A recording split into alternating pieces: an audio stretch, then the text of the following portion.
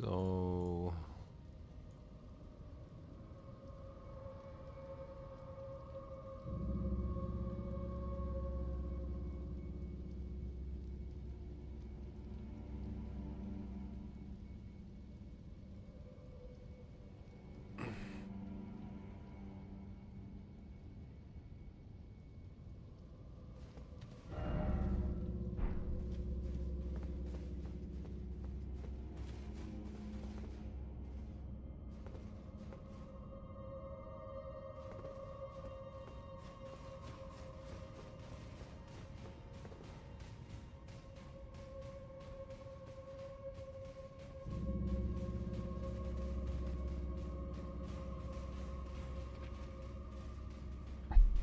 hola, Mark. Is the little one just running around?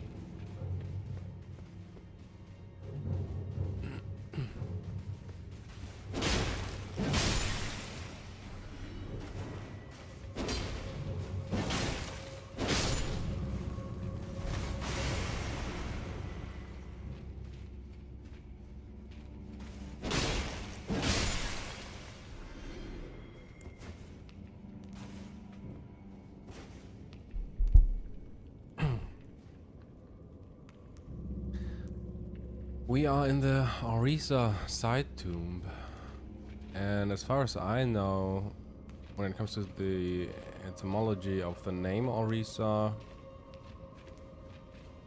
it might contain the meaning of gold and roots, as far as I know at least. And what's pretty unique to this catacomb here, to the Orisa side tomb catacomb, I think, are the walls. Although there might be some other catacombs with those walls, but no other catacombs. There are so many vessels in there, so many jars.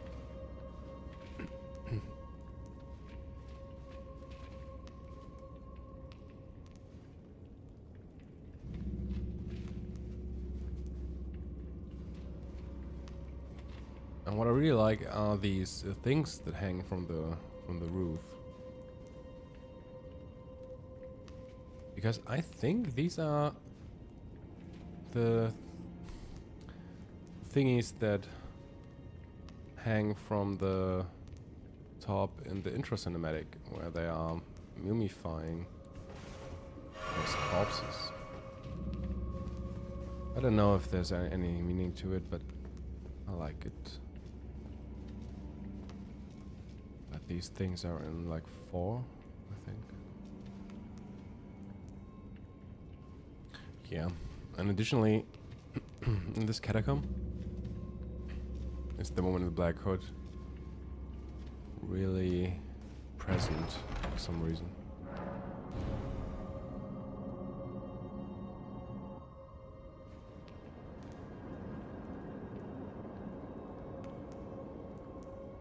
I got the feeling that it might be also connected to Godwyn, maybe. I mean, because in the hero's grave,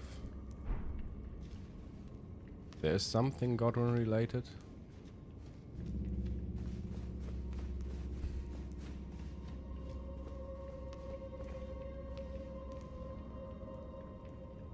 Yeah, so many jars.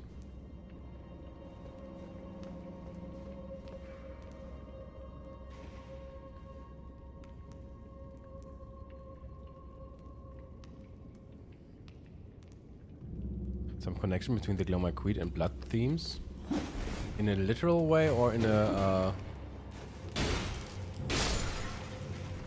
like I mean, might be. Because I think, for example, Eleonora the Violet Finger might be a Glowmite Queen and Marika parallel.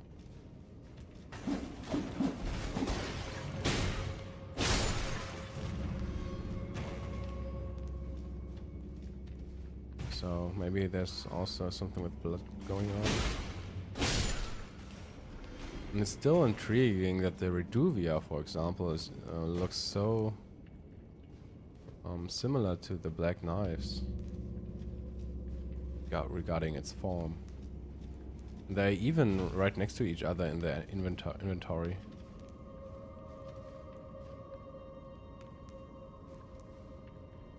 You're questioning...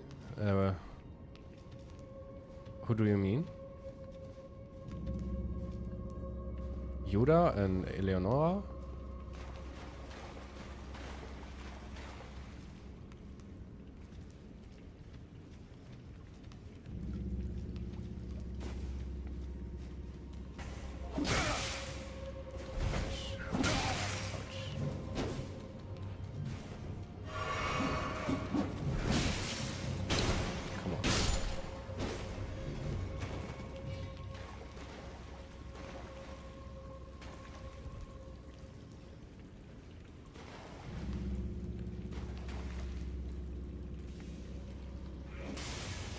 They're throwing lightning pods.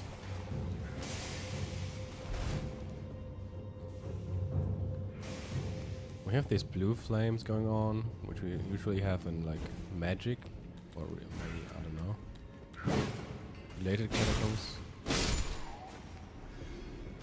What's oh, these two themes together. I was thinking of cursed blood for some reason.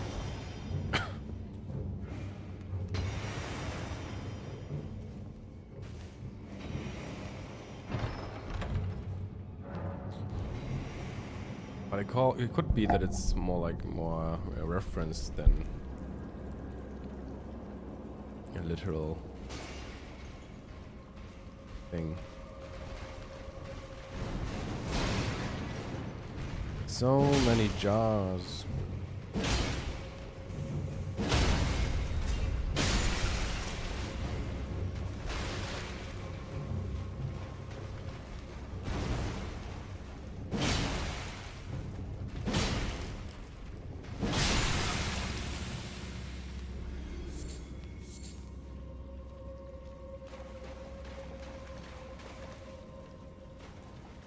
So we have the cracked pot,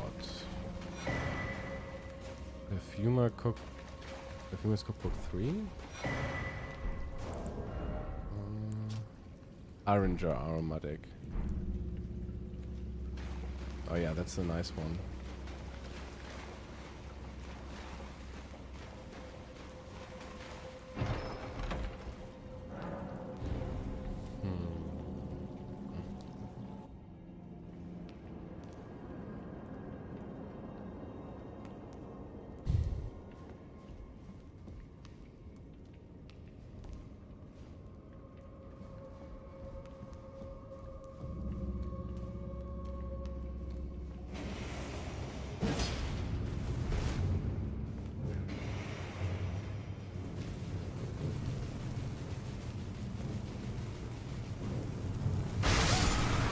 Shit. Why did it take so long for them to explode?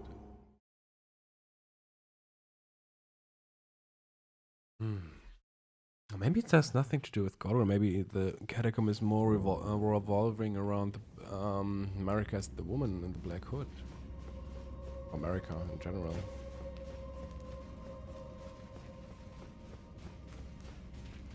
I wonder how many have these blue flames in them. I mean, I think it's the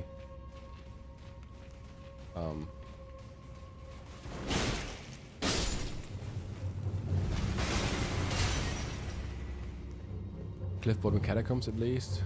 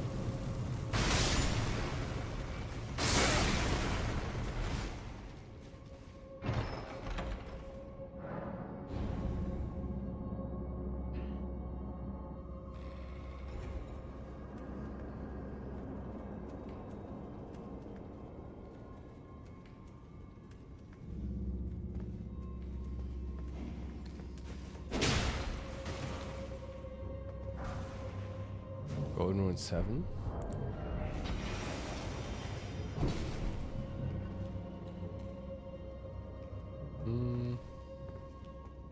Alright.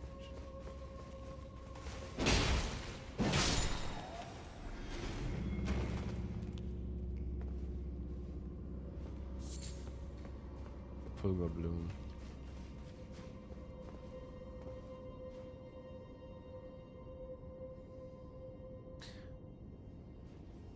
And this is one of two places where these long-tongued imps exist.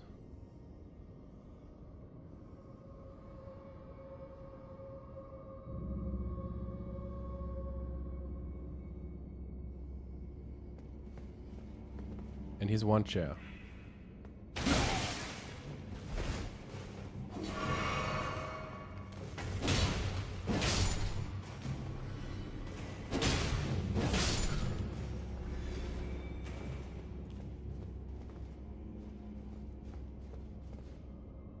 Yeah, and these walls, as I said, are kind of unique.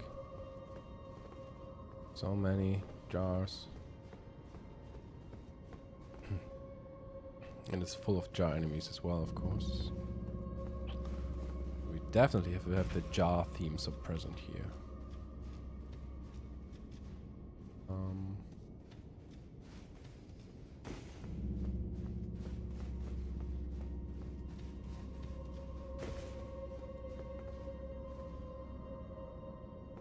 It's really interesting because the big ones, at least a few of them,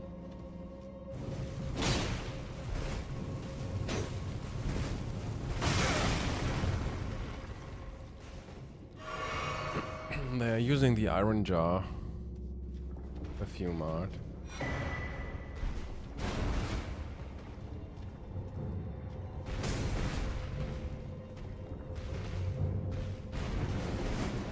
And I think there's an illusion behind it, because in general I think, so in the grand scheme of the whole catacomb theory of mine, I think this one is representing all the souls that America and Redigon are containing inside of them.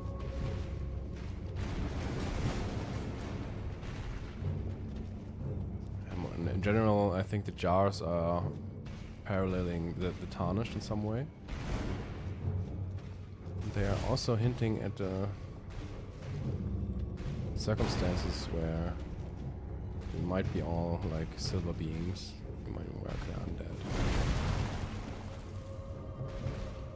And the iron jar aromatic is turning them completely silver. It looks kind of funny. Go.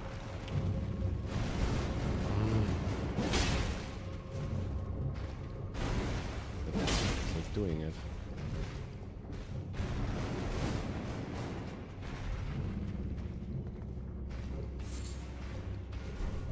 Root racing. Maybe as an allusion to the souls that are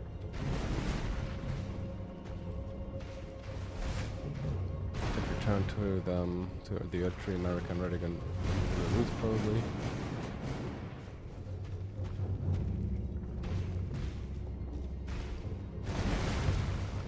Usually they turn into like these. They're using the iron jar aromatic. Or maybe it's not this one, but another one maybe. I don't know.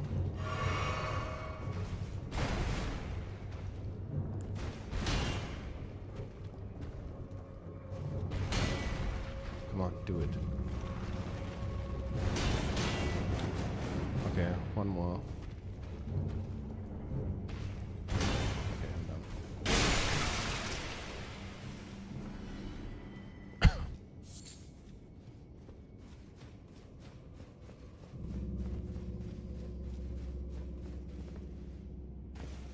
I think there's one more. Then it's probably the other one that is doing it.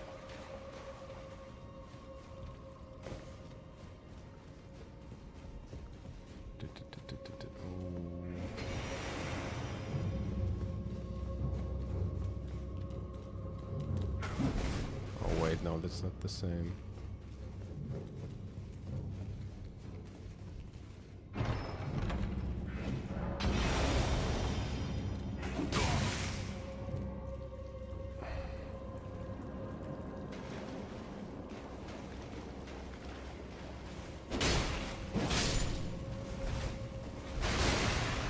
Maybe the explosive jars aren't here because for an illusion, for the shattering maybe? As an allusion to the shattering. What the?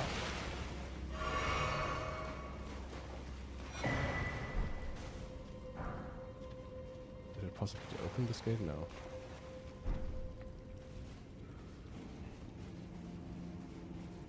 The most confusing part is that there are like 3 of these.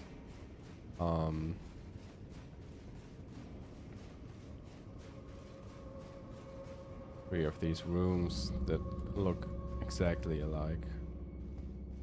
Exactly the same. And a room. Wait, are there 3 of them?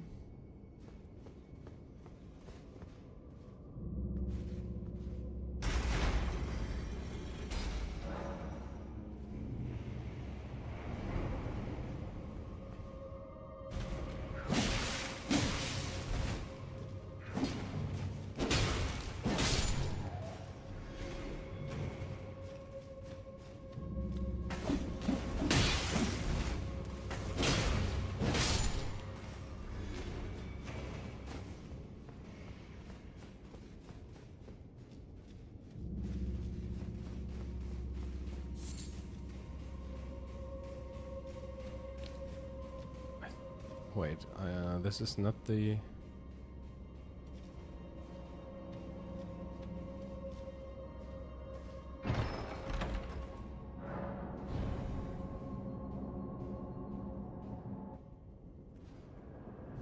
Yeah, you're absolutely right, Mark.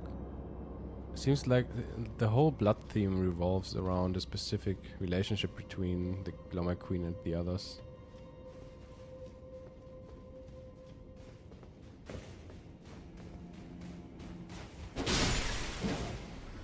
So wait, is this the same? No, it's not.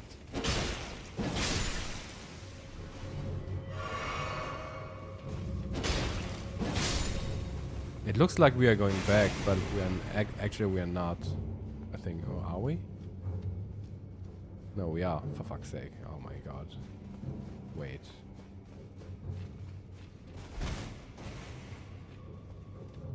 So this is the room where I just came from. This one is leading back.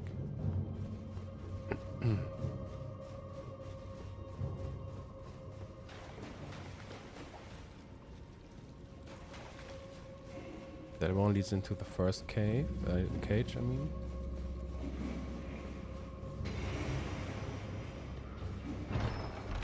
Oh wait, no. Wait.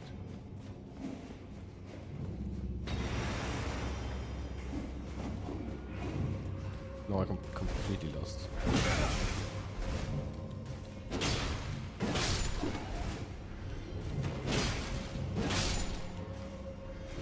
It's even more confusing because the first few times I thought there were like 2 of these levels that look exactly the same.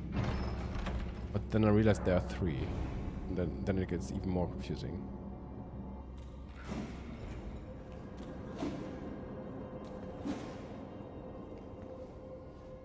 Okay, we have been in the first one. So this is the second one. And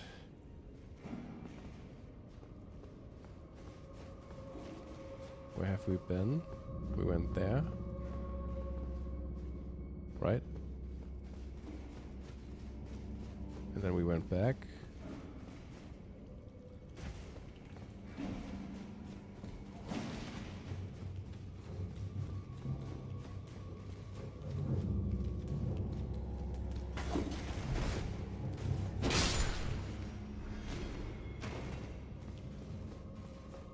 Wait, and this one led to the second cave?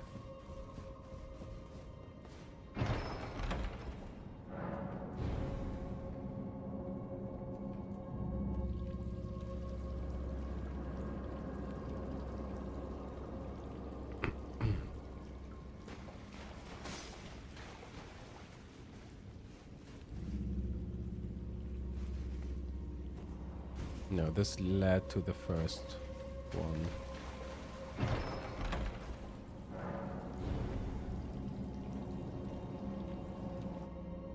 Now we're in the second again.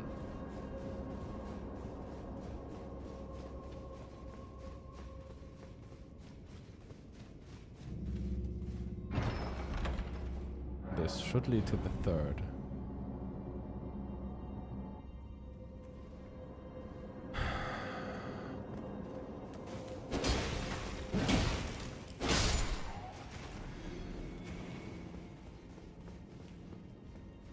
Yeah.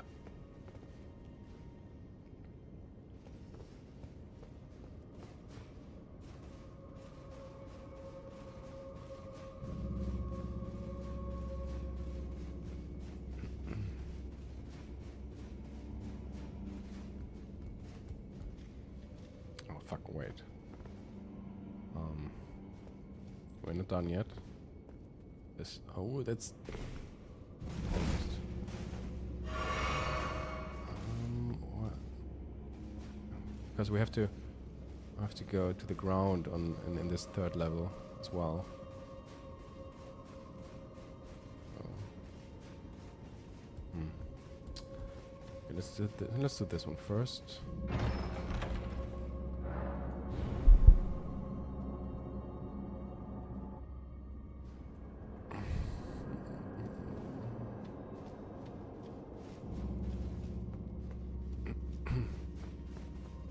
And this is the most confusing part because it looks like we are going backwards. And back, but we are not. This, yeah.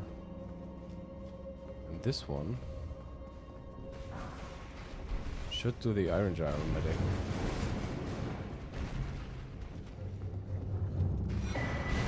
At least one should do it in here.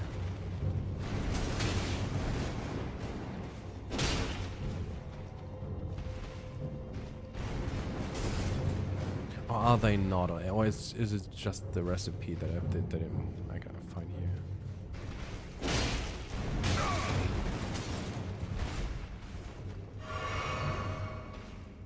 Then it's only the mountaintop catacombs. Huh.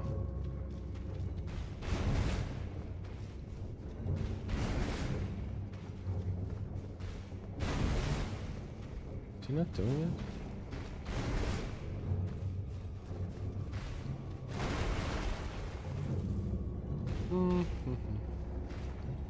Okay.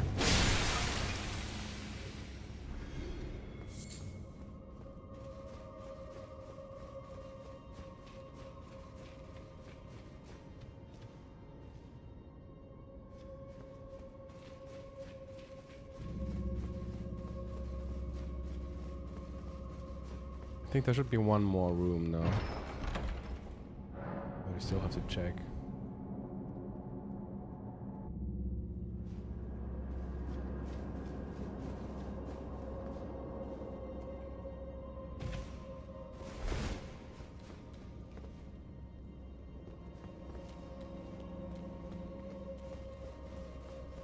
Or do we?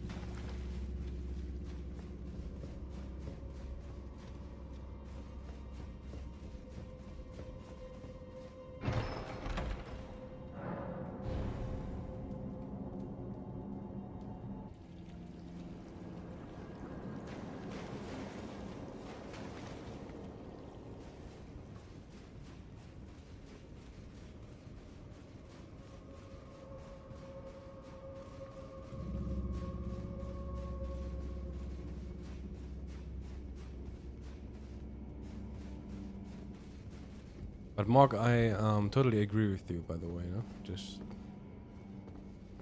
that you know.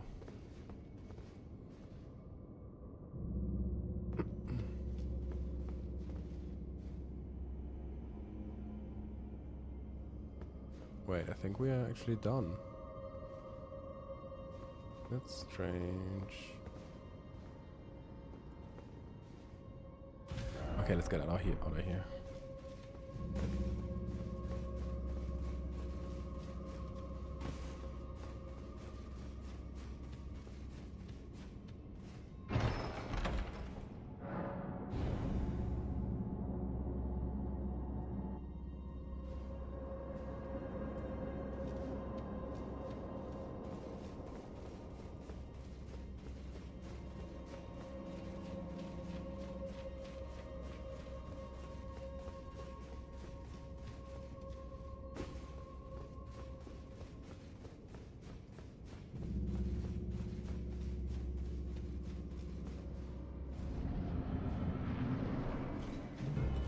It's a great phone.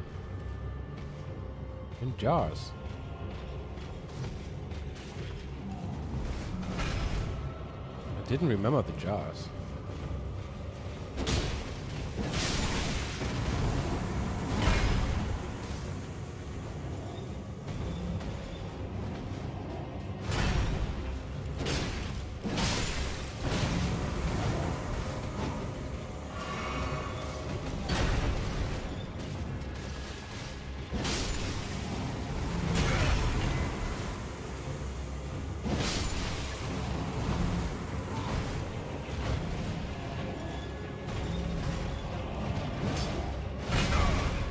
Up so bad.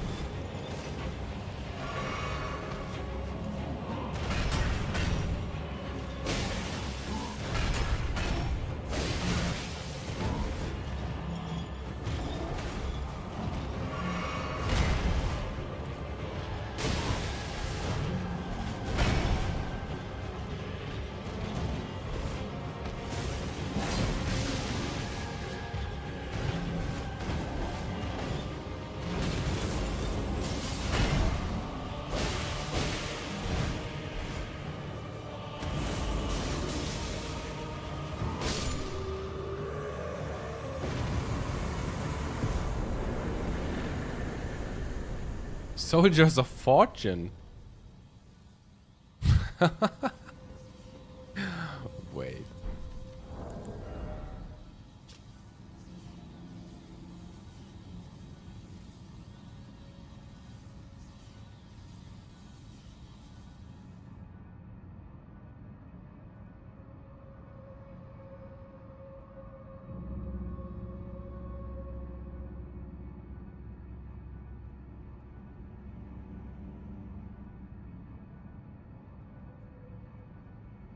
I wonder.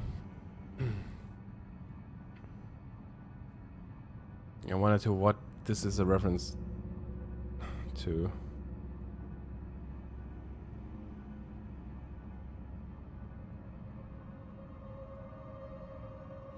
Three little living jars. These reckless spirits sacrifice themselves to vanquish their summoner's foe and explode upon death. Though their bravery is admirable, their explosions can harm friend as well as foe. And they will also immediately explode in contact with fire. Tell the others, tell them how brightly a fire jar burns. Is that a Radigan reference? So they're deliberately called fire jars here.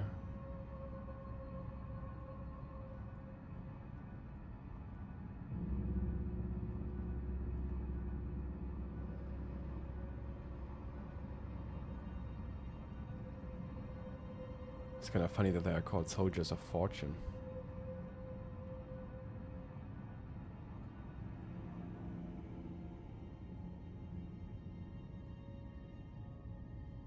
Maybe it's about Radigan and the Shattering.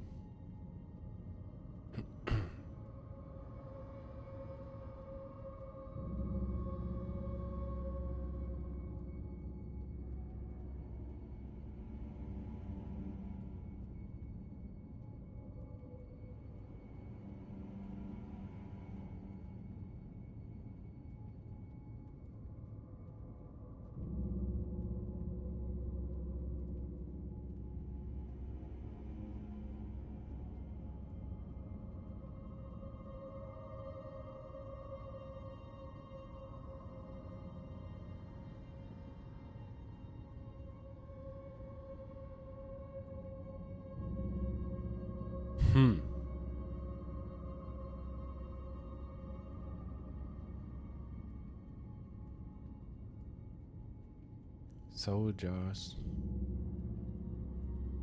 of fortune. They even implemented this wordplay with soldier and jar.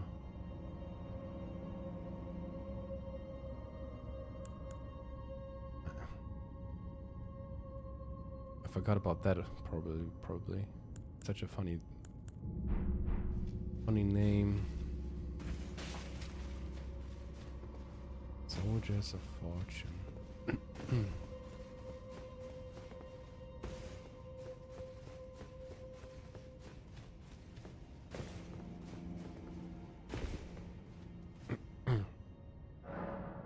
Yeah, I'm sure it's probably about the Shattering.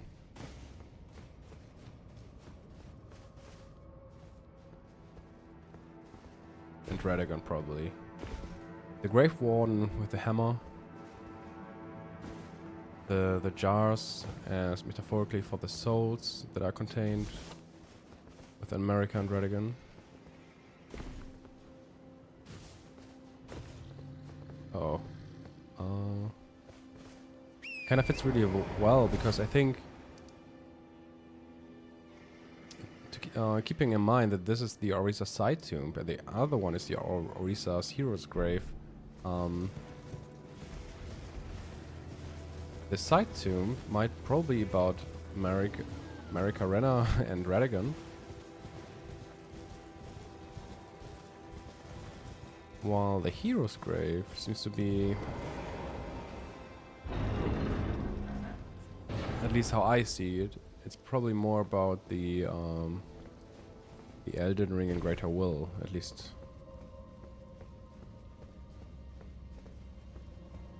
For some parts at least.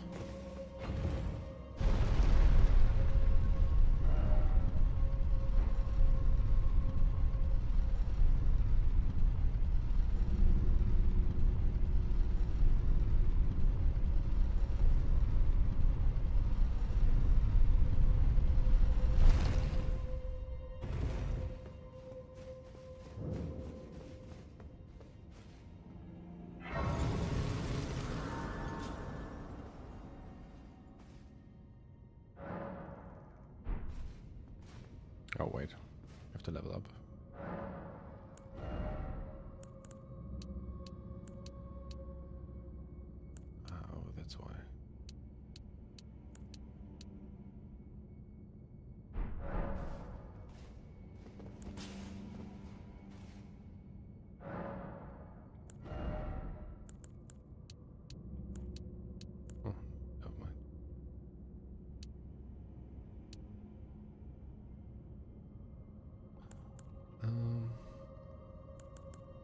bigger.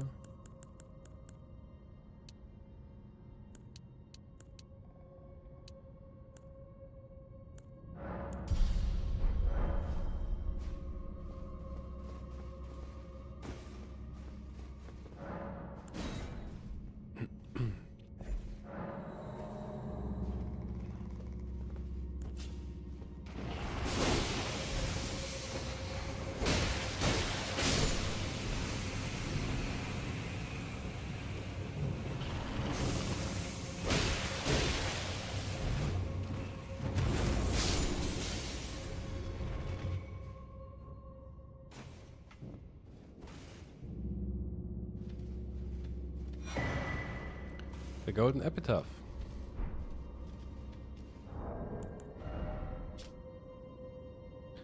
To commemorate the death of Godwyn the Golden, first of the demigods to die, infused with the humble prayer of a young boy, "O brother, Lord brother, please die a true death."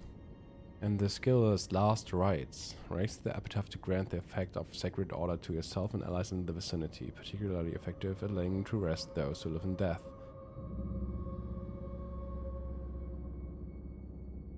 So the interesting thing is, for one, I think that the prayer of Mikola still being member of the and follower of the Golden Order. That's probably the reason why he's wishing for his proper death. And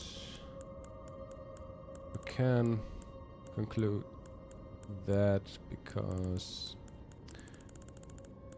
the skill on it is a Golden Order skill.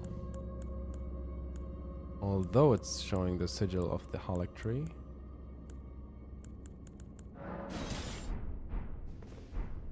And even the gesture on the top of it is the Golden Order totality gesture. So it seems to be more or less the skill of the Golden Order. Especially because in the unique skill it says that it grants the effect of Sacred Order, which is a Golden Order skill. So, but some time ago I realized that there's something else interesting going on. Not only is it called Last Rites,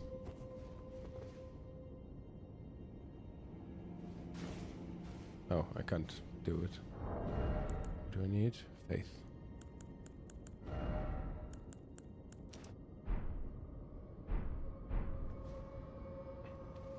You can even see earth tree flowers falling down when you use the skill. I didn't notice that the first times when I used the skill. And together with the earth tree leaves, which is kind of interesting, and the name Last Rites, and the prayer of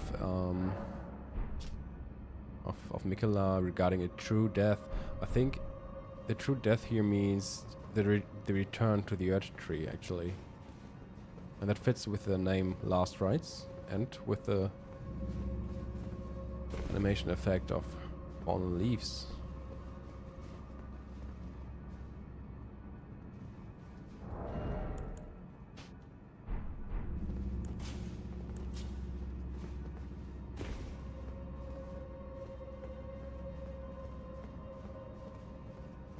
So Godwyn's,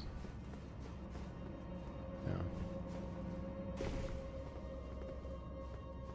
So that's that. But in general, I think it's more about the greater will, which is associated with the sun because of the banners. I mean, it's just showing the earth tree banners, but there's an additional detail on it, and it's those 5. I associate with them with sun rays. So the symbol of these 5 sun rays seem to be, at least for me, it's a sign of the greater will because it's associated with the sun and light in general. And these are unique to this Hero's Grave too, so yeah, maybe it's alluding to the Earth tree consisting of grays after the shattering.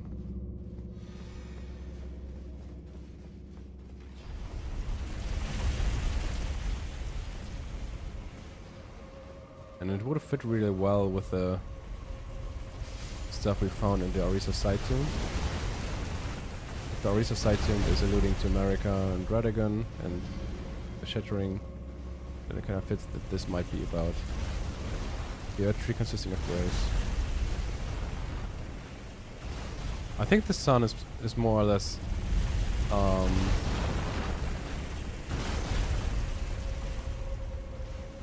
yeah, symbolic for the Greater Will, I would say. The Greater Will is heavily associated with light, in my opinion. Light, sun. Gold, maybe too. But especially light and the sun. Especially in the mirror helmets, it is heavily implicated that the mirror, if the mirror helmets are protecting from the Greater Will's influence, then it's kind of obvious that the influence comes in form of light, you know. And the mirror helmets do their thing because they're mirror helmets and reflect light.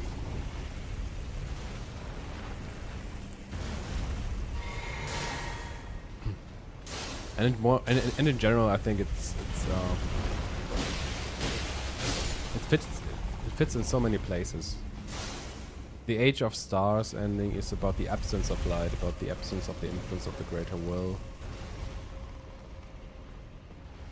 The Noble Gold Mask is associated with the ring and light and gold, and I see him as a Greater Will parallel, for example, or Elden Ring parallel.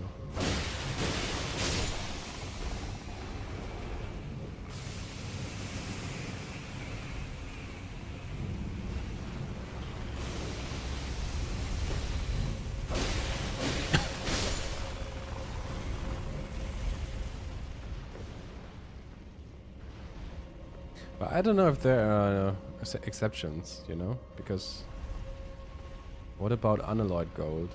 I don't know.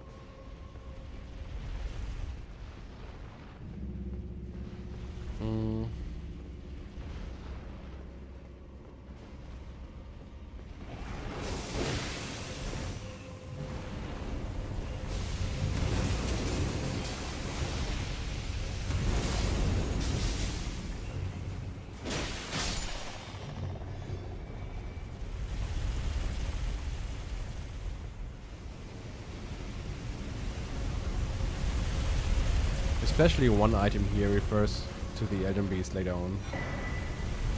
Stone Sword Key. Stone Sword Key. Oh.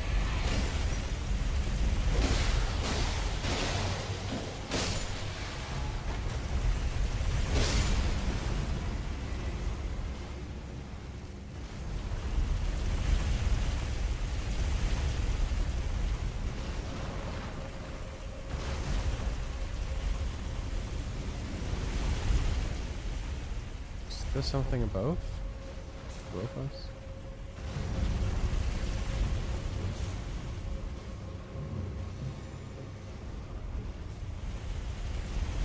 Oh shit.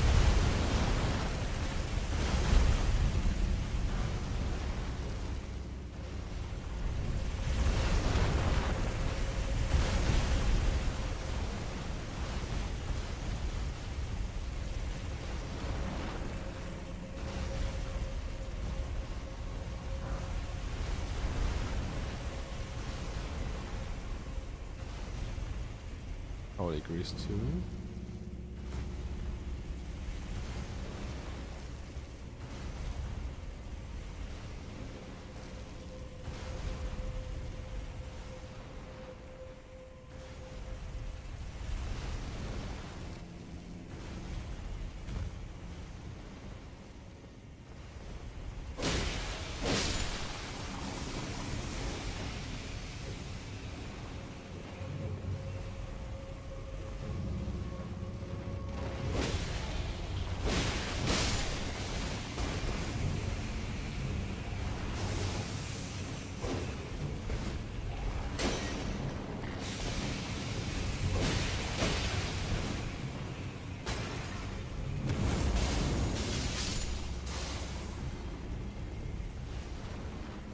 Yeah, and she's kind of highlighted here. I don't know why. It's strange.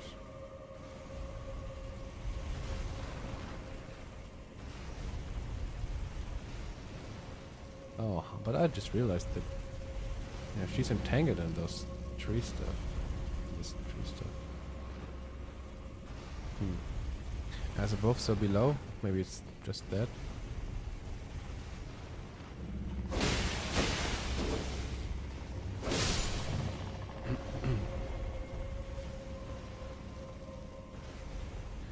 And this is and the following room is the only room with 5 chairs. And these are even more ornate ones.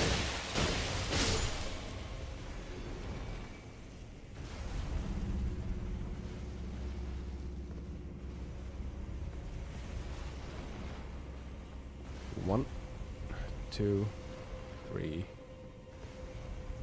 4, and 5.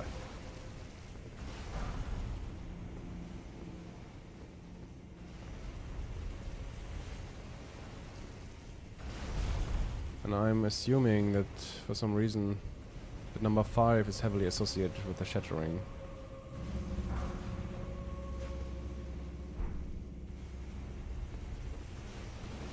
For example, the law of causality, which I think is symbolizing the shattering with its effect, needs exactly 5 hits to explode.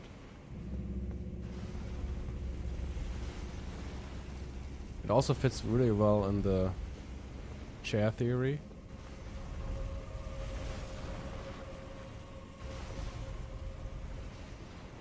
When it comes to the order of events.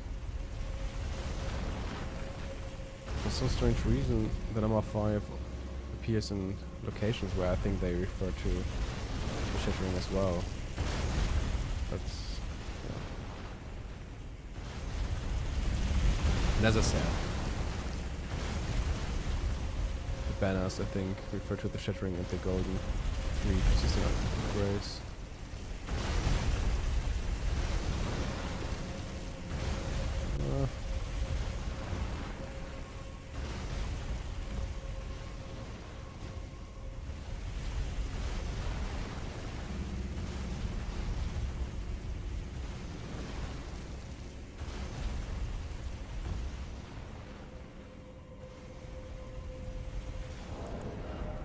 Maybe that's why there was so many Deathblight basilisks, because it's referring to the shattering and the use of some death-related sorcery or so.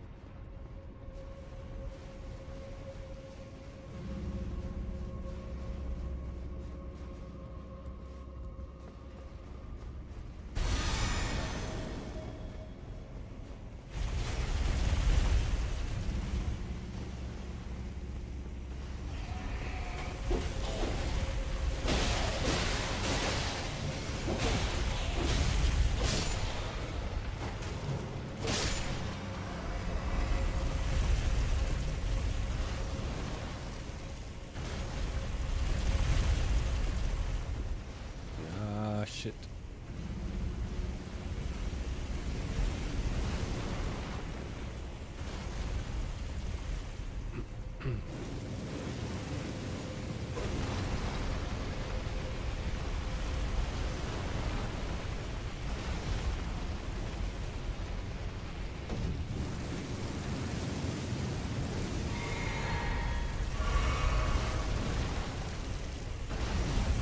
Bad timing.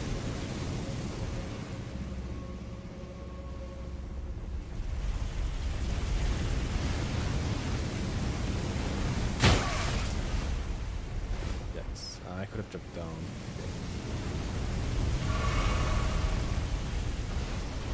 More in voids.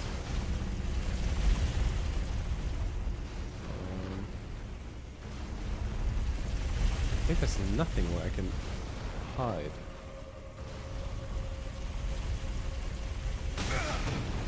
Okay, there is.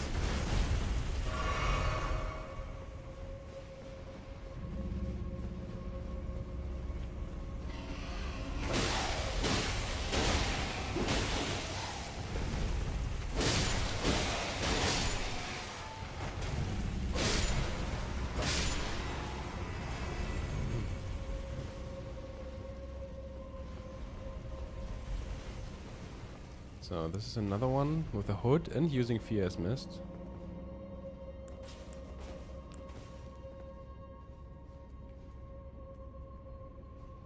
And there's the Crucible Wings talisman, I think.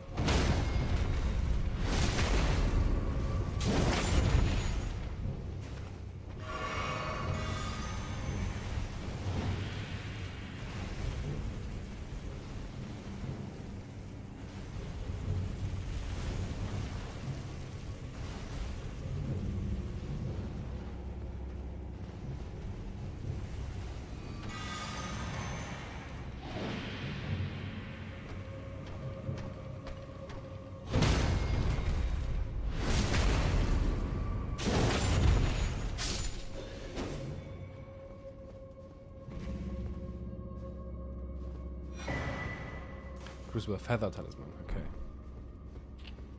Mm-hmm.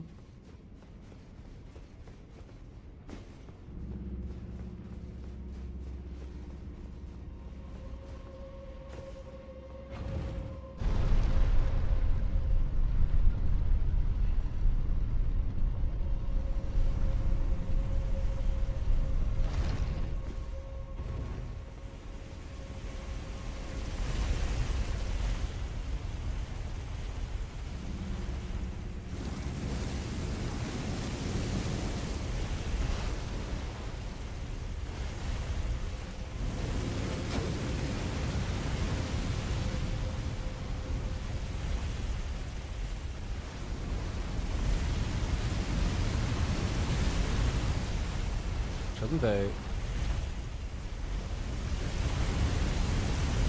destroyed some?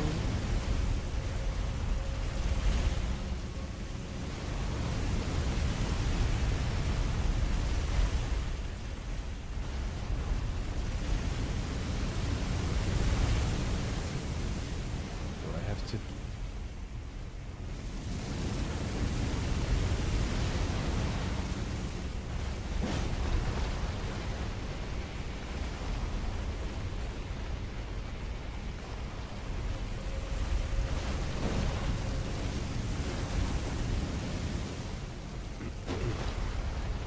Usually they should get destroyed. So yeah, but when you come out of here, you look directly at those banners. At these banners, which are, I think, representing the tree consisting of grays shining on the land between. And this item in particular looks like it might refers to the Greater Will, or the Elden Ring influencing people through the Earth Tree. Because what we find here are the 3 great dragonfly head, which is a pretty odd item to find here. It's a bad omen, and I would say, and I'm pretty convinced that the great dragonfly heads are a reference to the Elden Beast. In general, the resemblance to the Astels and Starfall beasts. Oh, now it's summoned, okay.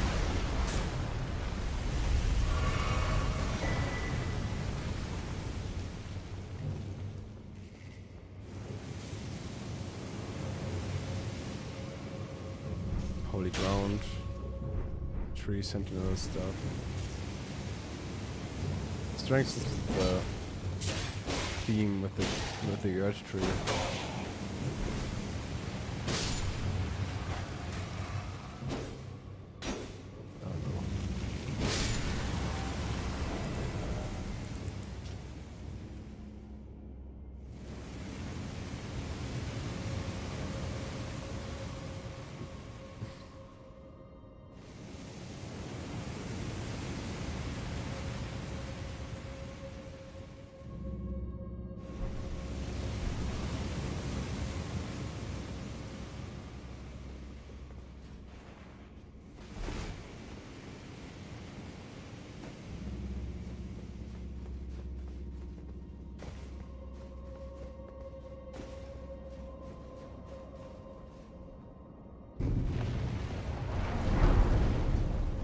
Maybe the holy ground Edge of War also alludes to the shining earth tree.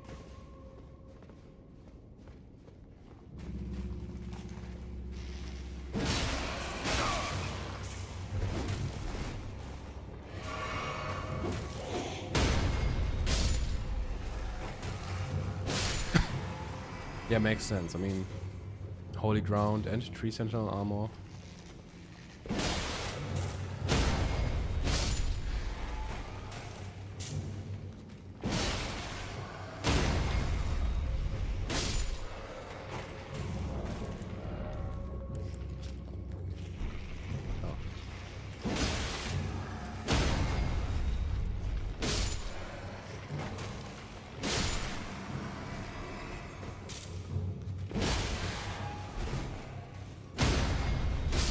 Even the Golden Epitaph has had connections to the Earth Tree, with the fallen leaves and the animation and last rites.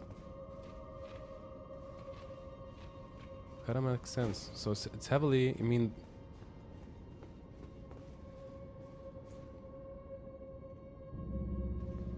Kinda makes sense that the theme revolves around what the banners are showing, right?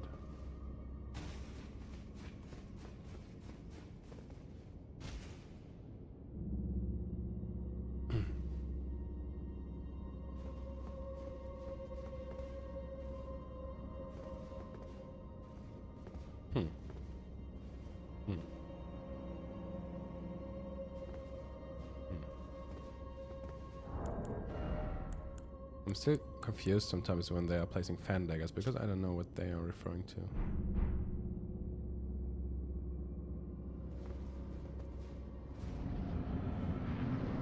And in the end, we meet Crucible Knight Siluria and Crucible Tree Knight and the Crucible Knight at Olvis, which I think are a reference to America and Godfrey. We're not only fighting against the Greater Will, but also somewhere responsible for our resurrection and survival.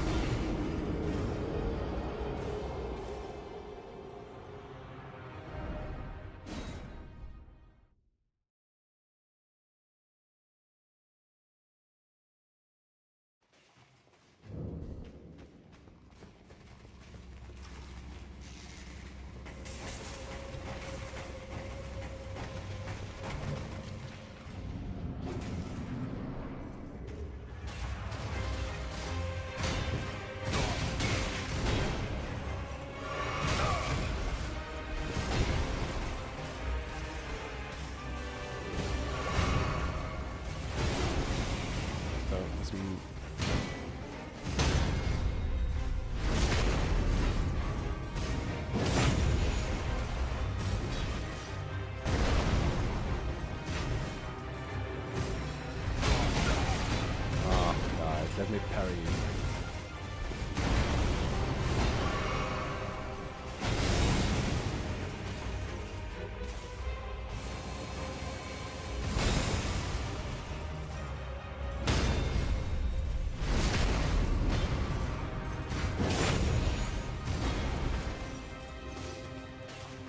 No, I want the other one.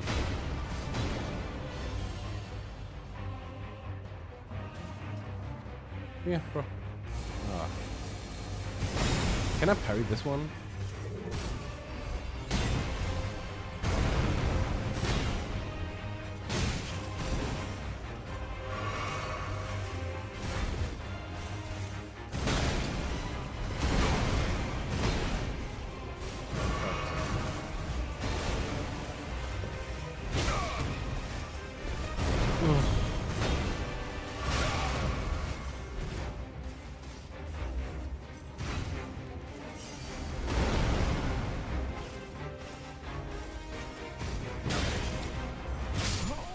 Okay.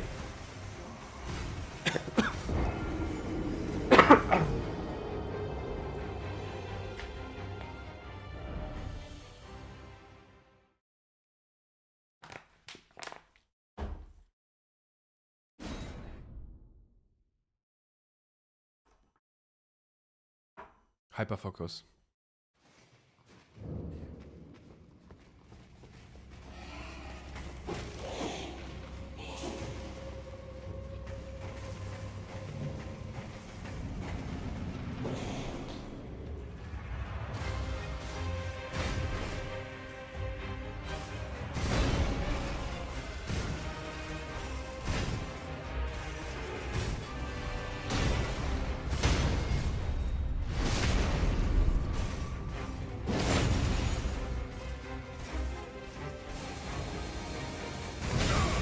Can't. Parry this one.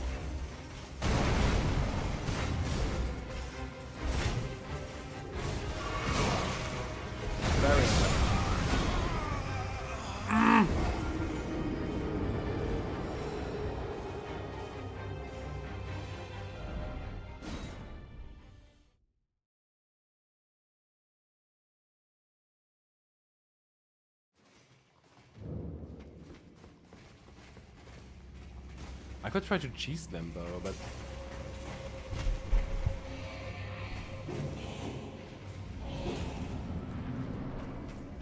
usually it's not that hard.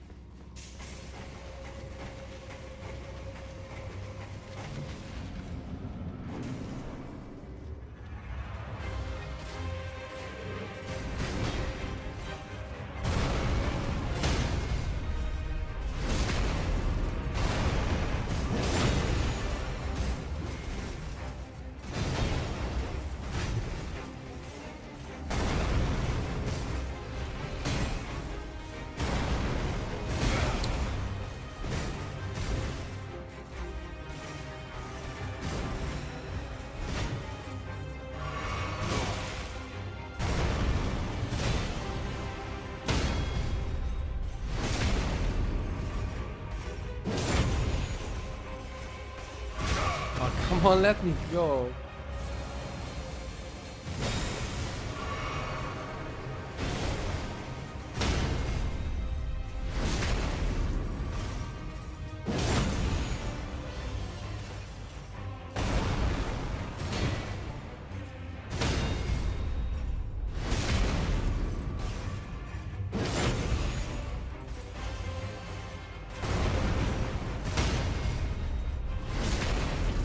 Because the trick is usually when you're close enough, the other one is just doing nothing. And that's how I used to do this fight at least. Oh, whoop. That was close enough. Locked in the animation.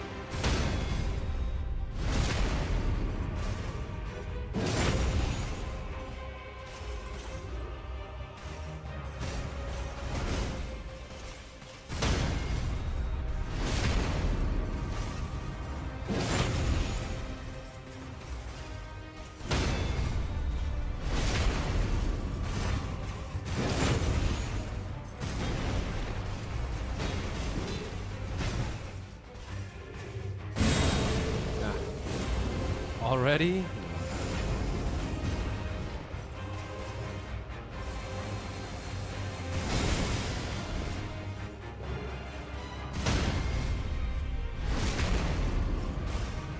Where's the other one?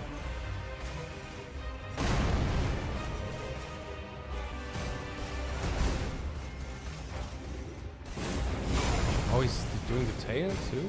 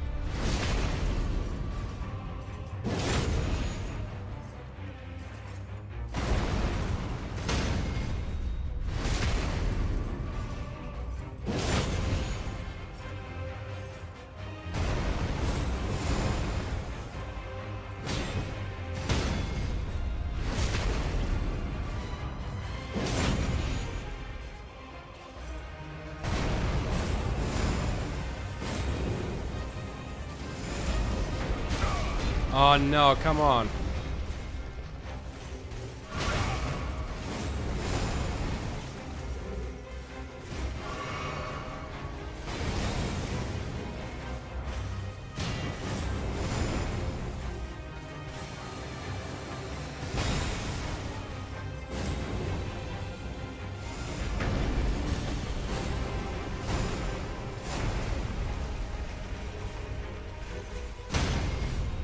Got him.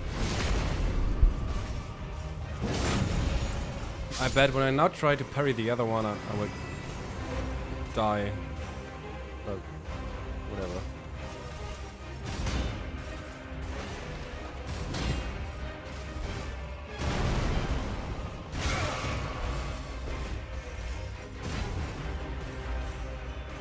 I fought so many Crucible X Knights now that I'm not used to this moveset.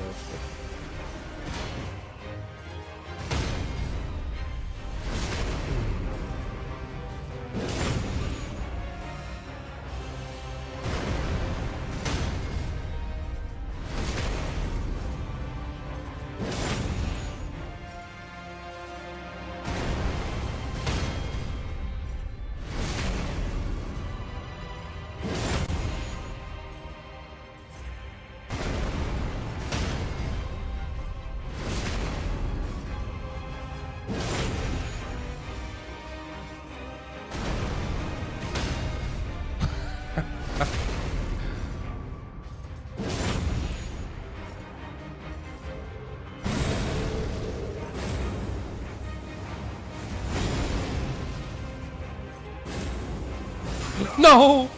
What?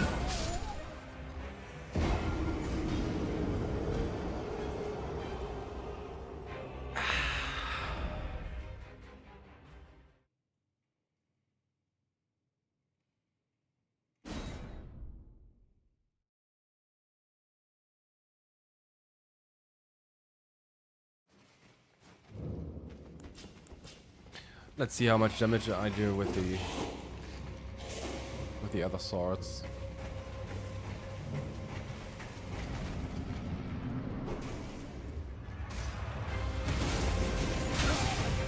Yeah, almost nothing. Of course. No, this won't work.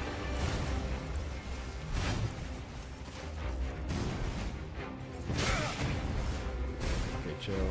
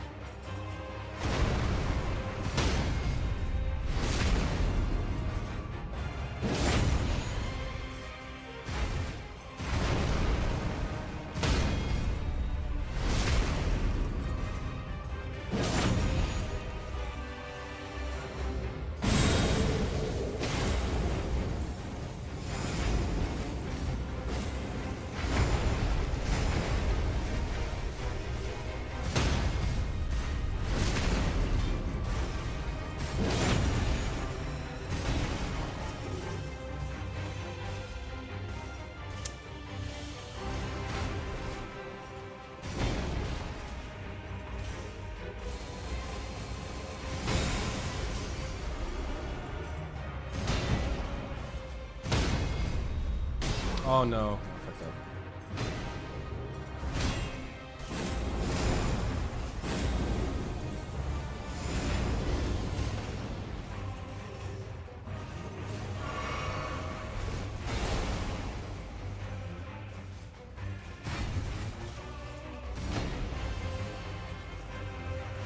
What's he standing there?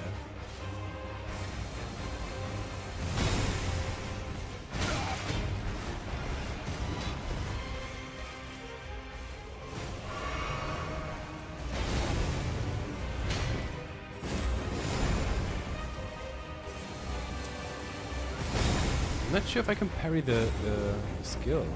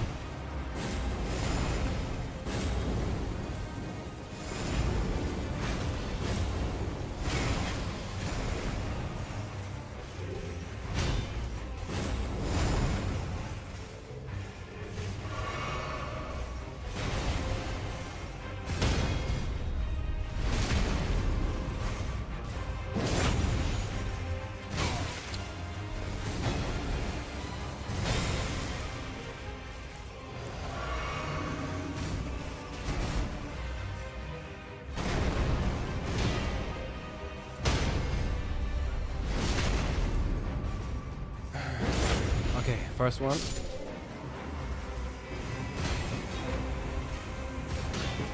And I'm fucking up.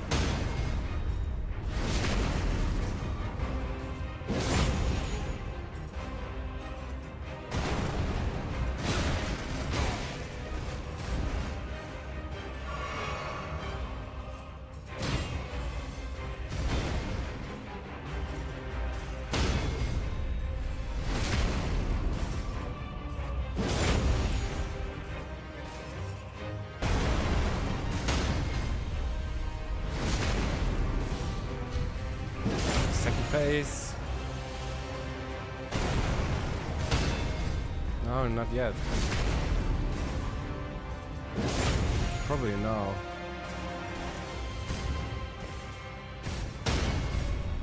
No?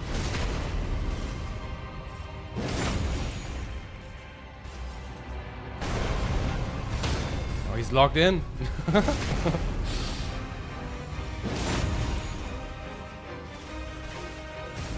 Oh no. For fuck's sake.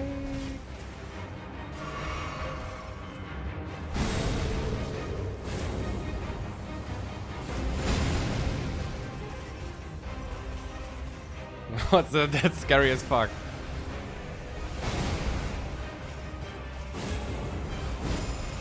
Yeah. Not again, bro.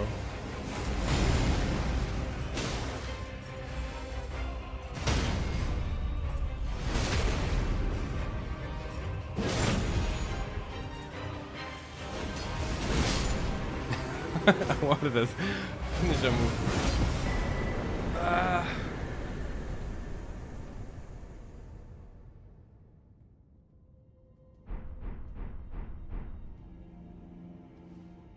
Whew, that took a while.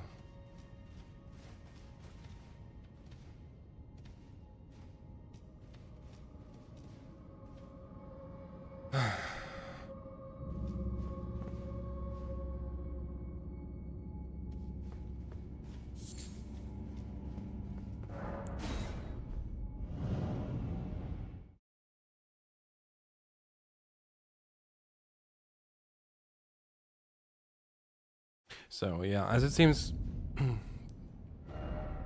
the Orisa hero's grave revolves around the Urge Tree. I would say. Not only about the Urge Tree, but for the most part. The banners are indicating that you had the fallen leaves on the last rites on the Golden Epitaph about a proper death and returning to the Urge Tree, I would say. Tree Sentinel armor, Holy Ground. It's 2. And yeah, the 3 Great Dragonfly heads are probably about the, I think the Elden Beast, the moment of the shattering. Yeah, it awakens again, I would say, in the moment of the shattering.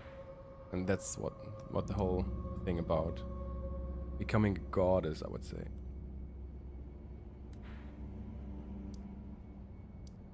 The Saint Hero's grave was revolving around Godfrey. So there are themes going on. And as you know, I try to analyze these.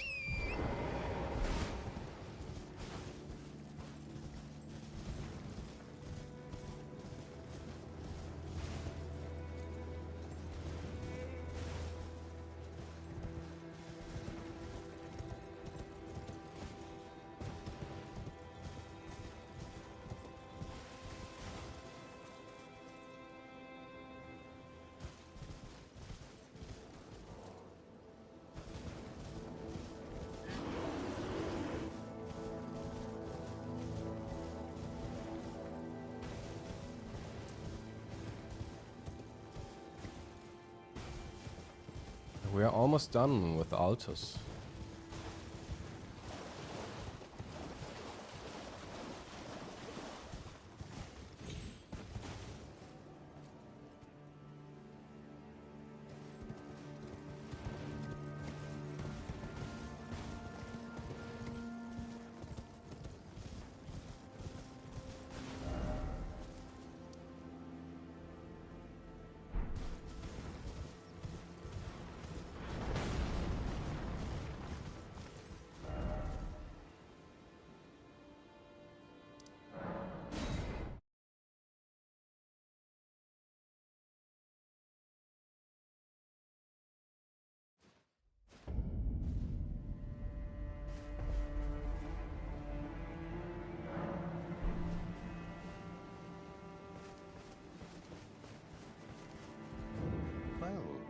Divorce from one's trade does not come easily.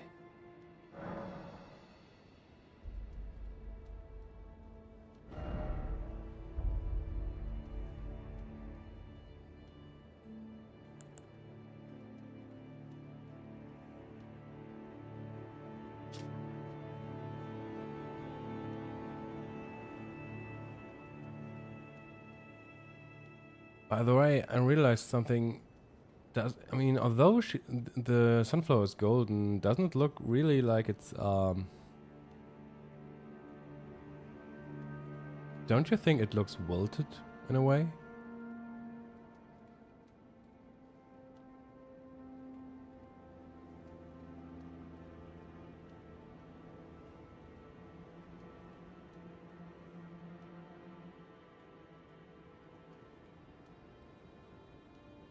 It looks wilted, doesn't it?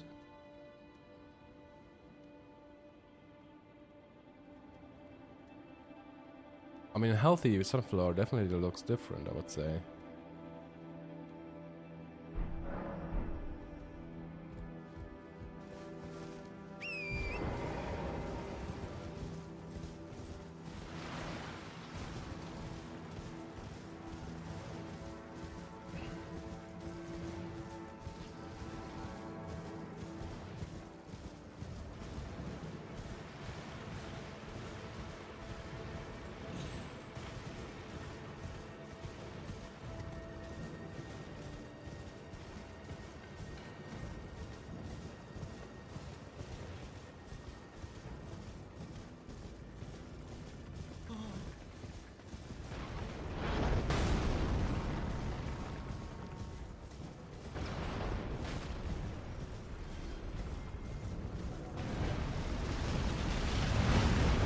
Smithing Stone 5.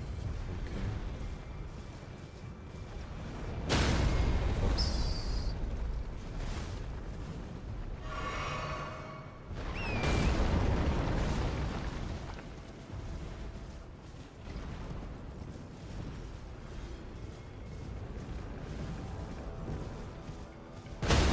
Shit. Right in my face.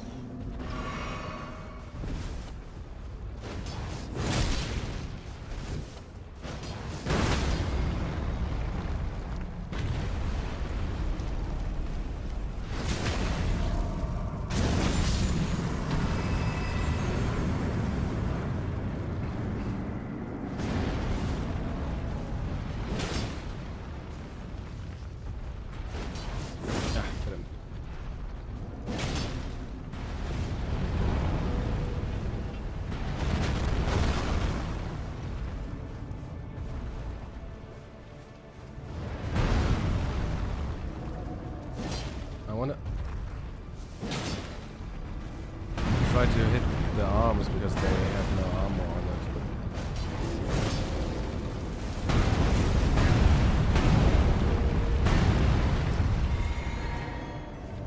Let's see.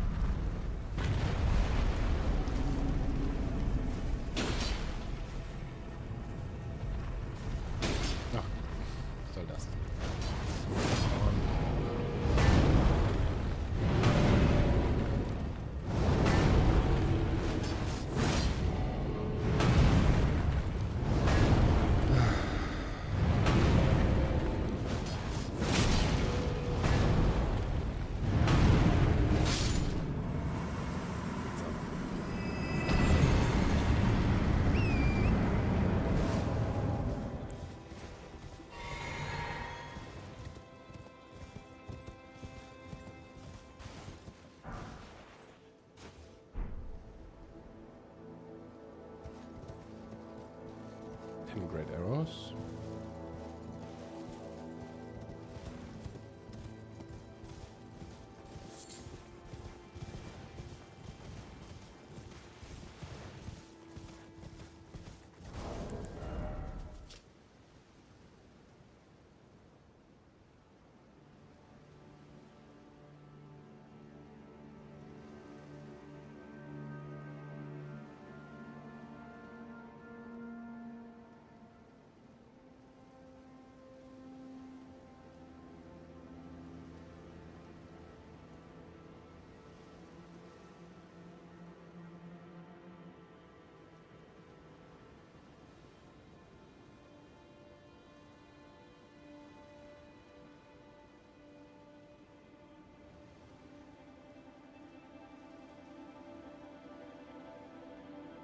There are so many things now that I'm realizing, and it's so strange.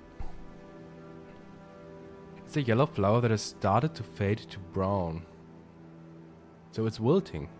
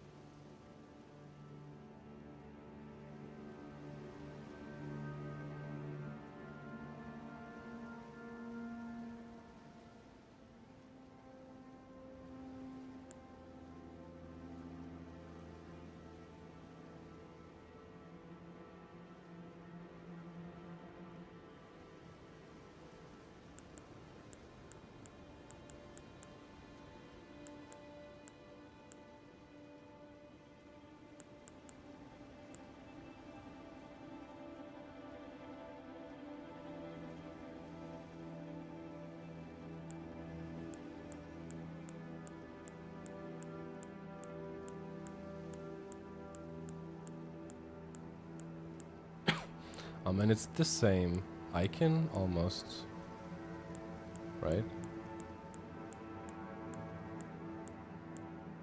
I mean, the leaves look a bit better. That one, though. I don't know.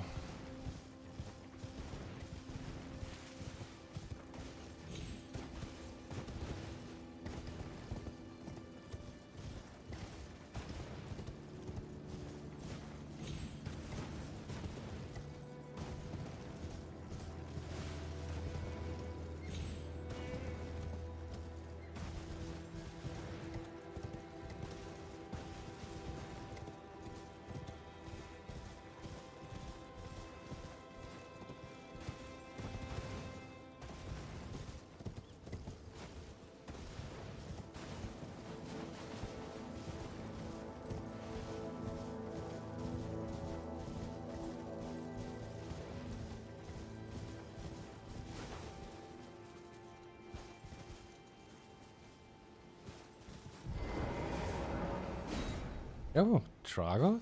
We can... I didn't know we can summon Tragoth here. Wait. I mean, I knew of Millicent.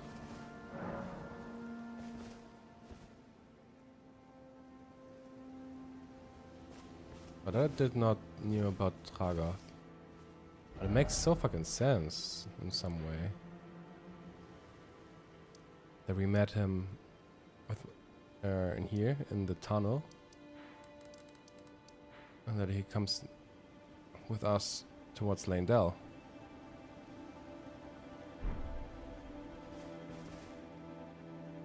I think the problem is that most people are killing him before fighting this one.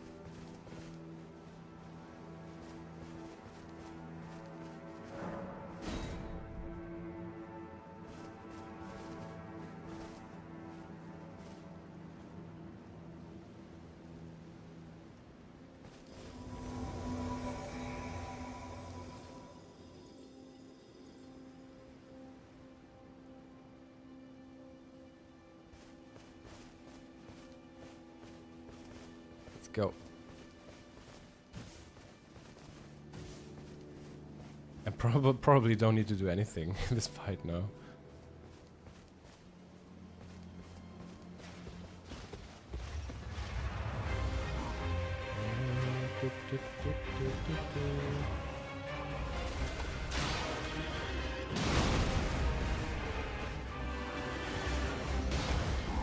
Oh, he's doing the slam.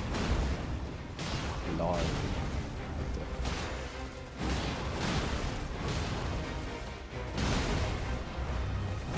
But they're not really doing any damage. Me neither.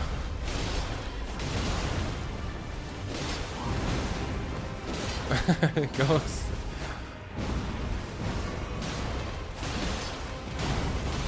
This slam is hilarious.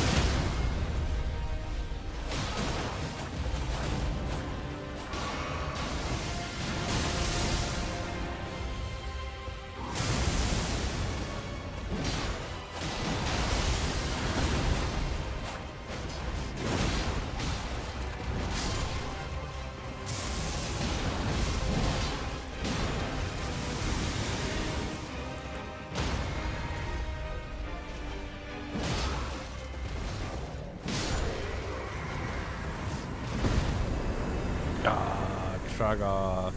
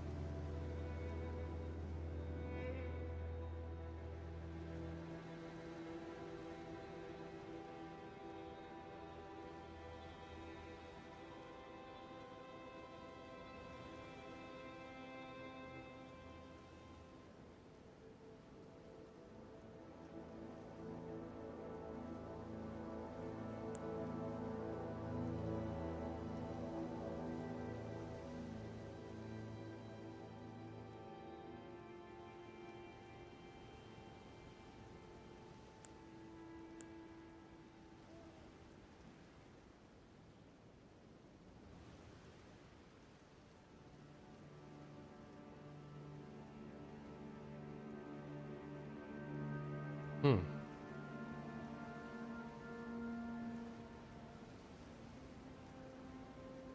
Oh, it comes with a shield bash. I wonder how... Oh, there are a lot of builds with shield bash, actually. Oh.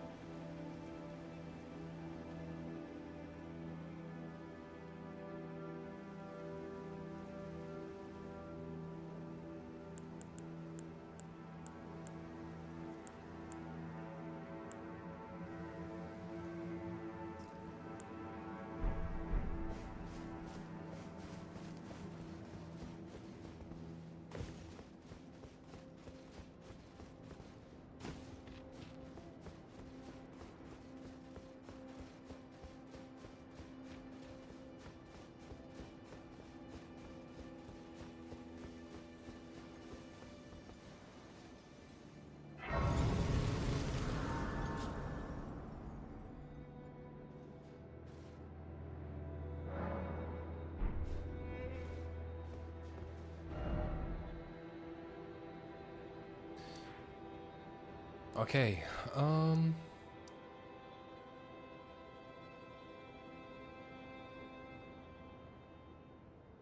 thinking about going to Volcano Manor now instead of doing Lane-Dell.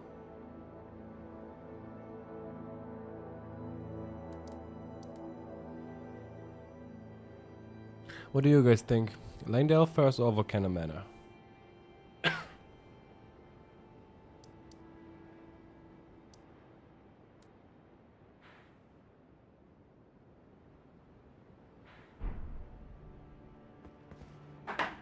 I'll be right back.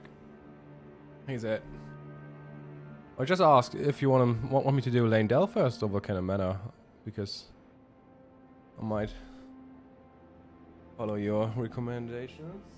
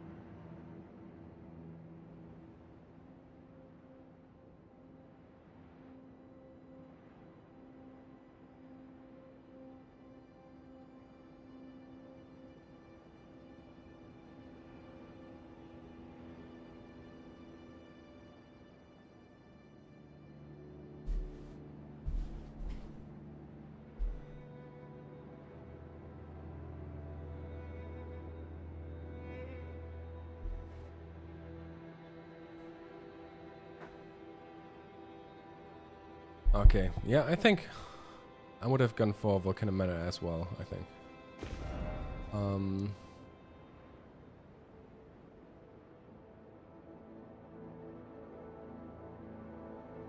So...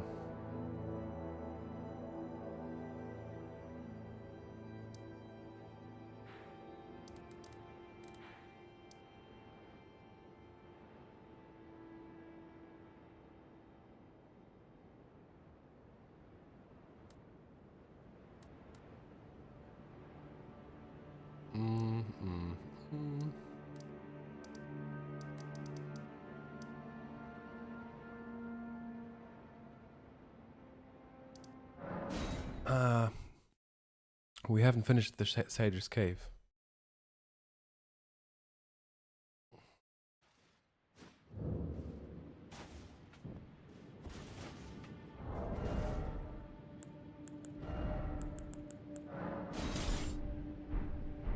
But now we got the torch. And I got the heavy roll.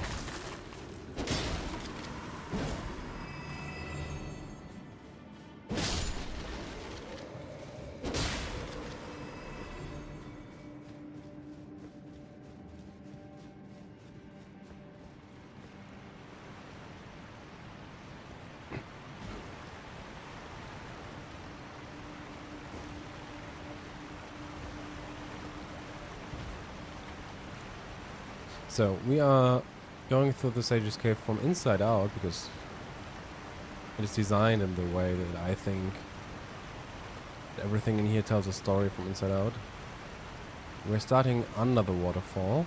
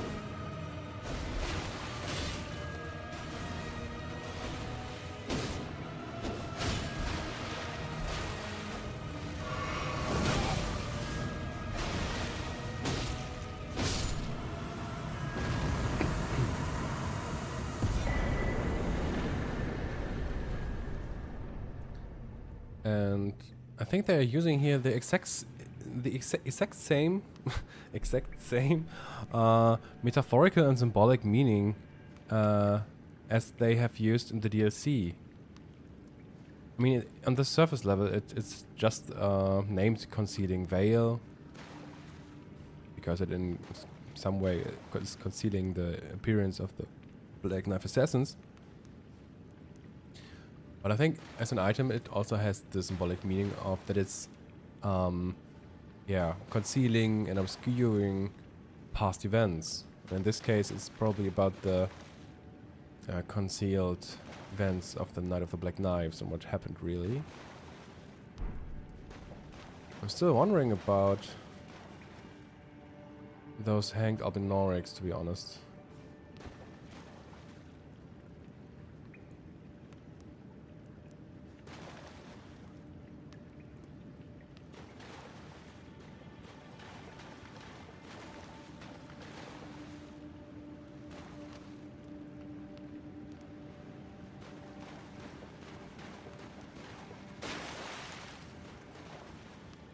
It could be about the other soulless demigods that might have been slain in the Night of the Black Knives, maybe?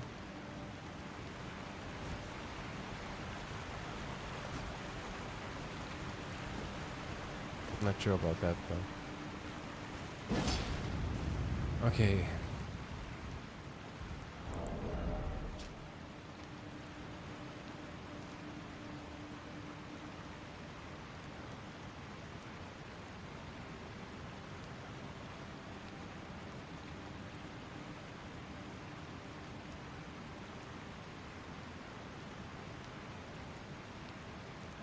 Connection to the demigods, you mean, Dokirat? I mean, the Albinoric seems completely misplaced there, so I think it's more about a symbolic reference. And because the whole cave is thematically about the Night of the Black Knives, the only thing that comes to my mind might be, okay, maybe these are just the dead demigods of the Night of the Black Knives. Might be wrong, but that's the only interpretation that I have in mind right now.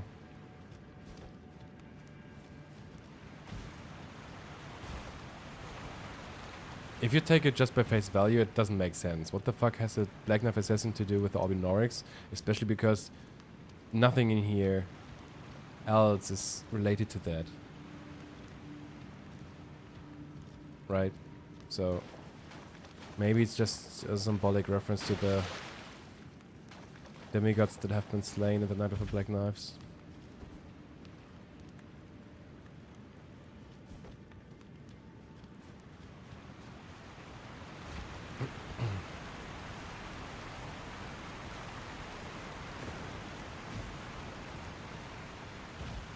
In this place, this is referring to, these two items are referring to Godwyn's corpse that he left behind.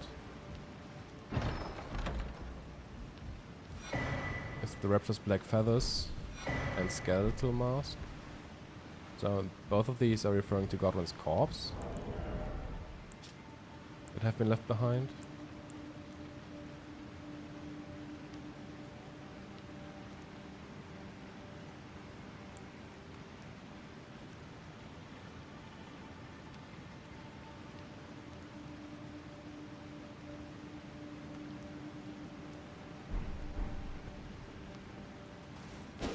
And the corpse that have been left behind by Godwyn,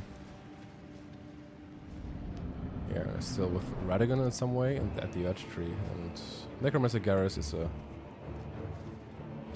referencing Radagon.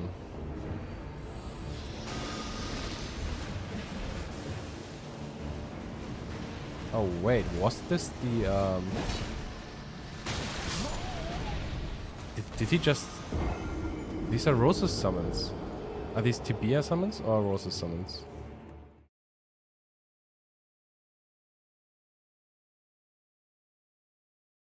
That have been Rose's summons, right? Wait. I never realized that he's doing that attack. No, that makes no sense. It has to be this Tibia summons. Wait.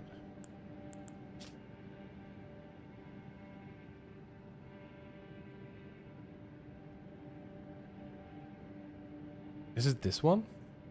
Or is it the one from Rose's Eggs? Wait a second. I want to check this one out because...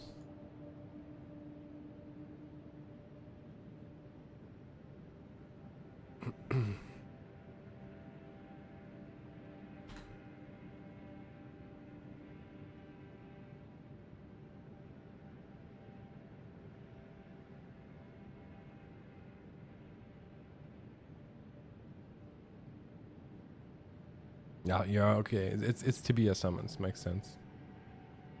Because you're not using the X, of course.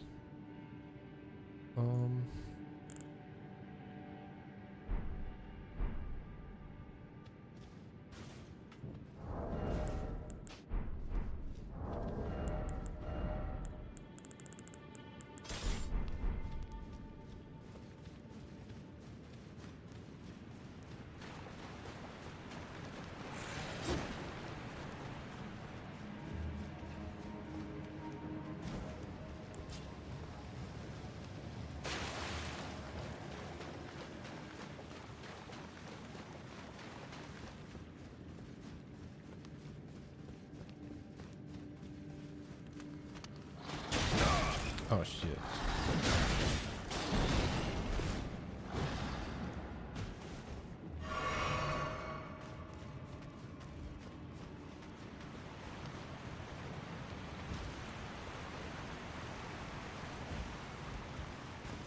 Okay, let's go.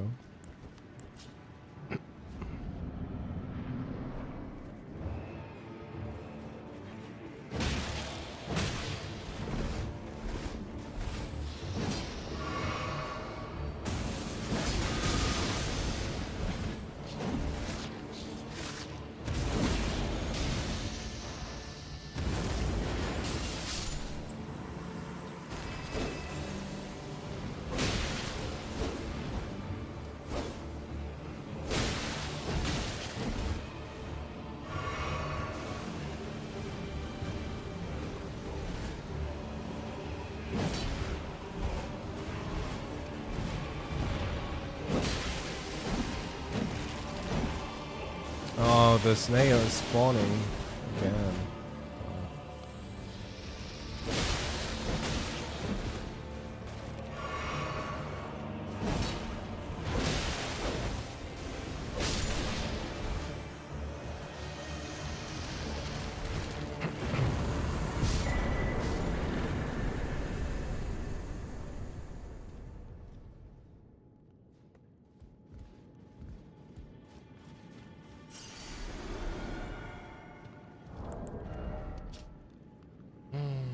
3 bludgeoning copperheads attached to a handle by chain, signature weapon of necromancer Garrus, the heretical sage. The heads were made to resemble those of his wife and 2 children. So the wife is definitely Marika.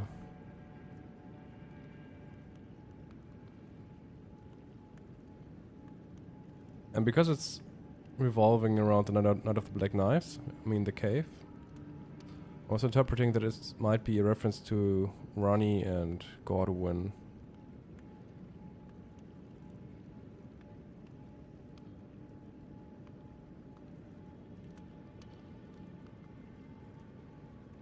The anguish of his spouse and children invites a cursed wrath. Yeah.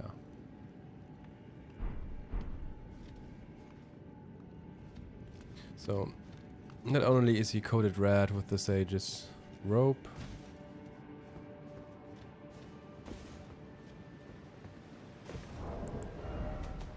the Rancor call is mentioning that Garrus rediscovered this Rancor call, and this one is found in Stormvale right before you find the grotesque visage of Godwyn's traces. And in this way, Garrus, as a Radigan reference, is linked to Stormvale, where Radigan rediscovered the what actually happened in the Night of the Black Knives and where Godwyn disappeared to. So next we have the Raptor Talons, again as a reference to Godwyn, who fled. The Raptor Talons actually have exactly 4 blades, so a little nod to the number 4 and the great fortune he had. And these are 4 Dragonwound Grease. Probably as a reference to 46. Or his corpse that he left behind with great luck. And opposing, we got Crystal Cave Moss here and Golden Great Arrow mentioning the Earth Tree 10 times, which I think are symbolic for the Earth Tree and the Elden Beast aiming for Godwyn, who fled. So that's what I think is here, symbolic reference.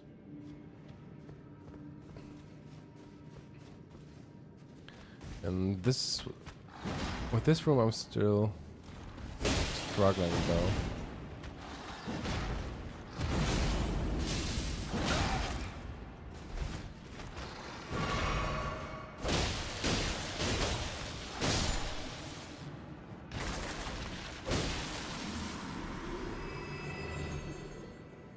Though I think it's probably about Godfrey.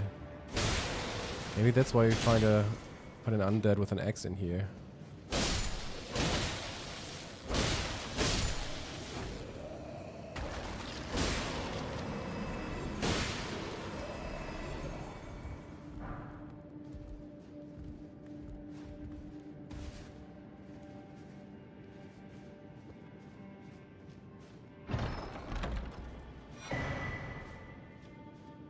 Still not done with my research yet, but it seems like the Stone Sword key might refer to Godfrey.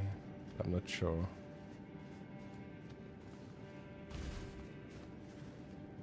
Yeah, but the undead with the axe fits at least well with the Godfrey reference.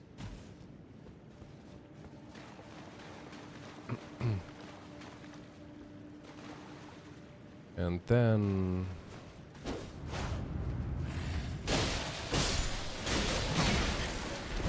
4 undead.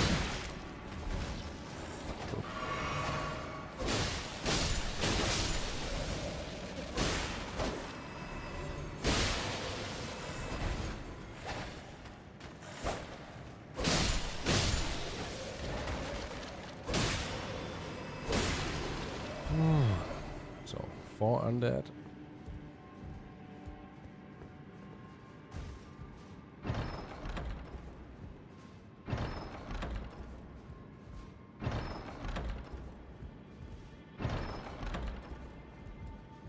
And in here we have the candle tree. We get a nascent butterfly, which I thought might refer to Mikola, but sometimes I'm wondering if it's maybe even referring to America Renner. But yeah, maybe Mikola's influence here, I don't know. Candle tree, wooden shield, the prophecy of the burning of the earth tree, and probably our resurrection, because the prophecy painting is depicting the chapel of anticipation. The black hood for the hooded woman in the catacombs. And this one is a 5 silver pickled fowl foot.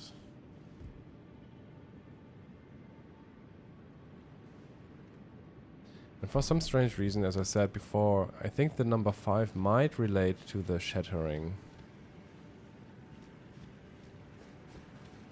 So when it comes to the silver pickled fowl foot, I think it's about a reference to us, Godwyn the Tarnished.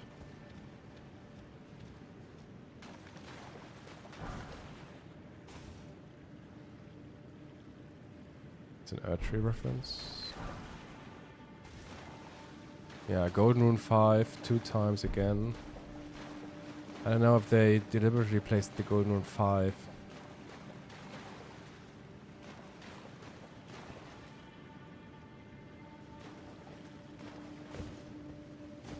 To highlight the number 5 here. Could be so a little waterfall, also for transformation. And we end up here with... Now that's the interesting thing, because the rejuvenating boluses are also placed 5 times. It kind of connects with the silver picket fowl foot. Or fowl feet. That were also placed 5 times. Which I think refer to our resurrection in Limgrave. And the lost ashes of war as our lost memories of all of this. Yep. And we end up at the top of the waterfall.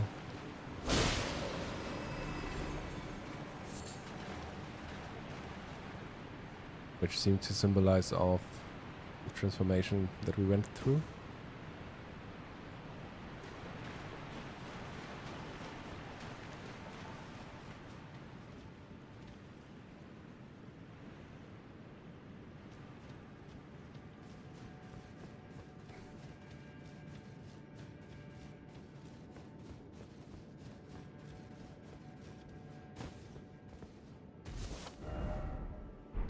That's the Sage's Cave.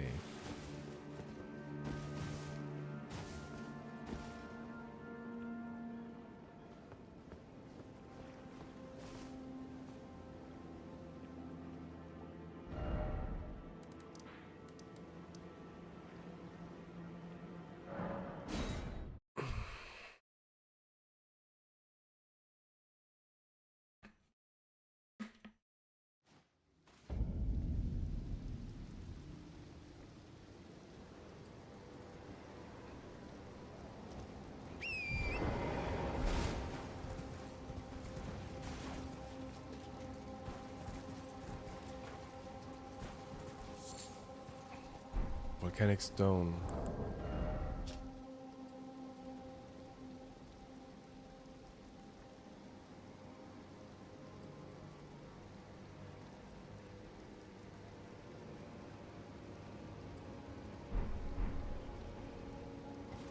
Next stop, Volcano Manor.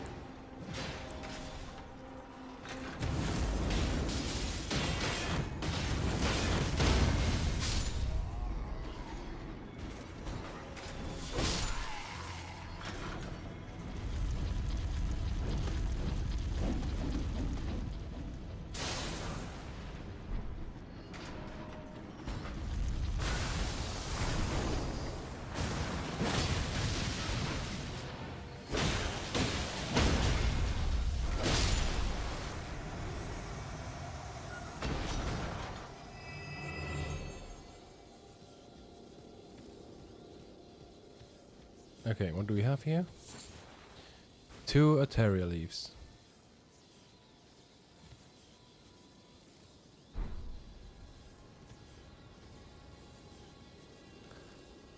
Why?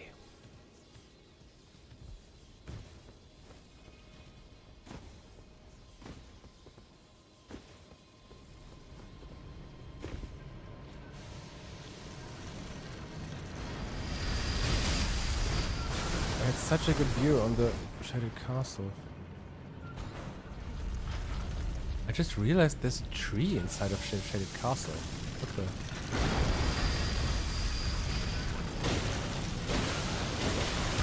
Oh shit.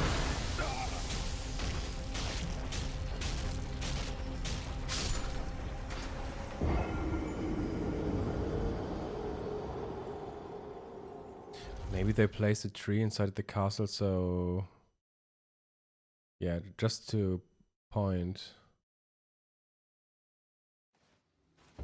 to the so to make it clear that it's a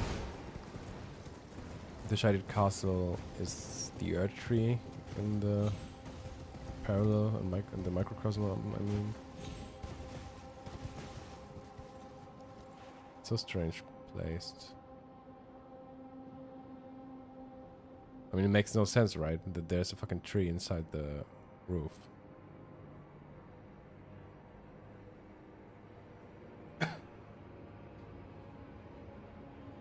And I just realized that it has the Carian architecture. There's also a tree.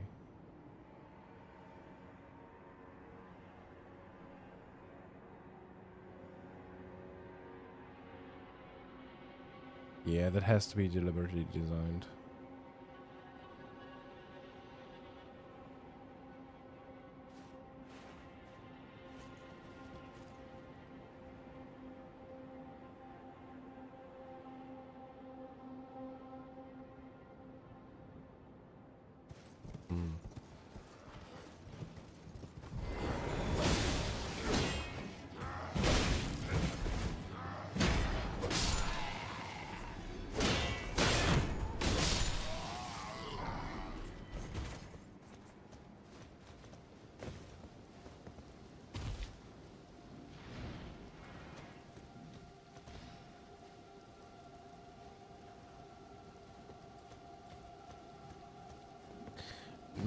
I don't think that's these are thorns in a way. It looks definitely like a tree. Oh wait, wrong button. This guy looks kind of cool. I mean, that definitely looks like a tree. And there's also a tree on the roof. I mean, if you think about it, it makes no sense.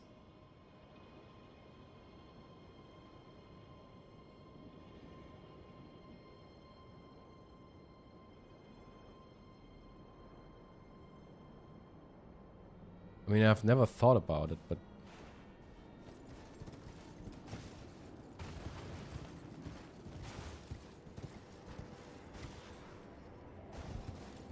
as I have interpreted this as a microcosm or parallel to Leyndell, it kind of makes sense, right?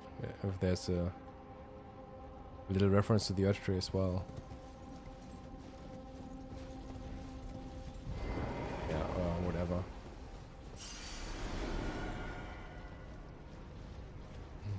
Oh, there's another item.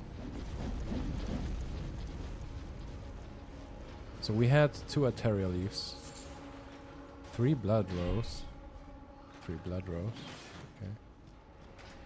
Okay.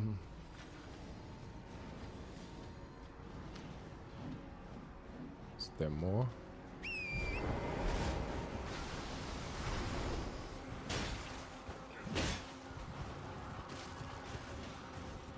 Oh, this one is even staring at the Shaded Castle. Wait, what? No. Sorry for interrupting. That was kind of cool that she's even, she was even staring at it.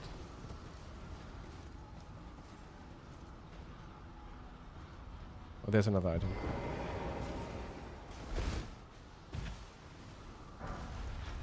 6 throwing daggers.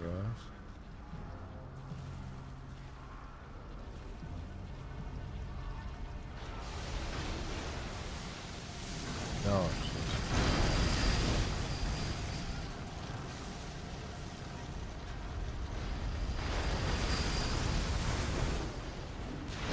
Oh shit. I'm so done. Go taunt.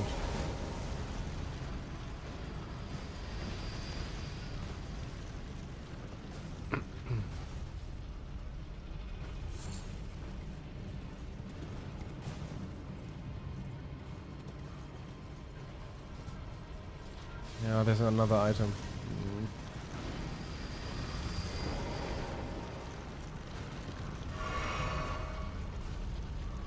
Can I cheese them?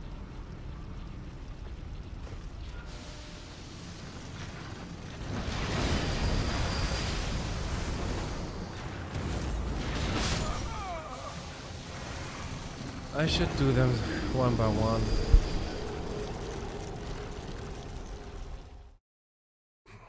By the way, where's the chat window? So...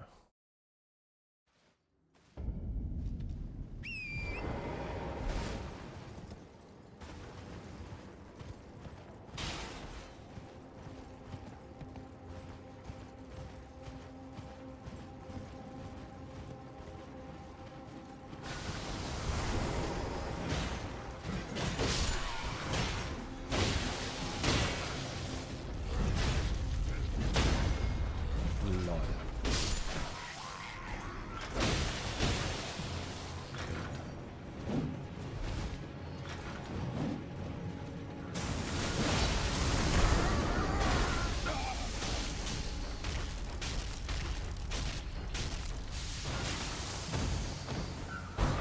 Not even close.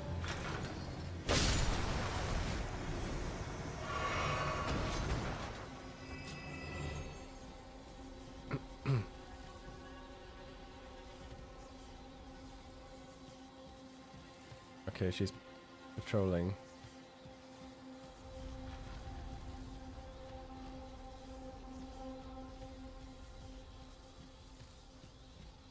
Two Ateria leaves.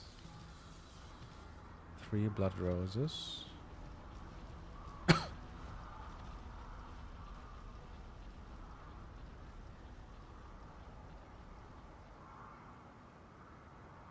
They definitely made them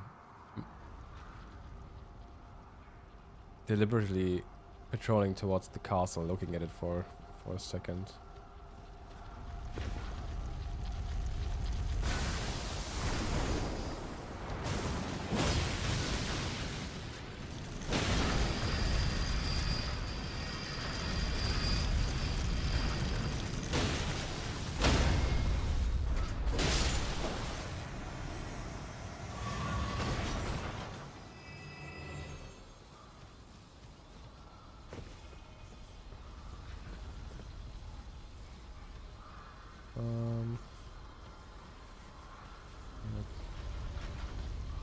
Oh, still 3 of them.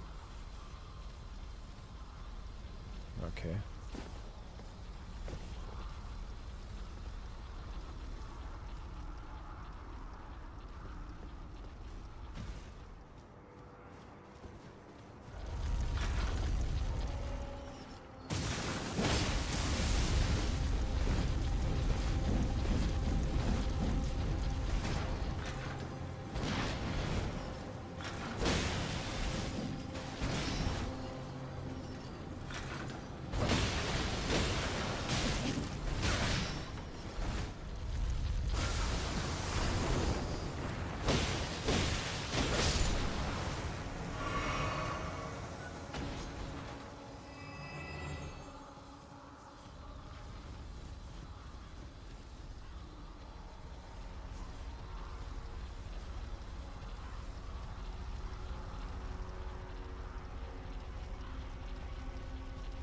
Two more items.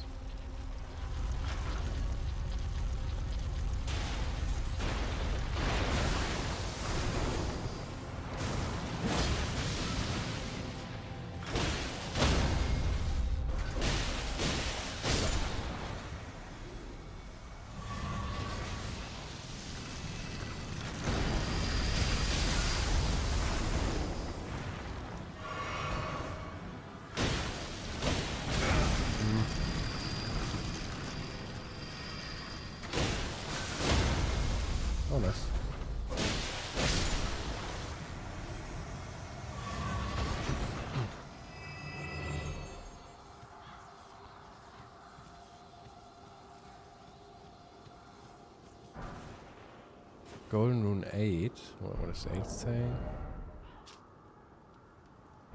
Okay.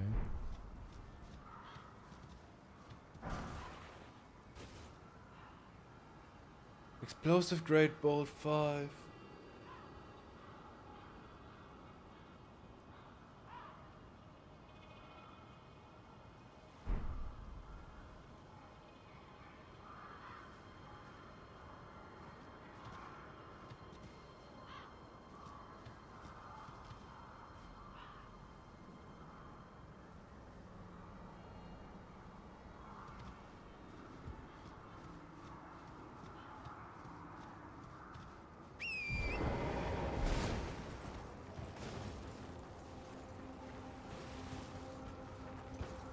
What do you guys think about the sacramental buds that are growing here? Because there are many of them.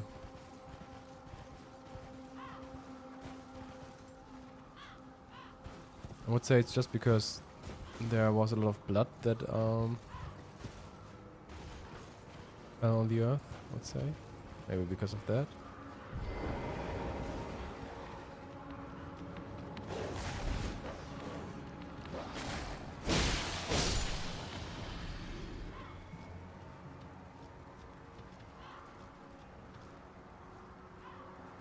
The sacramental buds?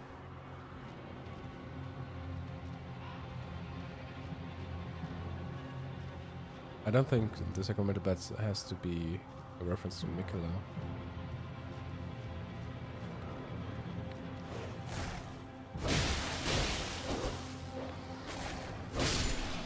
Yeah, Imperium blood might have similar properties. But I don't think we are supposed to assume that there has been an Empyrean nearby.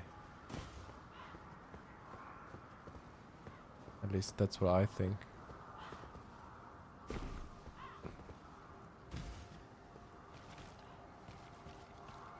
Interesting detail is that the trolls that are dead... Wait, do they? Yeah. Usually they don't contain the gravestone anymore. I hope I'm not wrong, but the last time that I checked them, they had no gravestone in them.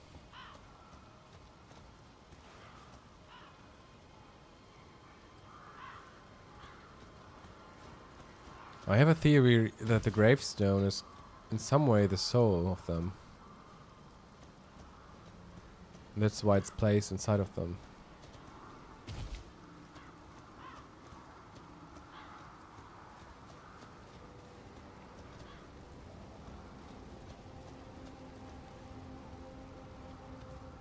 And this is the second location where we meet Anastasia too.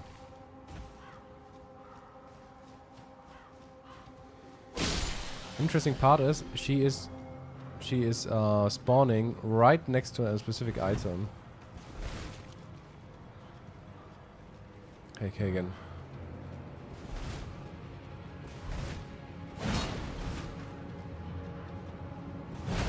Can you guys remember what I said about Anastasia as a reference to Radagon?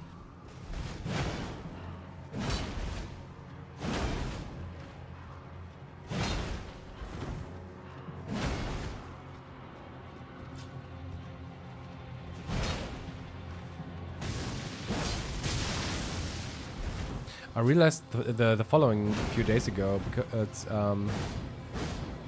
yeah, for one, she's doing wild strikes. But the moveset of the Black Knife, that in the way that she is attacking, is the same moveset that the Magma Worm sword also has. So in the Magma Worm sword, it's deliberately mentioned that holding the sword with two hands and hitting it on the ground is supposed to resemble the attack of a magma worm, or of a malformed dragon, you could say. So it fits really well with my Radagon interpretation, where I said that she is a reference to Radagon posing as Marika, but also using the powers of a dragon.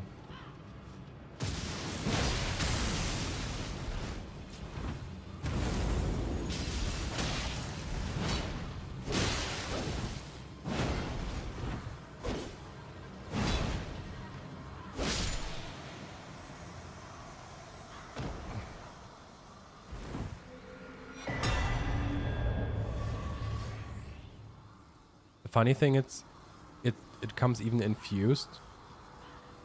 It's the sacred butchering knife, so it's pre-infused, although it has no skill on it.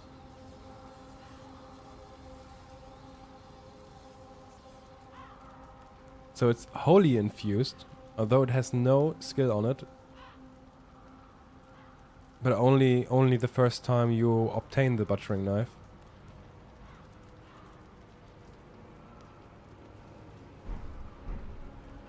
And the connection that we are supposed to make here is not only has it to do, does it have to do with holiness? She's spawning right here, right next to the Golden Vow incantation.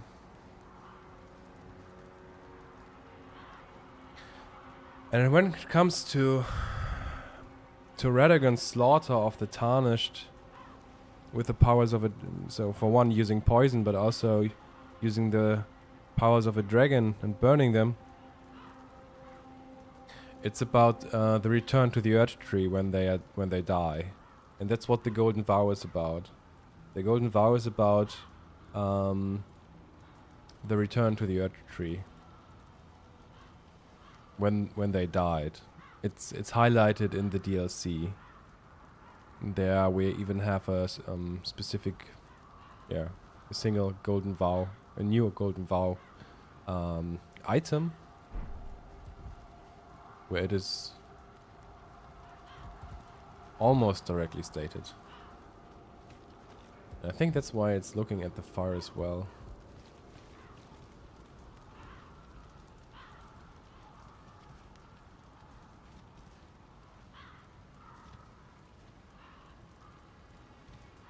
And the environment fits really well too.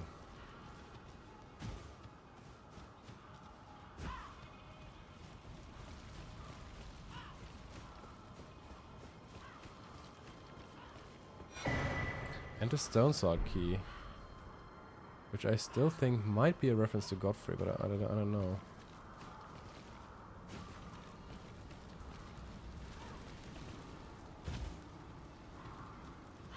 Maybe it's something else.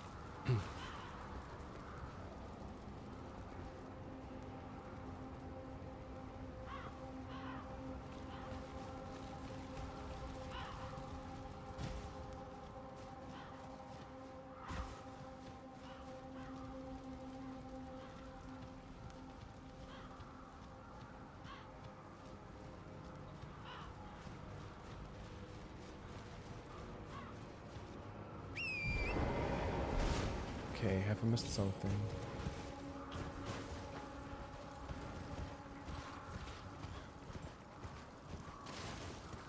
Again, sacramental bots.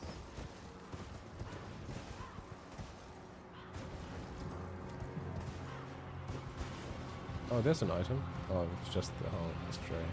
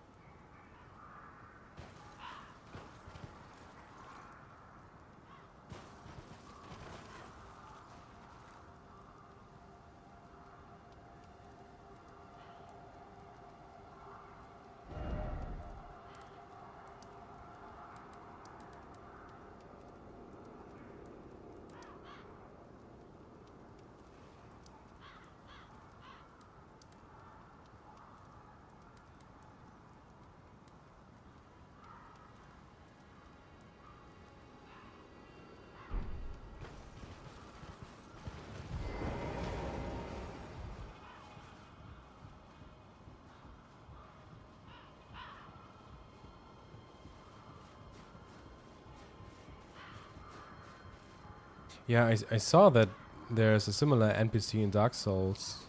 Someone mentioned it.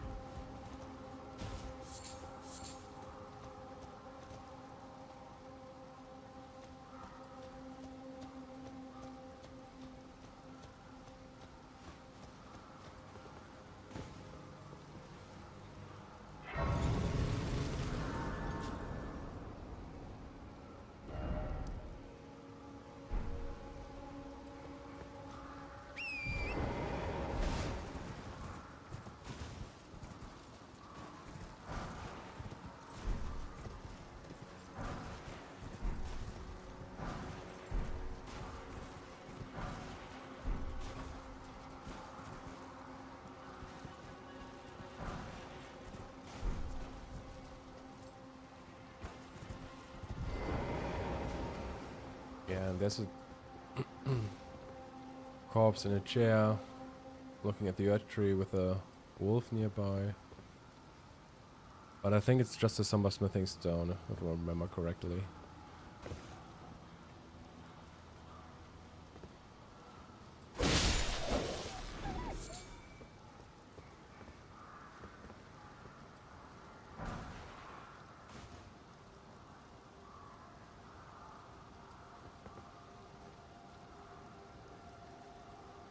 Somber smithing stone 6.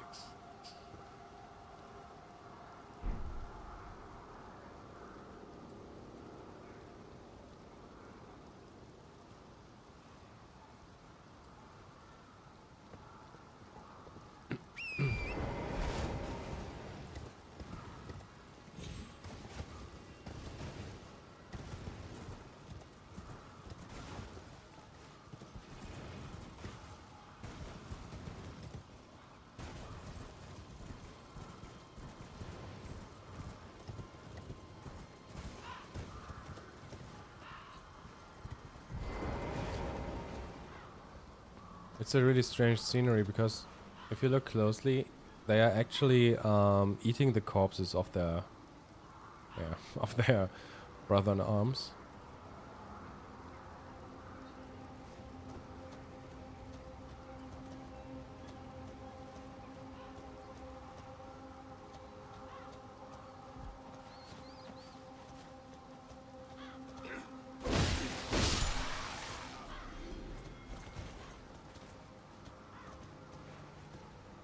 These two.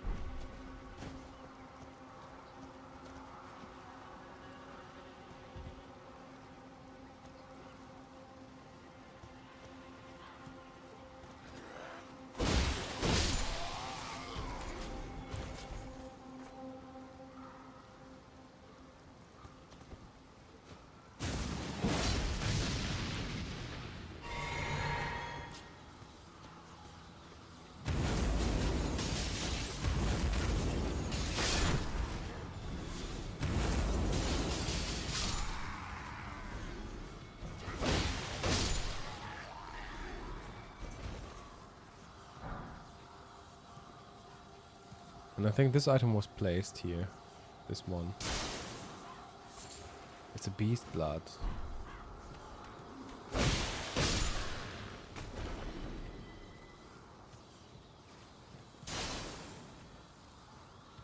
So 1 beast blood.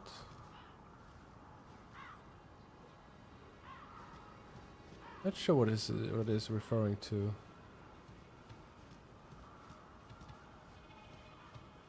Maybe it has something to do with their behavior.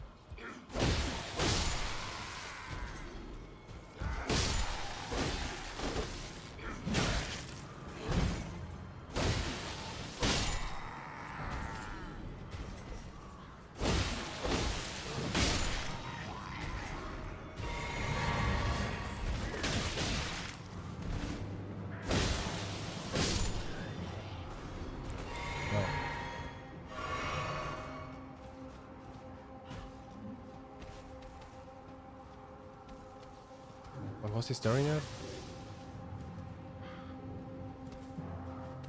Just towards the mountain, I guess.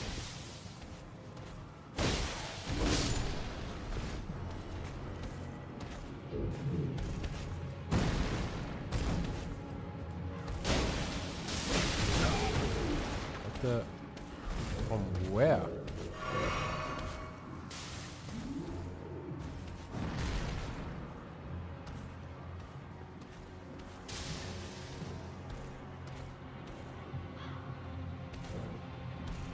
Oh, from there.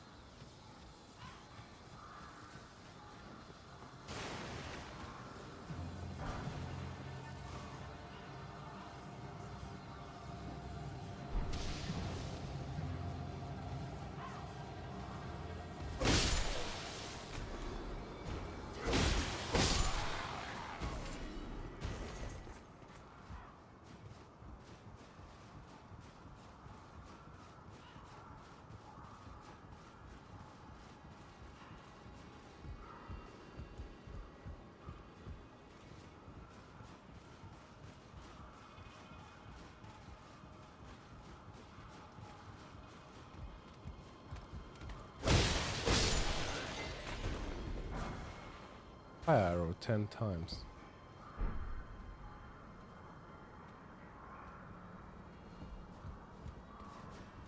Huh.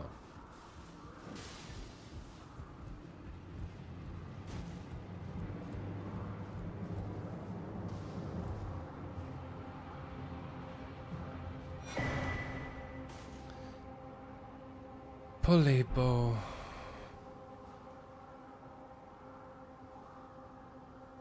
So yeah, maybe it's also looking at the shaded castle.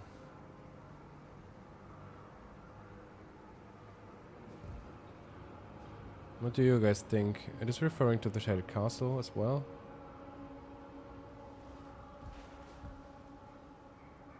The reference over here.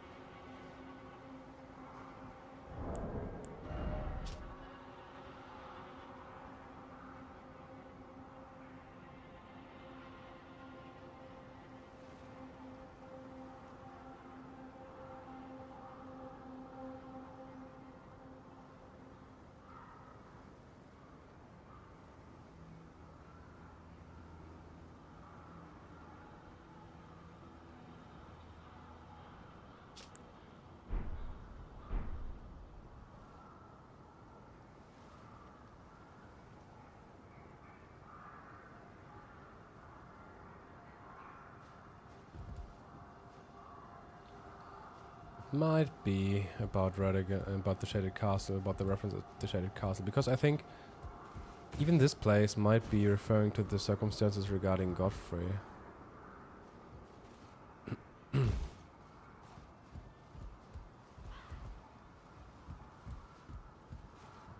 Because of what follows. I mean, we got a broken gladiator.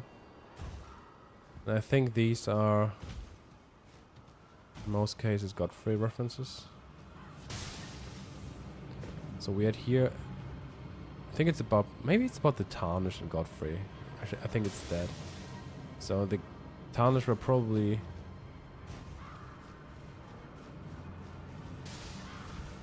fighting and consuming. That's why the beast blood is there.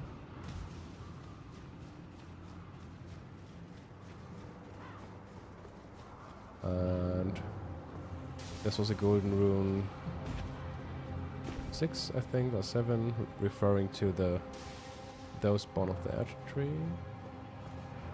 But especially because of this one here, because this is Message from Patches.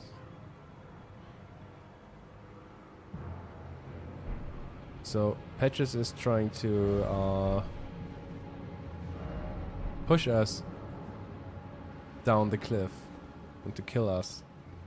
And I think that's fits really well with the references here. When these are the tarnished fighting and gaining East Blood, or in some way, I don't know. Godfrey, Godfrey is sitting here as well as a, I mean the Broke Gladiator as a Godfrey reference. And afterwards they were like killed and metaphorically pushed down a cliff. Fits really well, I would say. Patches should even sit here somewhere.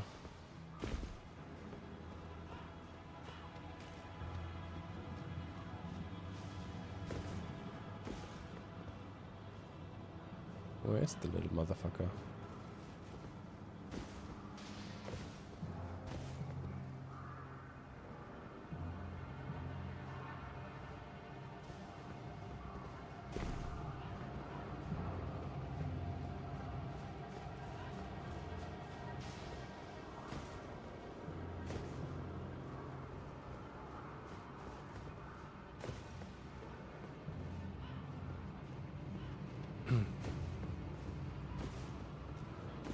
Especially the rainbow stones here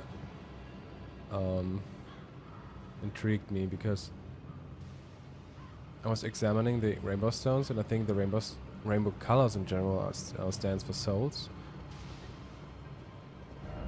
Rainbow stones lead the way to riches, and I think it's about the tarnished were, yeah, fighting in the war against the giants, maybe even against others, and thus consuming souls in a way. And the more they consumed, the stronger they got. They were like lambs. Like the oh, for fuck's sake, I can't describe it in English. When they were strong enough and consumed enough souls, I think they got slaughtered by Radigan.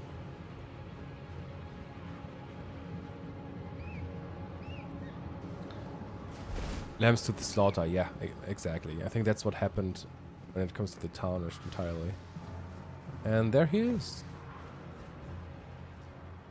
Oh, hello? Yes. Strange place for a chance encounter, huh? I thought I could use a rest. Don't mind me. Go about your business. Right, over there. See that? Something shimmering. I swear. What is it? Oh, don't mind me. Off you trot. Right over there. Now, you see that? Something shimmering. I swear. What is it? Right over... What is it? Right over... Yeah, okay, he wants us just to follow the rainbow stones.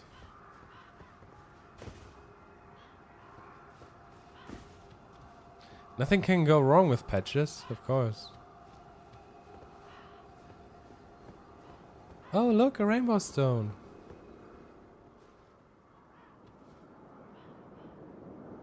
There are 4 items down there. Well, if you really are that gullible...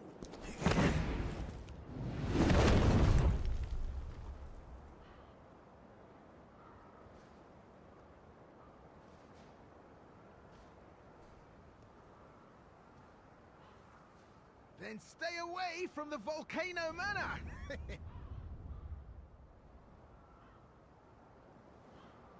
Bye now! Take care!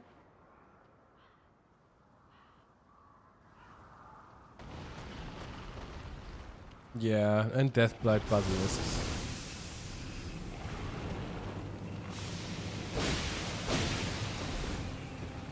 Symbolizing death, probably. We were thrown into death.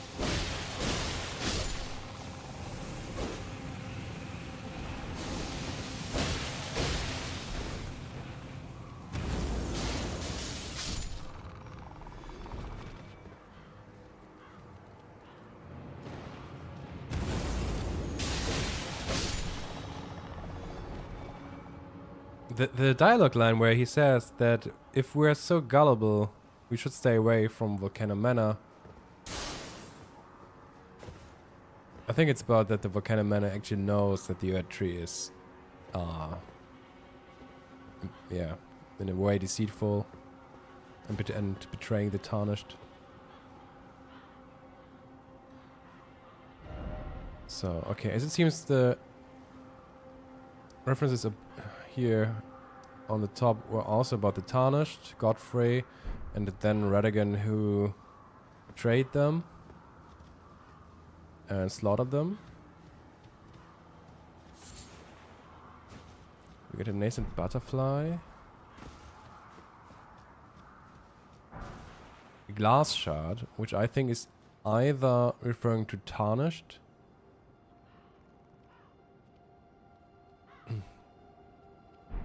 Yeah, maybe. Have to be spawned 2.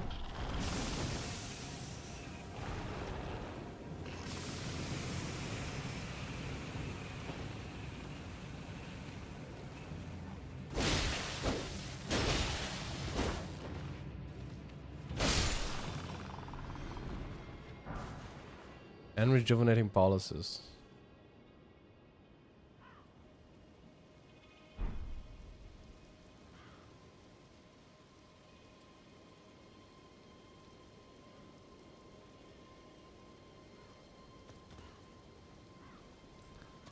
Still don't know.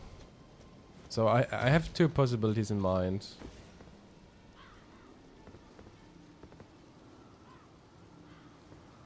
It's either about the Tarnished or about us, but it kind of fits better with the Tarnished, I would say. Who died? You know?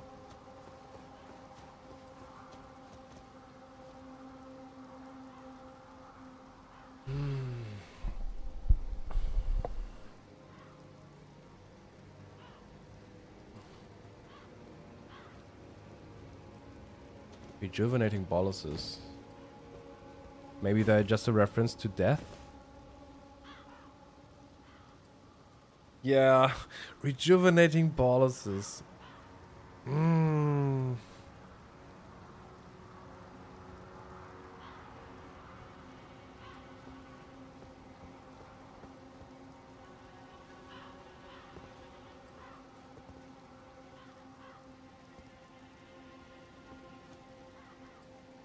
These items were shown so deliberately in the cutscene.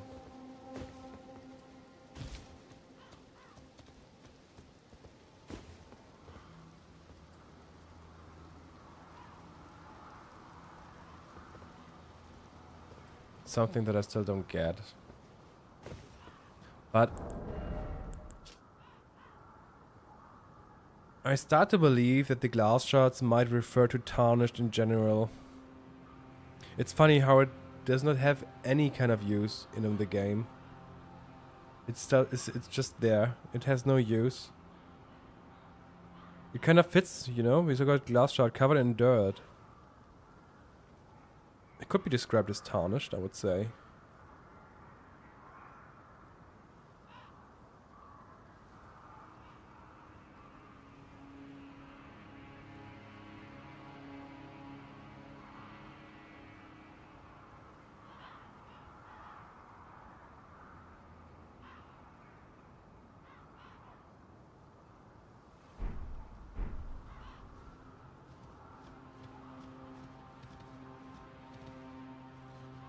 So, my interpretation for now would be glass shard Tarnished.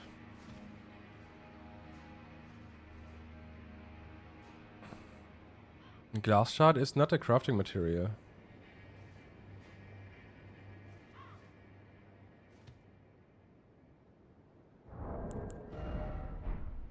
There's no recipe that is using glass shards.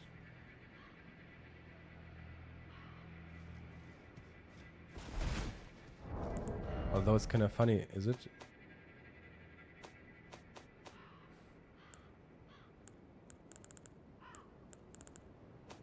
No, it's under tools.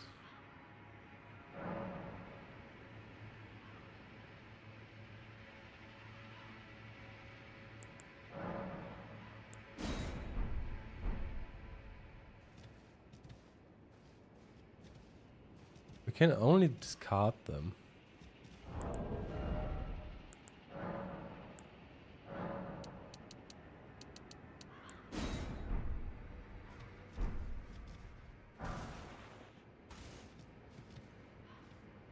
Kind of funny.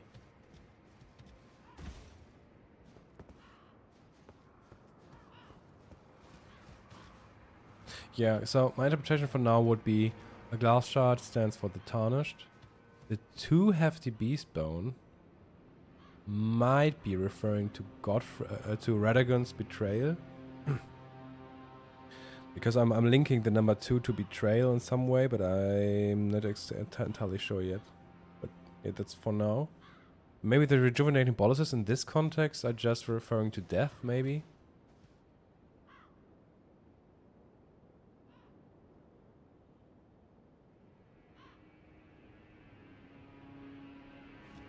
Yeah, I think they had a similar thing in Dark Souls. The glass shards are just trash. There's nothing to do with it.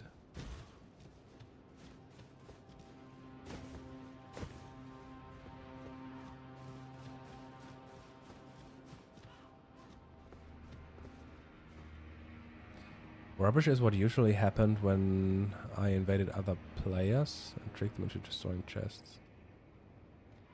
I mean, yeah, conspiracy, conspiracy or betrayal. It's hard to tell which word fits better.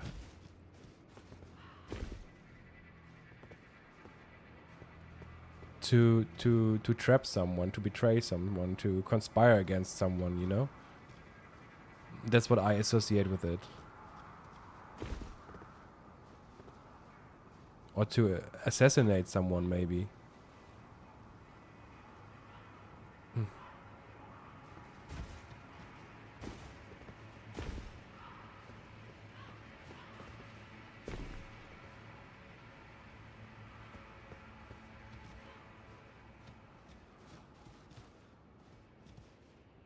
Conspire, betrayal. What is something like a trap, maybe? But I'm not. But that's just what I have in mind for now. I still can't really decide. Or I can't tell what it might be.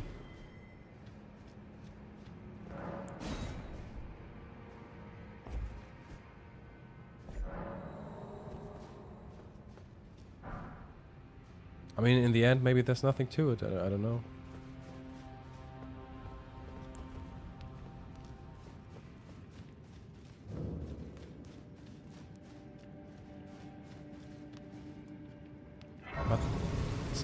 But the cave feels so deliberately placed in front of it as well.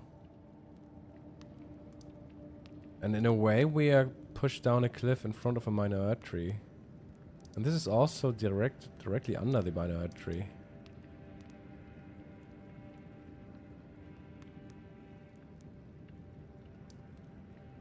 I wonder if this is deliberately placed here.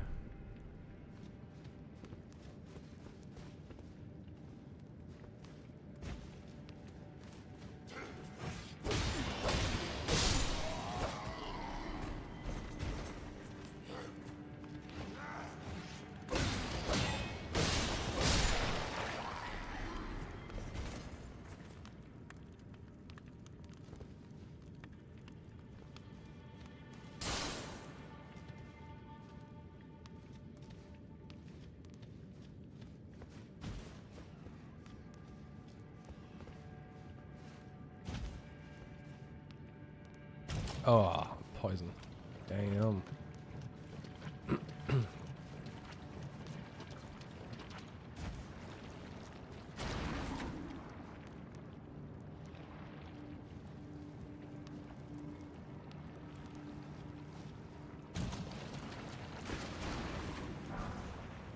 Three poison grease.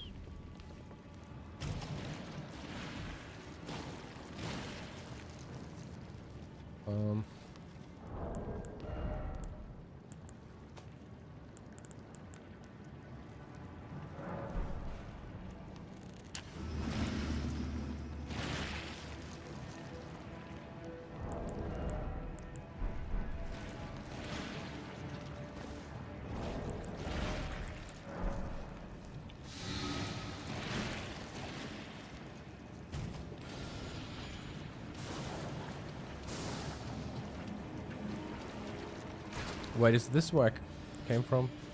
Yeah. No. Is it? Wait.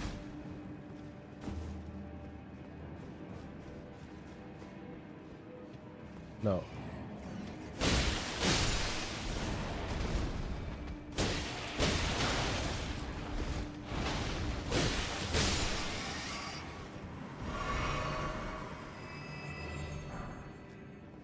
Conspiracy? I mean... Rats, I mean... Lump of flesh 4 times.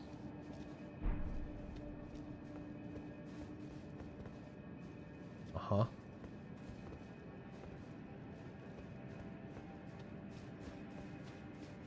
Lump of flesh 4 times. Maybe a corpse? Is it referring to a corpse?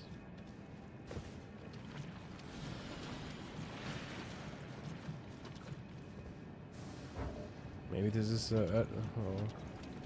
Whatsoever, let's see.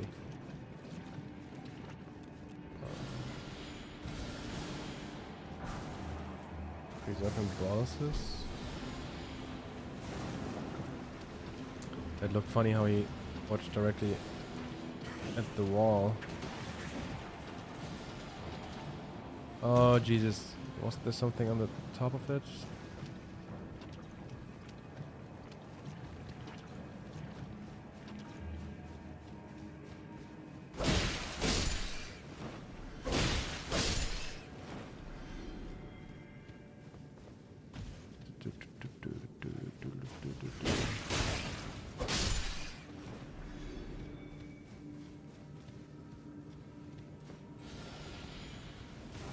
You know, Andrew, my interpretations are sometimes not perfect.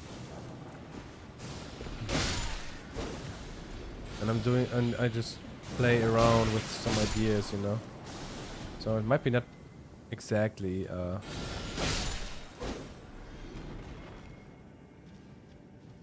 conspiracy. Maybe it's just more about betrayal or so, and these are just assumptions, you know. It's like trying to it's like trying to figure it's like trying to figure the meaning. What the hell? It's like trying to figure out a meaning of a word just by looking at its context. Yeah, that way. And we just have to assume a meaning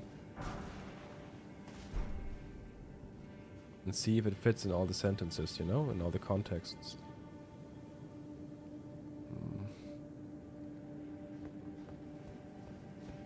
But you probably know that.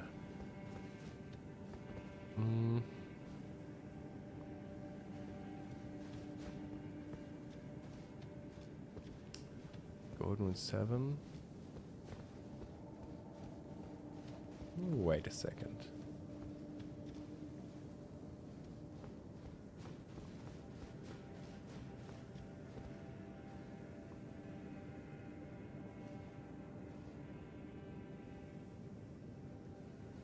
Maybe this was a little rot reference down here with the preserving boluses.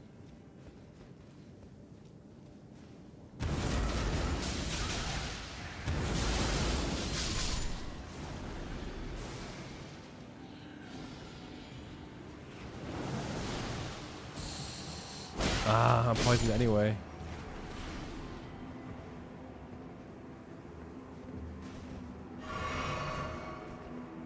I realized that the Miranda blossoms have wilted blossom flowers. If you look really closely, it has strange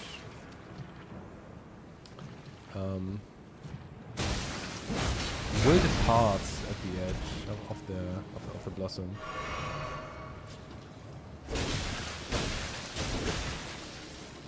And one of them, in a boss fight, were even named the Blighted Bloom. But in an earlier version of Elden Ring. So I think even those pink ones are also blighted.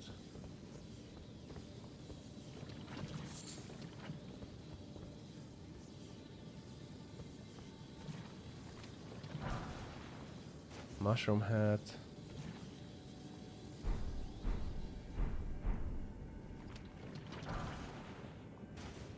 Immunizing cured meat.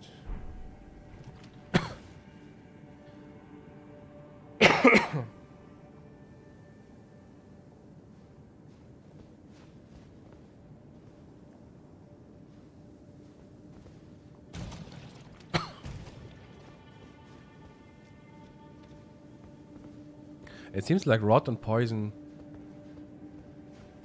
are closely related to one another, because there's even a poison incantation where it says it's an incantation of the servants of rot. So it seems poison and I've been here. Yeah, poison and rot very closely related.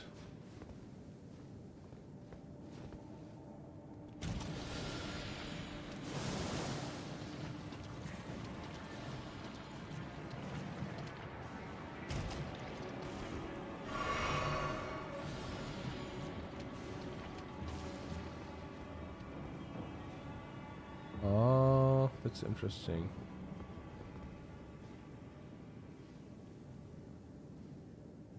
The interesting part is now that we have this. I don't know if it's intentional.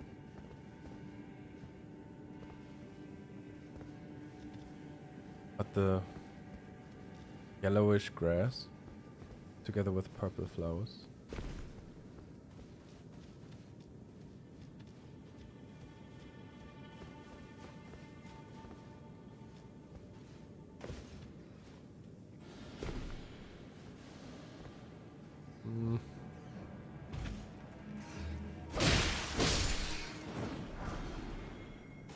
Poison bone dart 10 times.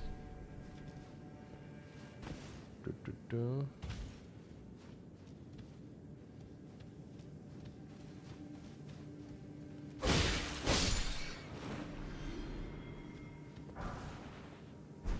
Golden Run 6.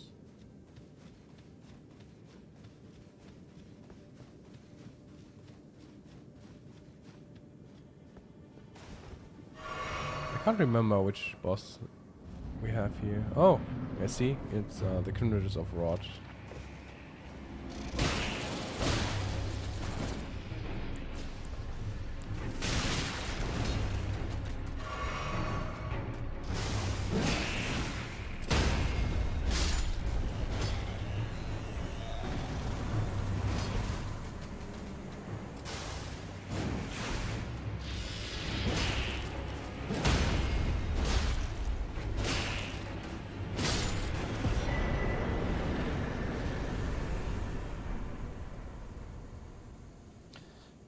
So rot is in some strange way very closely related to poison.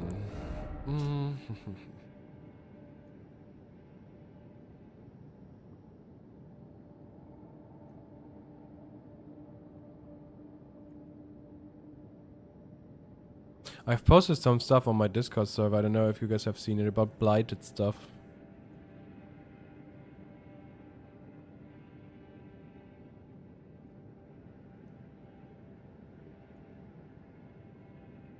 Even the Miranda Blossoms Shrine seem to have some kind of connection to rot. In Night Rain, for example, they placed one on the Scarlet Rot trees at the place where you get the buff in the Scarlet Woods.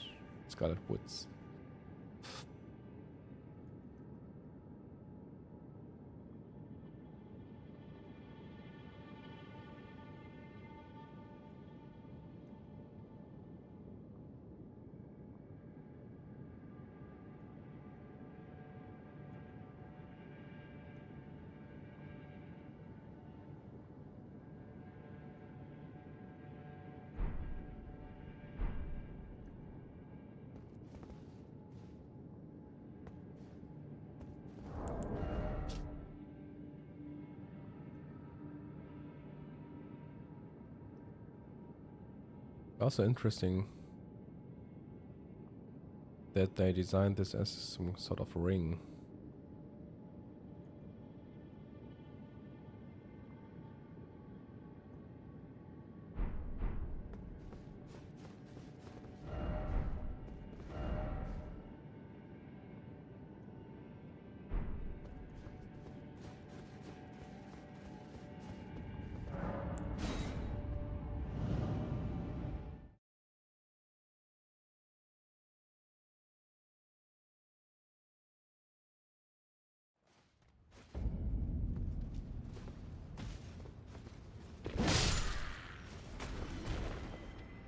I wonder if this was some kind of Earth tree microcosm or some reference to the Earth tree and the circumstances added.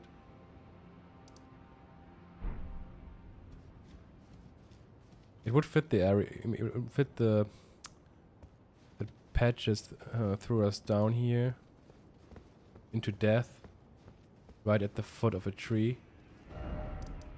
You know.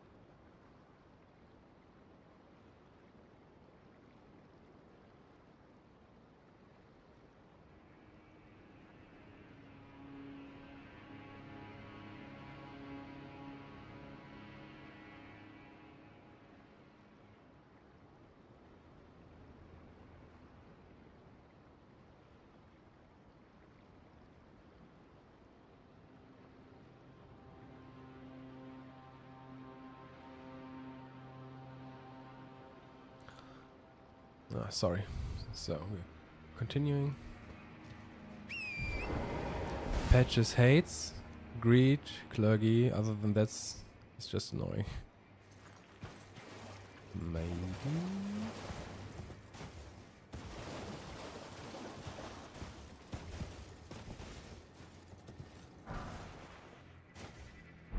Ten arrows. 10 arrows.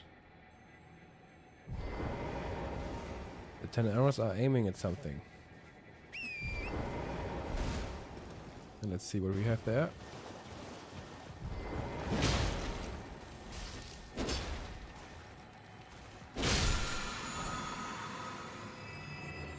Barrage.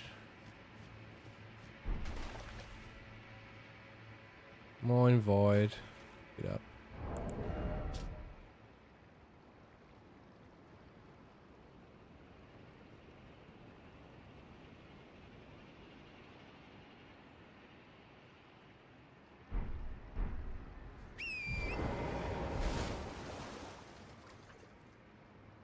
Barrage.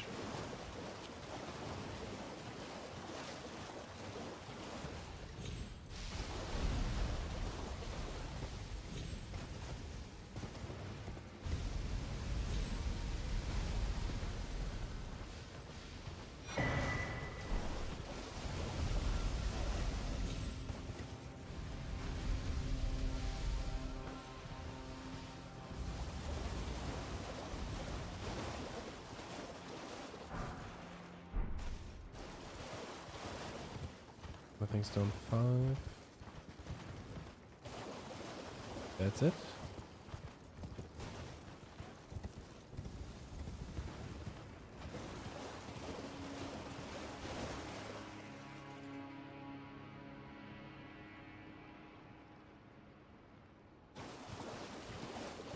And we got putrid corpses.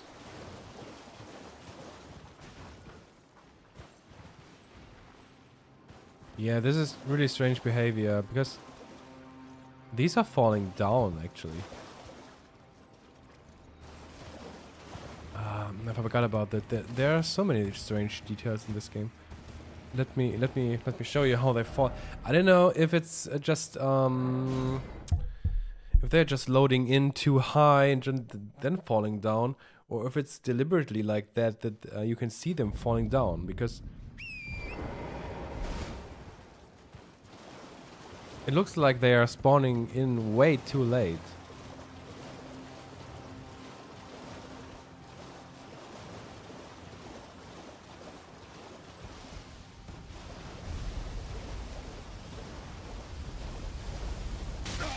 Oh.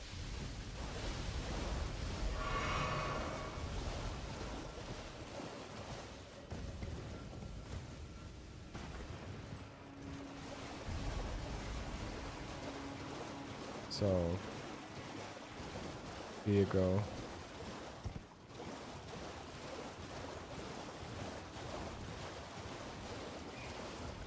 What the fuck is this?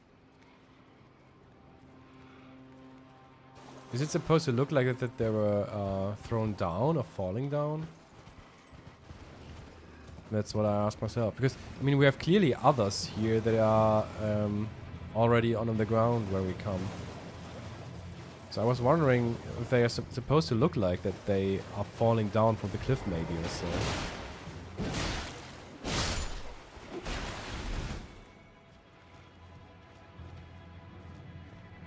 It shouldn't be a technical issue. I mean, we got more than enough other pretty corpses here that are already there.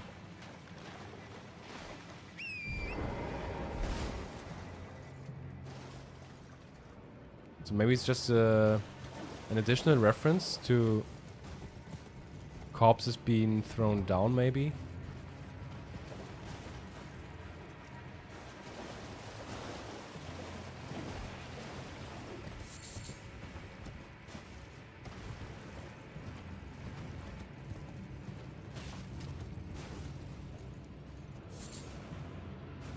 Three herba? What the fuck?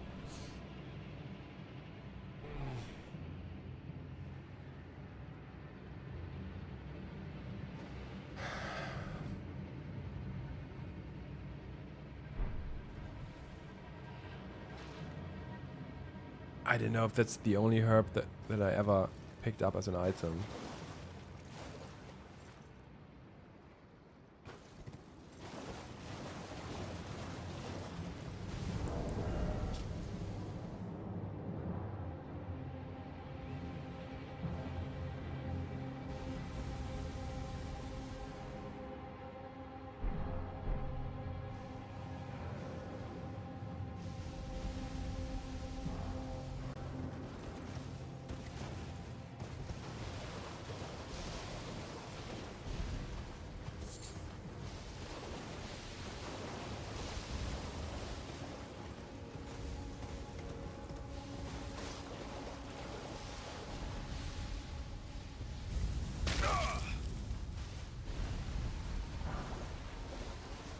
Three fireproof dried liver.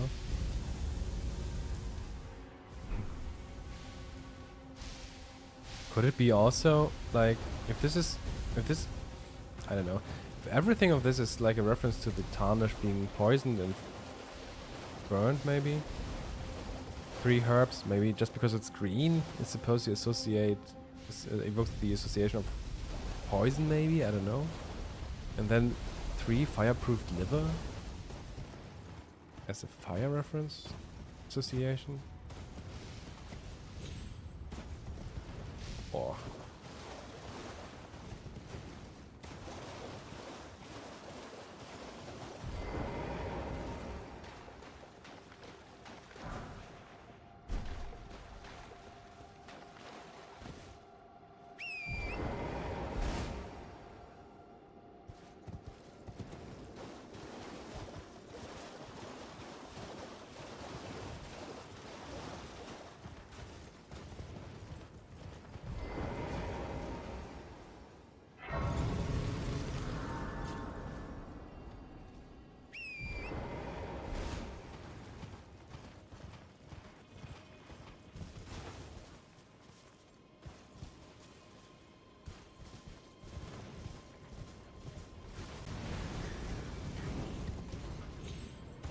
Don't want to fight them.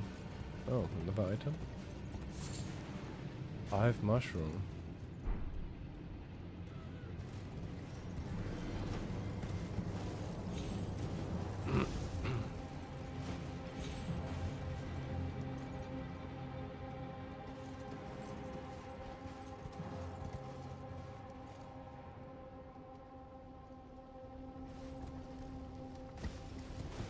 This tree over there is also strange.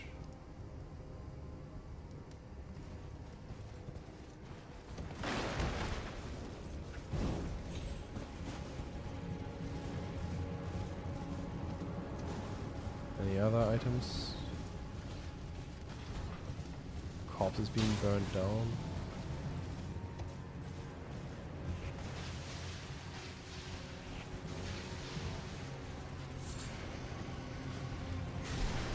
smoldering butterfly 8. 8 times.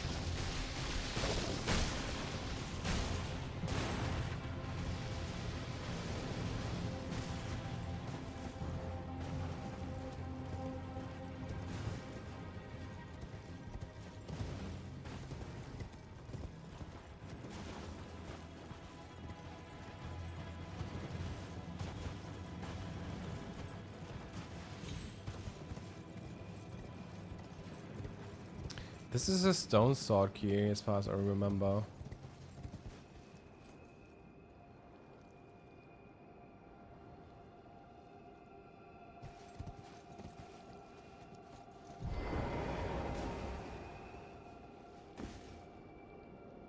I'm still wondering if it's supposed, if the stone sword key is a reference to either Radagon or Godfrey.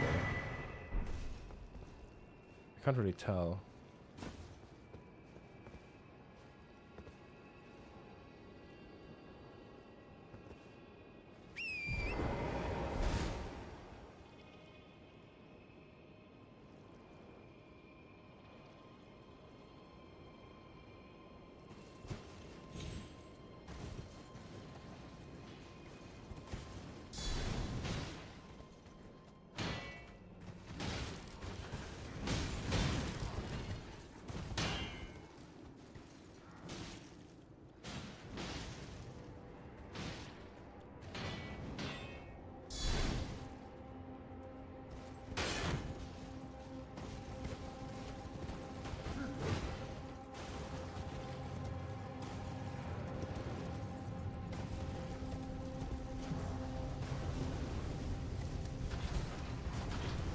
So, coming from the very start, where we interpreted the Lanedale Knights as the Tarnished, together with the Broken Gladiator as Godfrey.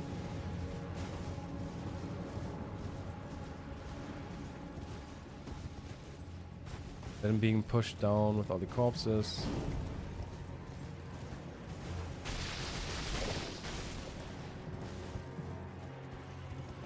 It could even be that the number 8 is a reference to Godfrey versus Radagon, but I'm not sure. Then I 8 smoldering butterflies. Yeah, well, so in the parallel, the Lanedale Knights are the Tarnished. And I think the fire monks might represent Radagon in the parallel here.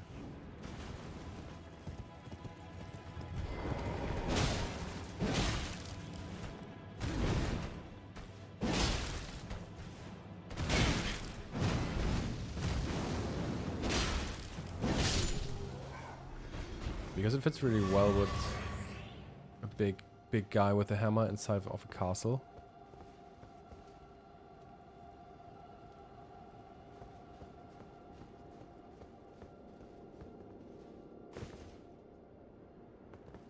But who knows?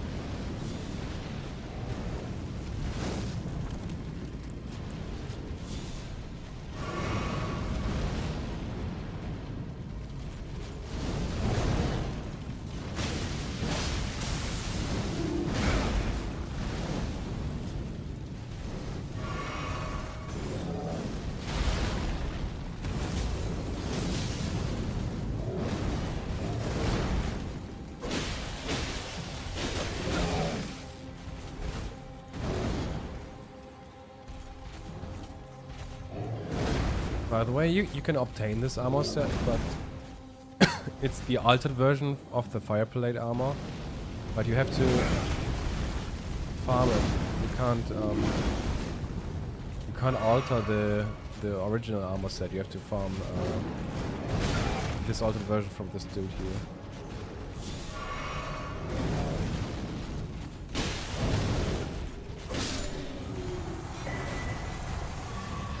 Prelates, Inferno Crows, yeah.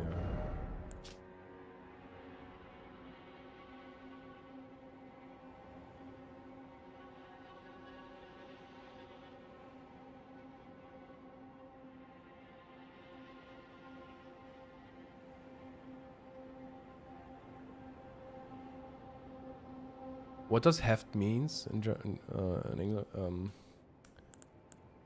Uh,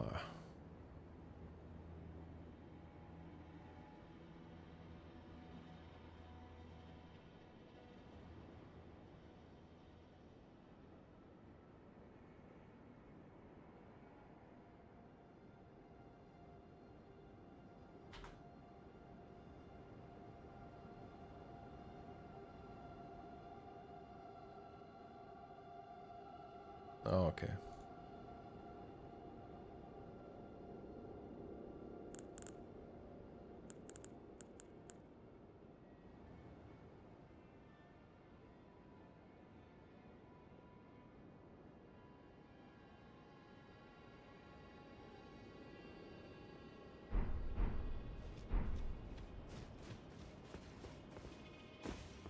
So, and as you might remember, I think everything that is happening at the top of this castle, I think this one is representing Radagon in Leyndell, in this microcosm. Heft is like mass or weight. Yeah, heft, H-E-F-T.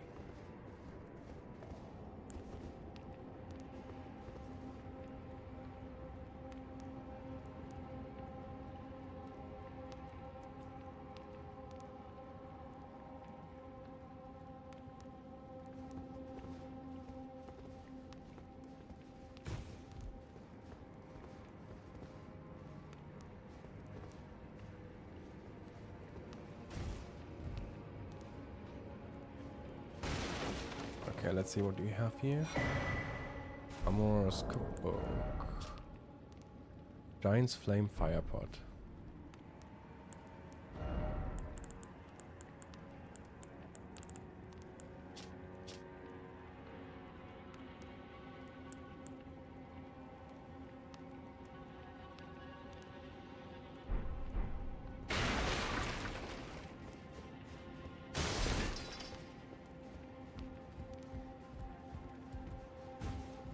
We have dead Leyndell knights everywhere. And the ghost saying, "Eek, the wretched fools."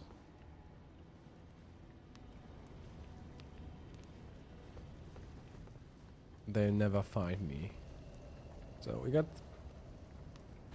an interesting being here that's saying that he will escape without anyone noticing. A lot of dead Leyndell knights. And the interesting thing is, there's an empty chest here. So From Software deliberately placed an empty chest there. That's... yeah. I think in the parallel, this one symbolizes Godfrey's, Godwyn's corpse, empty corpse that has been left behind.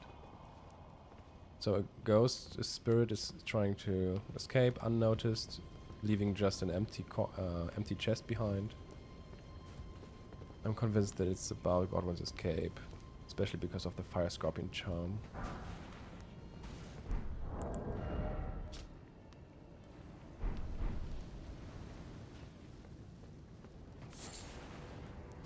And with the 3 times slumbering egg, that's a crucial one.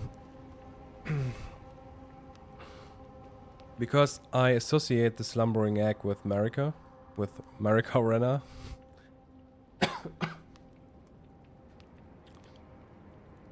And the 3 times is probably referring to her death in the Night of the Black Knives.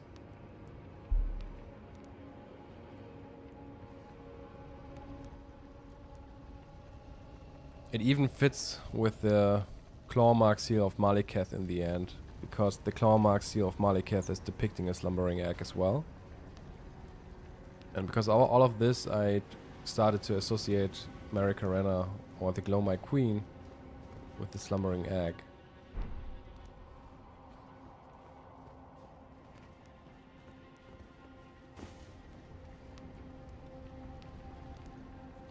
Yeah, and here's the ghost with the fire scorpion charm. I'll survive, I swear it.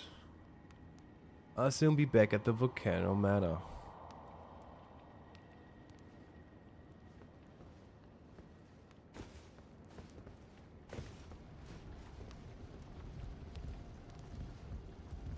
And as I've explained it in my videos, the Fire Scorpion Charm probably refers to Rykard's role in the Night of the Black Knives, who helped with his escape.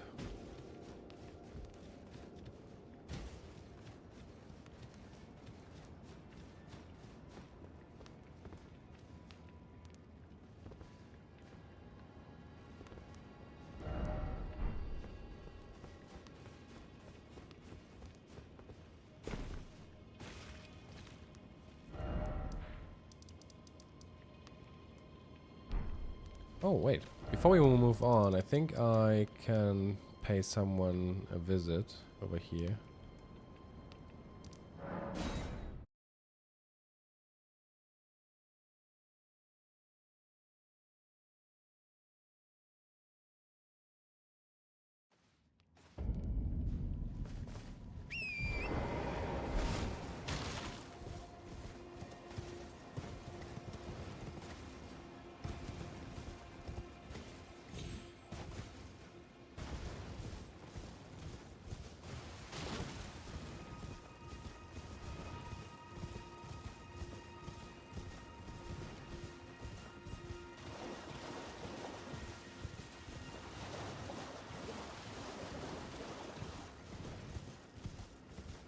Oh, he's not here. Okay, never mind.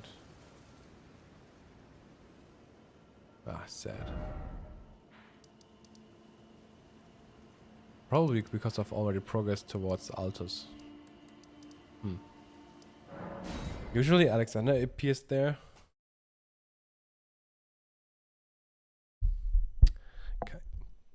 Kinda sad that we missed this one now.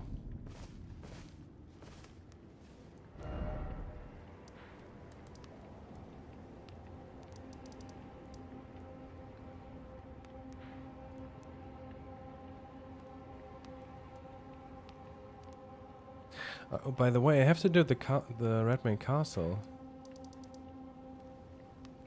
Because after the festival now it's probably full of enemies again.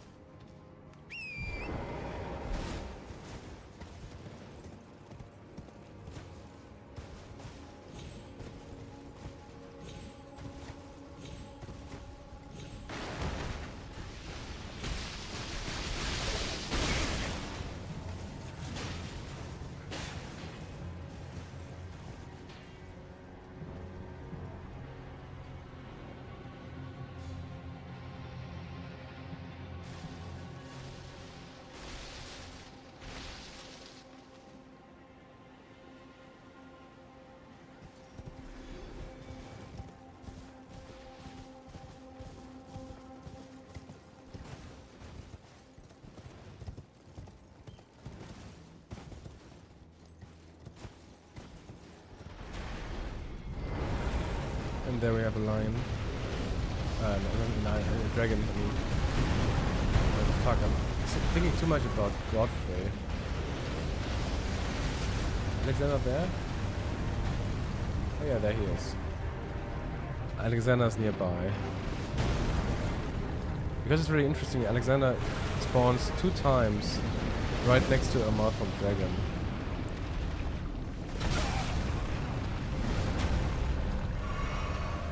I think it has to do with the Godfrey parallel and Radigan.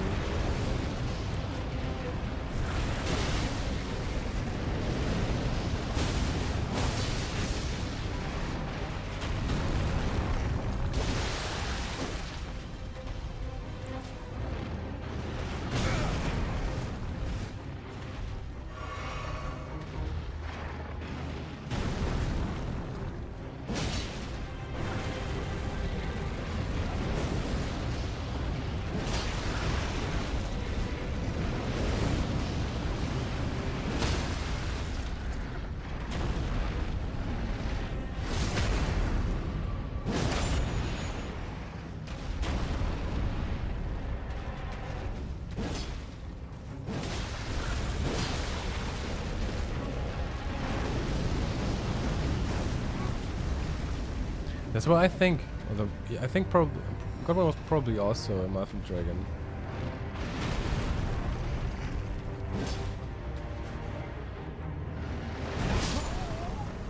I'm always missing this one. God damn it.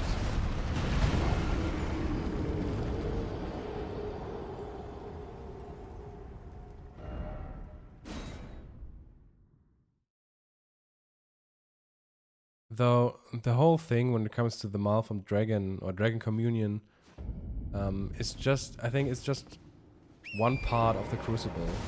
The Crucible is in even general even more abstract concept, where dragon communion is just one part of it.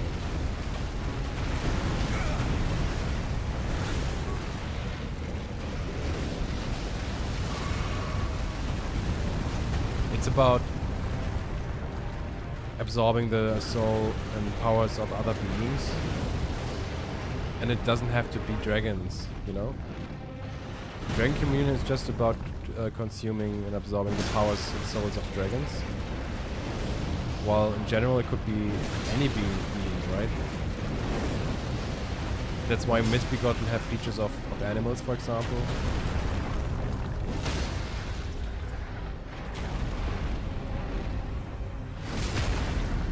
And maybe Godwyn absorbed the powers and features of a being of the sea, a creature of the sea, I don't know.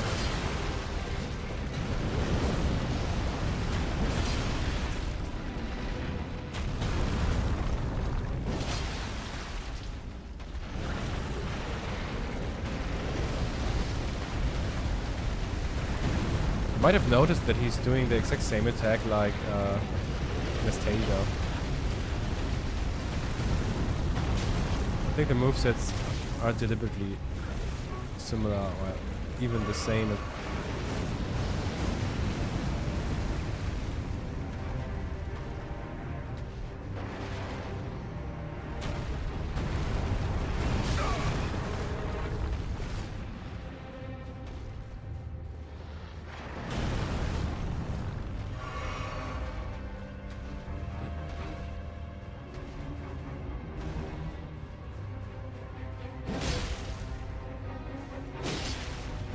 Oh no, not again. The timing is so weird. This attack is so delayed that I'm never sure when it comes. So,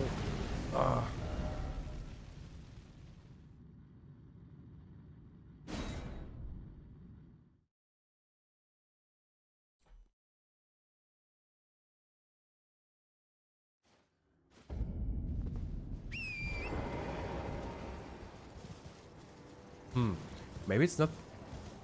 It could also be.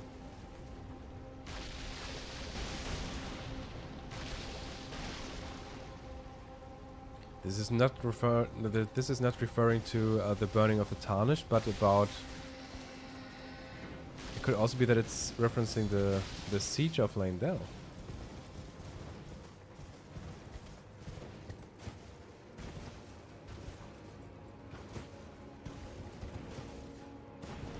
Stormblades. Spamming Stormblade. This might be a good idea.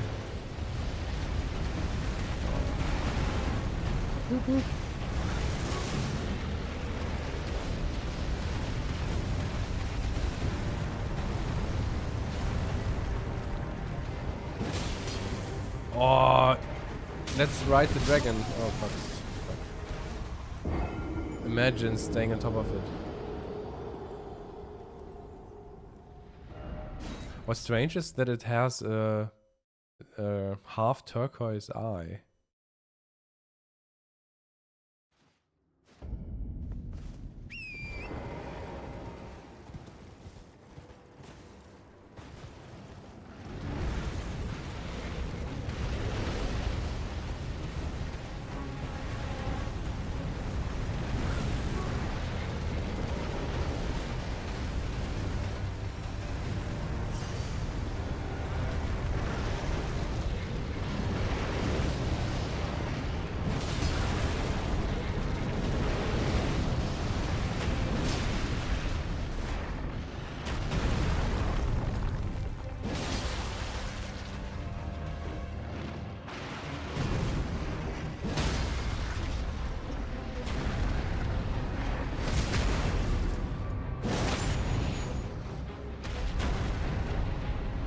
do it, boys.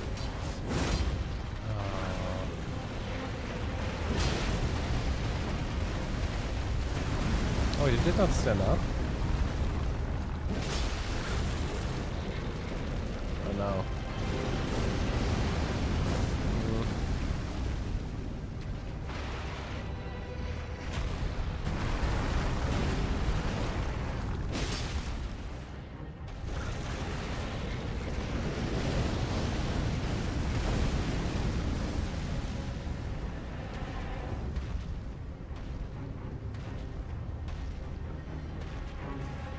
Hello.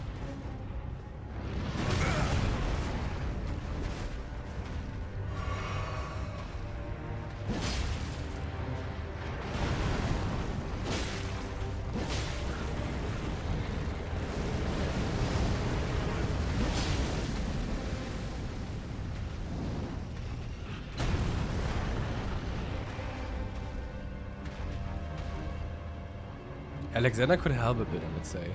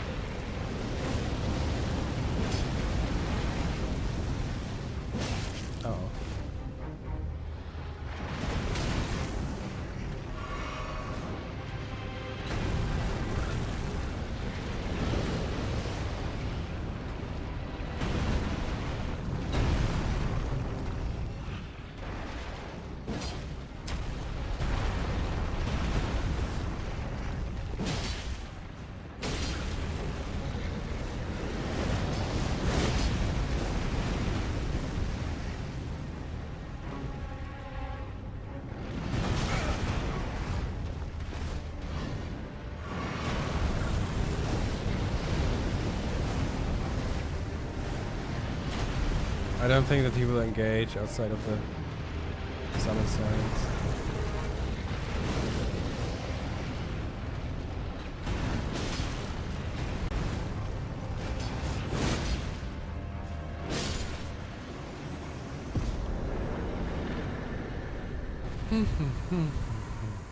Okay.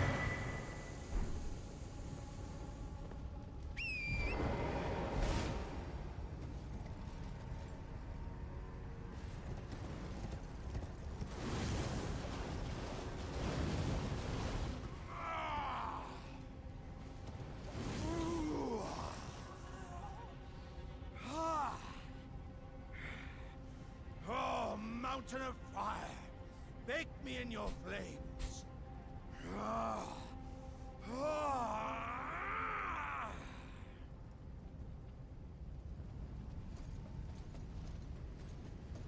Alexander's getting baked.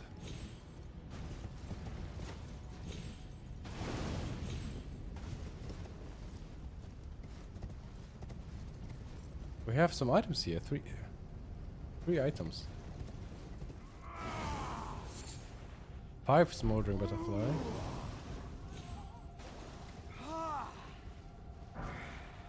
Golden 3. Bake me in your flames. Which is an archery reference.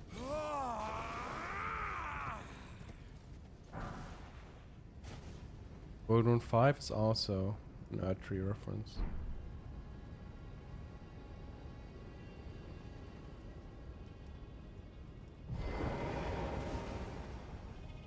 So, what is depicted here is Alexander's forging himself. It is the crucible metaphor. Oh, mountain of fire, bake me in your flames.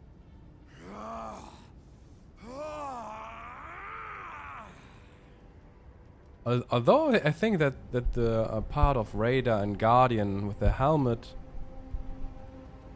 refers to events at the Volcano Manor. I wonder, why do you think so?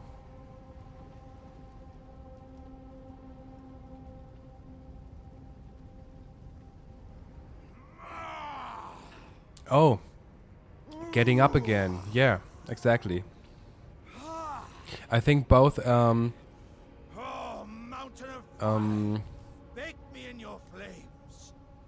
I think both the story parts of Alexander and the Guardian are referring to the same circumstances. It's about getting up again after taking a hit in some way. And it's about Godfrey, yeah, after the banishment and almost dying. And now he's getting baked. So, and when it comes to the Crucible, I said it a lot of times now, I think, in my streams. Let me talk to him. Wait a second.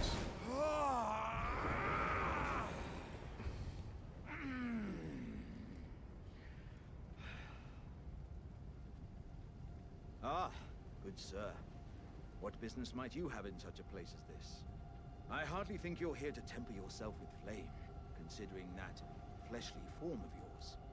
Your timing, though, is impeccable as ever. I've been making just the thing for you on my journey here.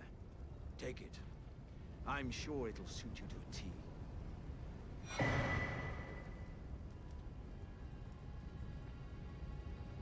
So when it comes to the Crucible metaphor, I think what the Crucible metaphor actually stands for is, in short, getting forged through battle, but in a metaphorical way.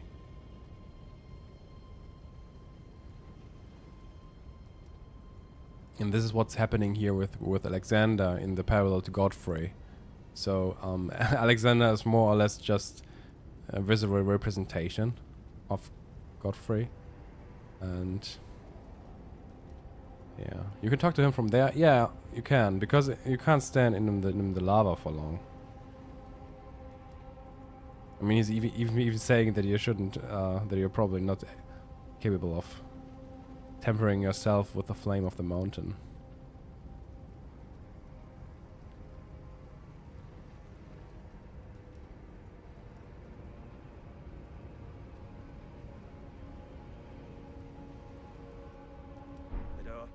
It's hardly more than lukewarm here.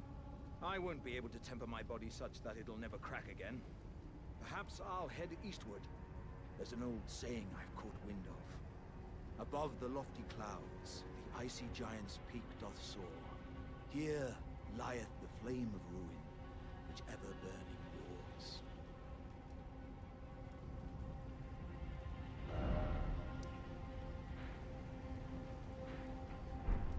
Yeah. And it's actually not only about Godfrey tempering himself. It's actually Godfrey with the other demigods, or at least with Rykard, preparing themselves for a siege on Leyndell. And that's what he's paralleling here. And when it's about wandering eastwards to the Fire Giant's peak, it's actually about going to Leyndell. Perhaps I'll head eastward. There's an old saying I've caught wind of. Above the lofty clouds, the icy giant's peak doth soar. Here lieth the flame of ruin, which ever burning roars. Yeah, and the ice theme is probably a reference to America. And he made us a little jar.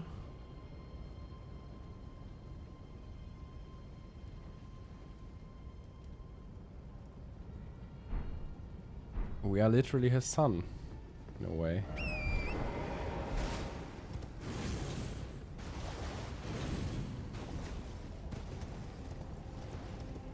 Yeah, but the Crucible metaphor is about getting forged through battle. And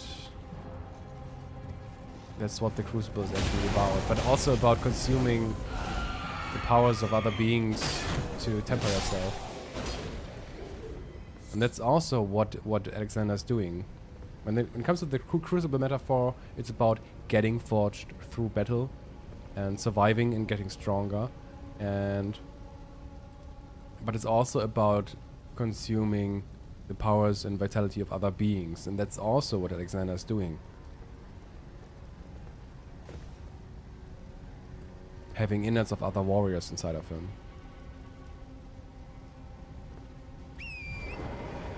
When it comes to the helmets of Raider and the Guardian, though, I think these are two different references there.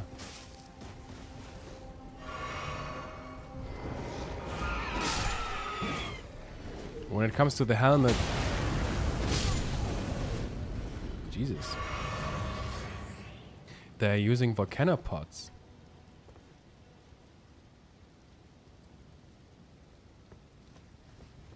It's interesting.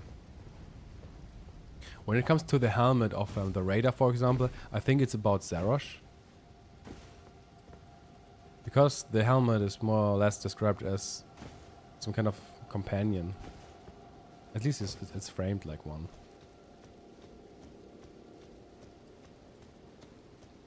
But when it comes to the Guardian, it's about... So the helmet of the Guardian, it is something that Godfrey usually don't do. And that's why the Guardian is struggling with taking on the helmet.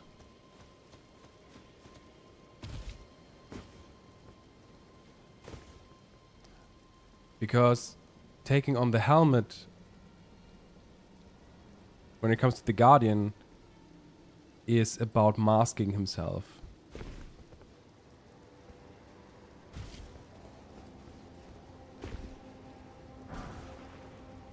And obscuring your identity.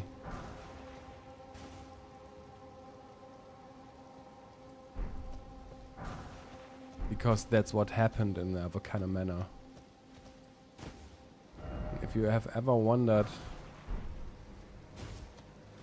who the one on the portrait as the masked figure, I am absolutely convinced that it is Godfrey. There is even a reference inside of the Volcano Manor.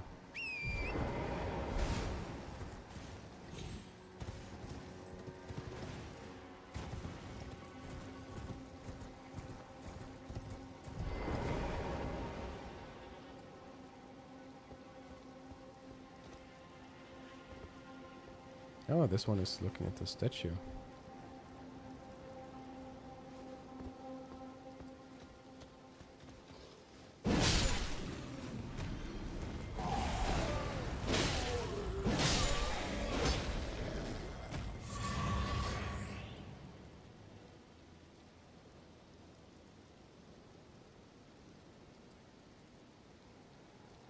I mean, after the banishment,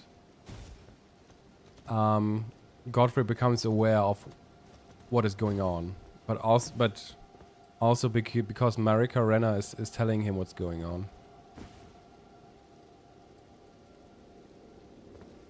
It's exactly the same story that I mean, it's the parallel between when it comes to the Guardian and the Recluse. The Recluse is the one that tells the Guardian everything. And it's also these both that are reading books together in the Round Table Hold because they are allies at some point.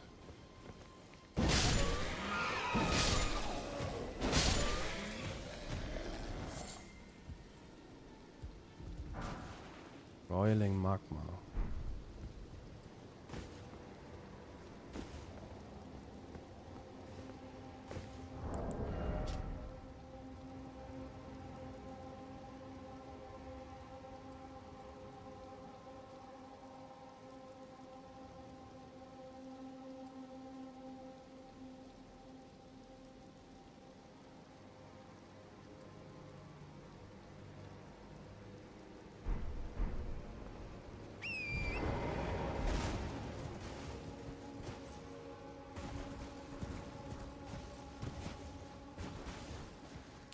And when it comes to the Guidance of Grace, for example, it totally blew my mind. Because for so long, I was wondering what the... Do I have it? There is a line in Roderica's, I think hood, is it? Is it the hood? Do I not have the hood? I do not have the hood. Okay. There's some strange description when it comes to Roderica. And it is the description that Roderica actually has never seen the guidance of grace. And this was such a weird line where I thought, okay, this has to mean something, but I couldn't make sense of it. And at some point I realized, if you have followed my, if you have seen Godfrey Never Left, the first chapter about the guidance of grace, so, how could you be tarnished then? Yeah, doesn't make sense, right? Because in the end it's all about the parallels again, in my opinion. It's more of a little, it's an illusion once again, I would say. When it comes to the guidance of grace, I think it's about the influence of the greater will, who is manipulating the tarnished and also make them lose their memories, at least partially. So the guidance of grace is what manipulates the tarnished and let them lose the memories. So, but when it comes to Roderica, as a Marika Renna parallel, she has never seen the guidance of grace. She's the only one that remembers everything and that is not really influenced by the greater will.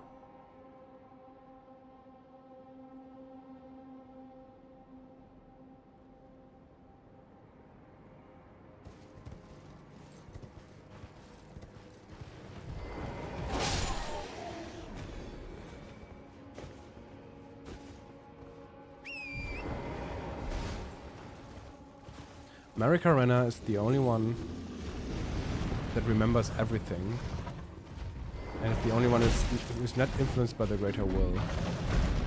And that's what the line, "She's never seen the guidance of grace," actually stands for. And at some point, after being manipulated, she remembers everything. And it's also what is paralleled by the Revenant in my brain. Because the Revenant is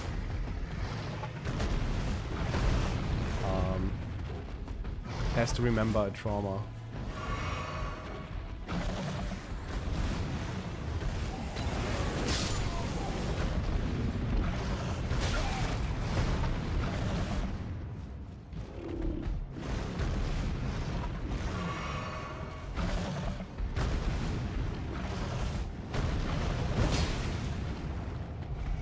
Such a massive HP pool.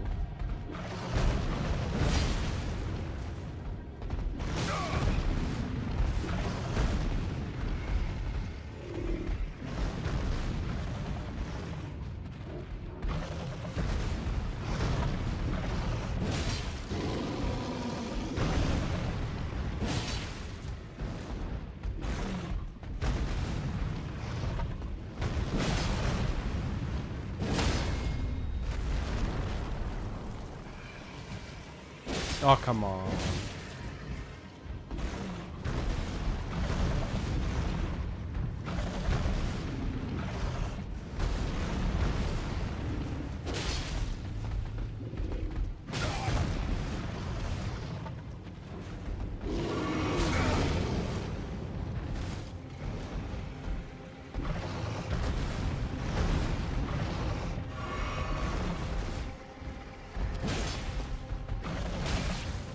The Undertaker and the Scholars are really weird. Because for one, I think it's about events that we have not many references for in the game. And the other reason is, I think both of them... that's what I at least think for now, right now, is...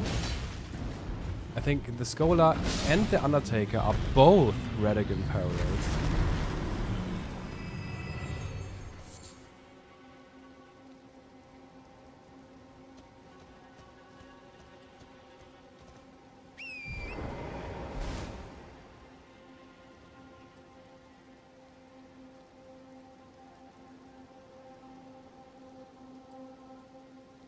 Yeah, when it comes to... Yeah, I think maybe they just mixed up a visual... I think they designed the Undertaker after America as the woman in the black hood. But the remembrance and the story, at least I think it, is definitely Radigan coded. Maybe because they are kind of fused, or at least at some point the soul of America as the woman in the black hood, I mean, is inside of Radigan at some point. But I think they're just mashing up these illusions sometimes to make it more confusing. For example, in The Undertaker's Remembrance, there is a part where she says, or it stands in the Remembrance journal, that he was biting his her left arm without knowing. I think this is definitely a reference to Radigan, who shattered kinda himself because the soul of America took over.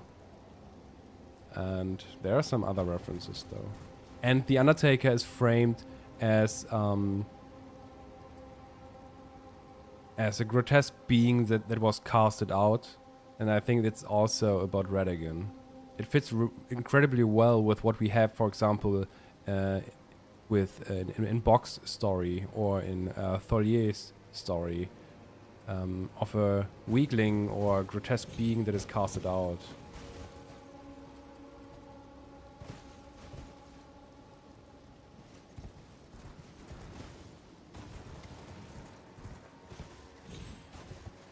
And I think From Software just made it even more confusing by designing Radigan visually after America.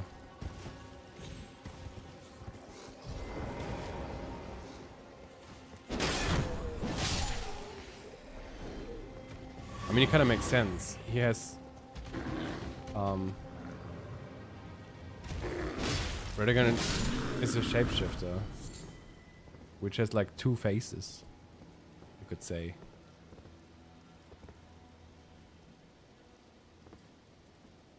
Yeah, the licking. It's about slaughter and consume.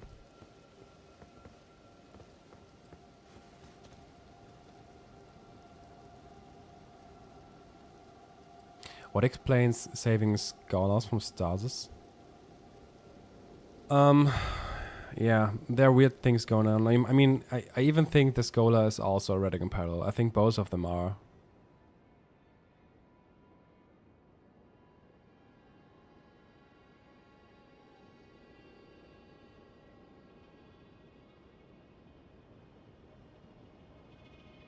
The thing is, when it comes to the Scholar and this part of the Undertaker, I think it's about a story in the distant past where Radigan and America actually merged.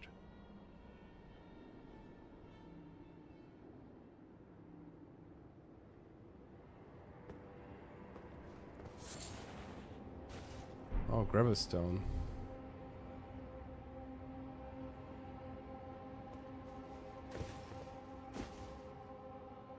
But I have to say, I mean, there are parts that I'm not sure of. Maybe I will change my mind when it comes to the Scholar. There are some things that are a bit tricky to interpret. But I am completely sure when it comes to some parts, at least, because there is a moment where the Scholar is kinda resurrected. And I'm absolutely convinced that there is that it alludes to the Black Moon of Noxtella, but that's a story for another time, I would say.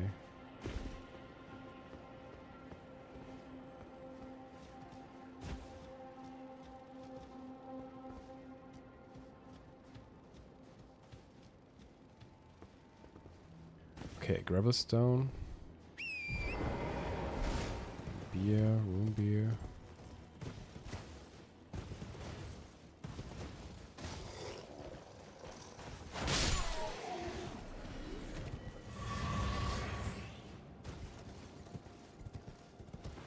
Especially when you look at one of the relics that you gain from the Scholar, I think it alludes to the Black Moon of Noxtella. But that's stuff that happens in the very distant past. And that's why it's so confusing and so difficult to sort in the timeline, I think.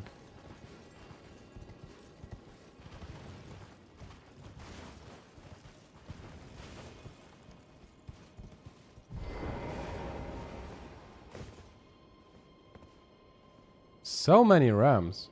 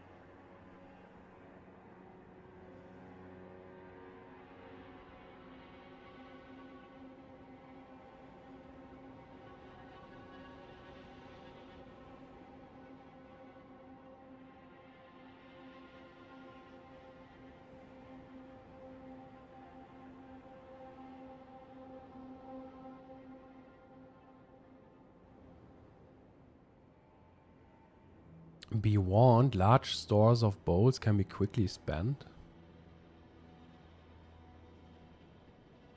Yeah, I know why. I know the, yeah, Radagon or Mad Mikola, but I am convinced that it's about Radagon.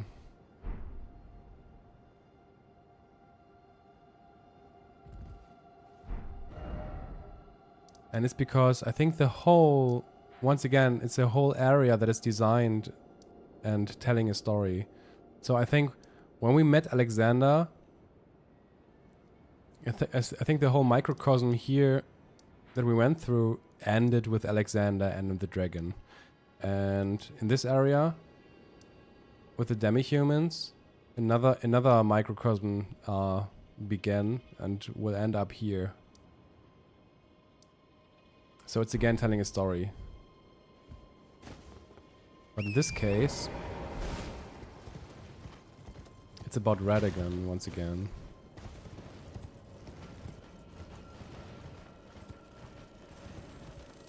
And I think that it's...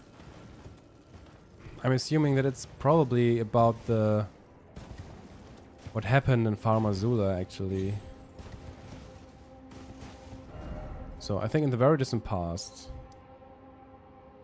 Radagon got casted out of Godfrey's clan. So that's a whole another story. I think there's a story in Farmazula in the distant past, and then later on, in the there's huge time gap where they all got resurrected, and then Radagon starts to do his thing. Yeah, I am. It seems like it, at least, that Farmazula in the distant past was the Sun Realm. It seems like that.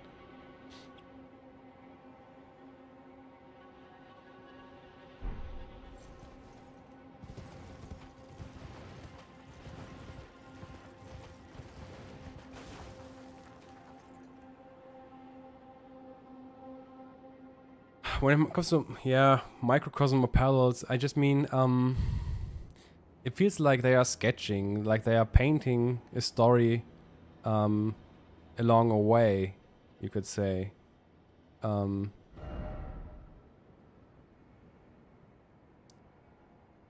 So I think there are different sceneries with item placements which refer to specific circumstances. And I realized that sometimes they are aligning multiple one along a road, for example. And in this way, it tells the story even better, and there's even more going on than you might think. And here I think it starts with the hermit's shack and demi-humans, which I think refer to Radagon probably in this case. We also have a gravelstone and a room beer. At least that's what I think. So, and or maybe it's about the tarnish, could also be, but it's the hermit's shack. And I think you might not understand it yet, but I think in the very distant past there happened a different story already. Before in the Sun Realm,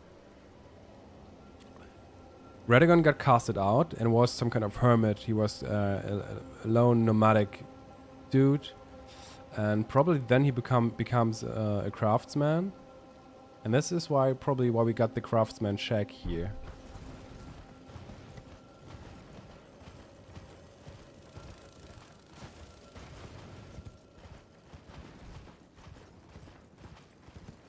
So he got casted out.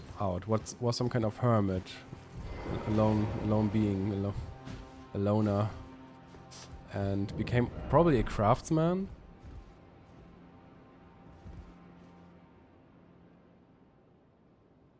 Exactly like this, RJ. This is how I imagine it. I think this is how they designed almost everything on the map.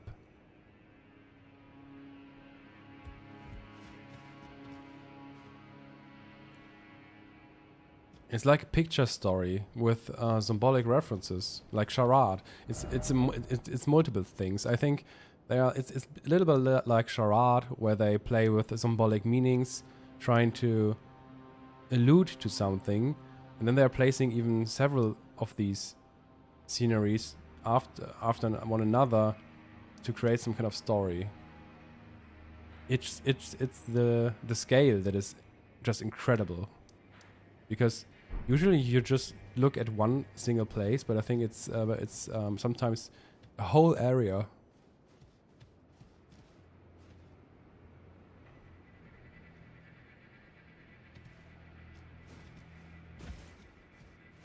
And even the rams might have a specific meaning. Because I think, although we got no horned ones. Yeah, okay.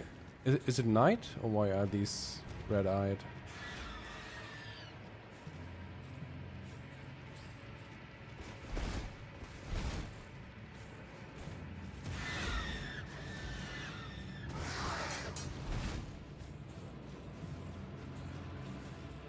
Let me check if it's about night or not.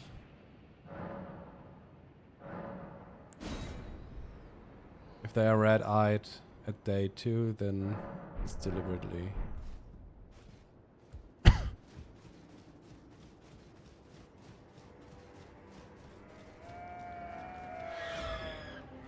was just a night thing. Or was it? Or do they have red eyes? No.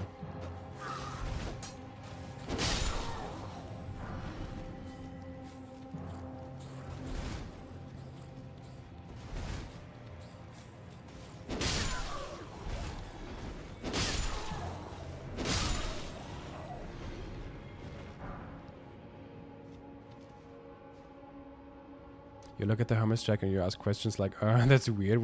Who was this hermit, and why were they important enough to label their house on the map? But looking at everything in a broader context of whatever else is in the surrounding region gives you more pieces to build the puzzle. Exactly, RJ.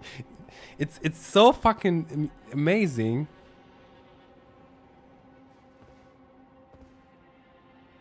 Hey, Phalos.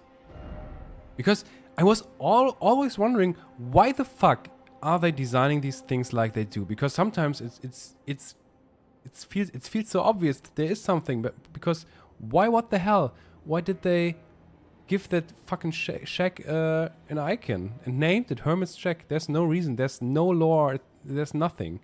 But yeah, exactly how you described it, RJ. Seen as one puzzle piece, or when it comes to the details of the surroundings, it starts to create a whole picture. So Radagon got casted out. Was some kind of hermit, a loner. Then became a craftsman. And this is the part which is paralleled by the scholar, by the way, I think. He became some kind of craftsman. Maybe he was even talented in sorceries, maybe. And the ram are, I don't know, maybe they are alluding to the tarnished and slaughter as lambs, or they are alluding to the crucible. One of these two. And you will see it will end up with dead maidens. And there we have a headless of these.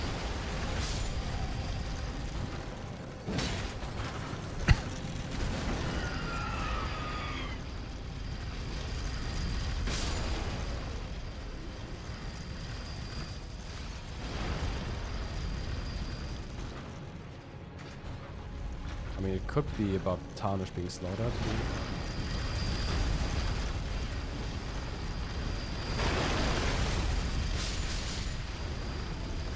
Do you think it's supposed to look like that the lambs are slaughtered?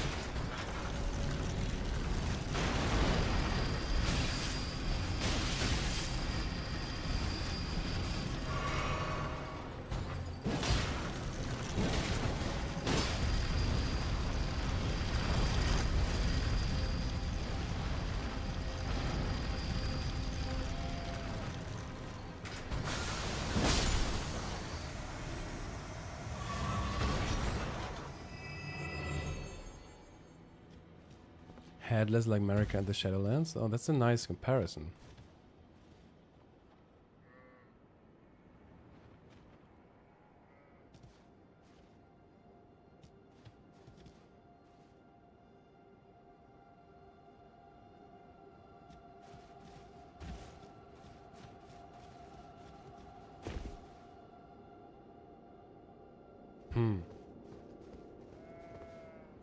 So now we're getting...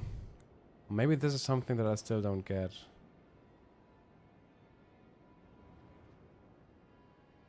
I'm still not sure what the headless Dr. Virgin might refer to. Some kind of America reference. 2 Sacramental Bud.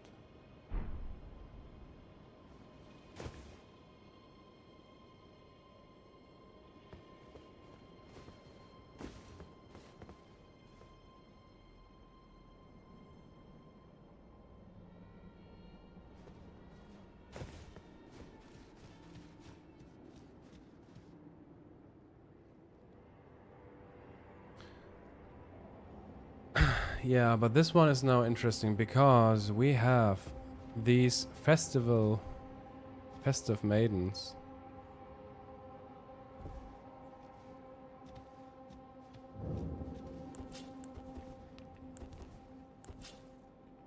And I think what is referenced here is the event where the Undertaker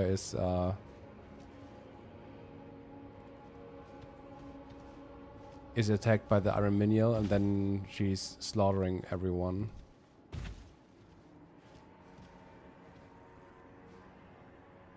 Yeah, the DLC might refer to events of the very distant past in Far Marzula, I think. So what do we have here? I think because we have a Hermit's Check, Radagon as getting casted out, a loner, becoming a craftsman. And I think what Radagon did then is he kinda began to slaughter everyone. He became stronger, stronger, and stronger, and then he started, yeah, then it came to slaughter, I think.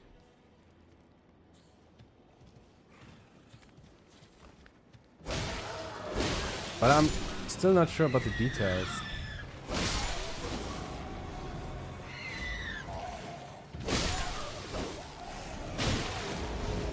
And that's what I'm still struggling with in general. Because the references are not... But it's helping me a lot with you guys to just speak about it. Because, for example, the Hermit's check, the Craftsman check, is something that I just realized in this moment.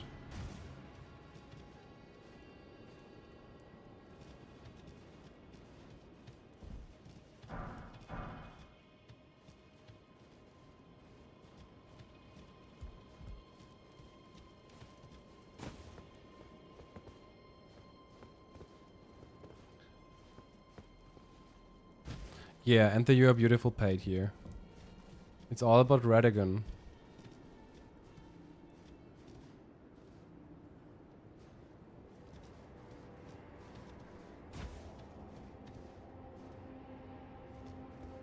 I think Radagon, and there we get the mother and son theme as well. I think Radagon got casted out by Marika and Godfrey.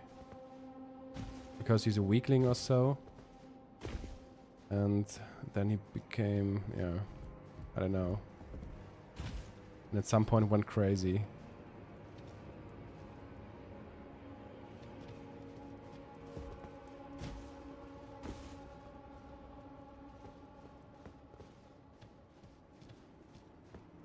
But the most important part comes soon. I'm using the default from the Claymore.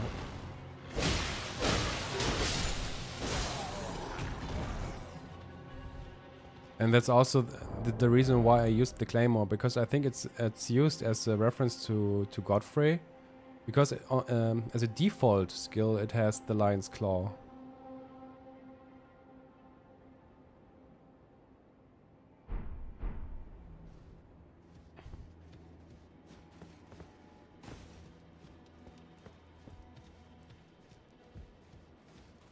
And because it is found in Castle Morn.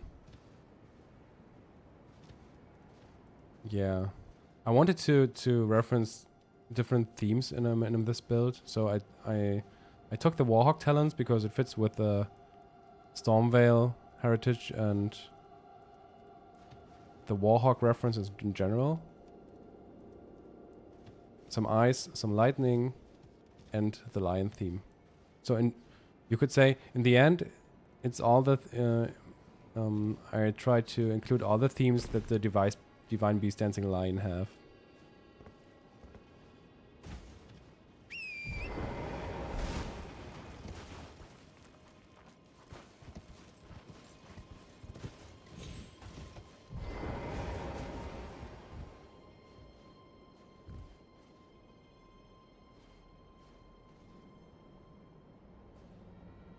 Okay, let's yeah, I mean in Elden Ring it's called Lion's Claw, but it's interesting that it's associated with wolves and Dark Souls. We got 5 strings. What do we have else? What else do we have?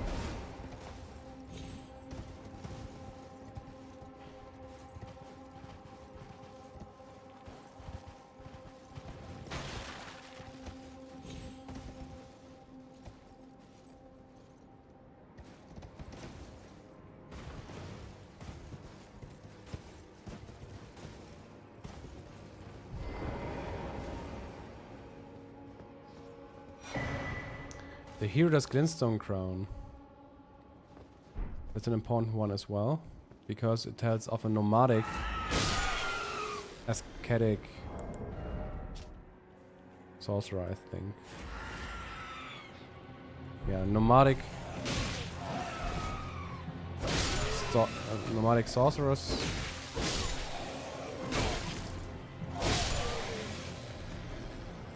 And it's also a Radagon reference. Especially the one you kill in the Roundtable Hold.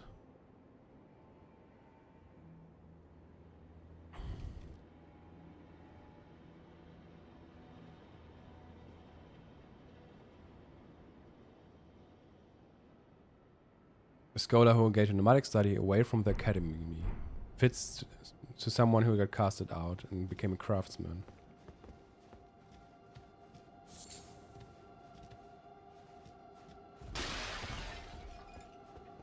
And yeah, one of the most important things, the prattling paid, you're beautiful.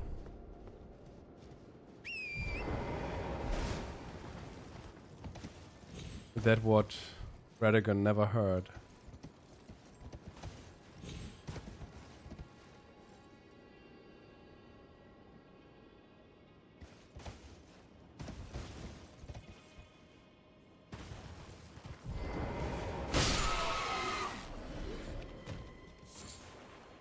One gold-tinged excrement. And the Iron Sorcerer set as well.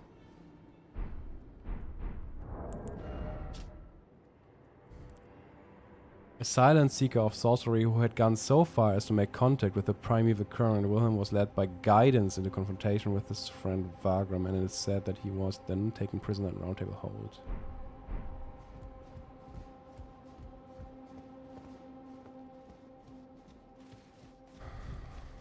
Oh yeah, the blindfold, yeah. Like being manipulated or following someone blindly.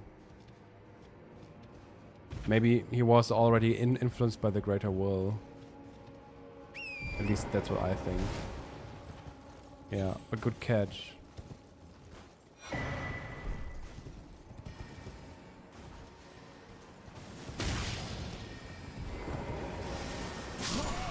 Fuck.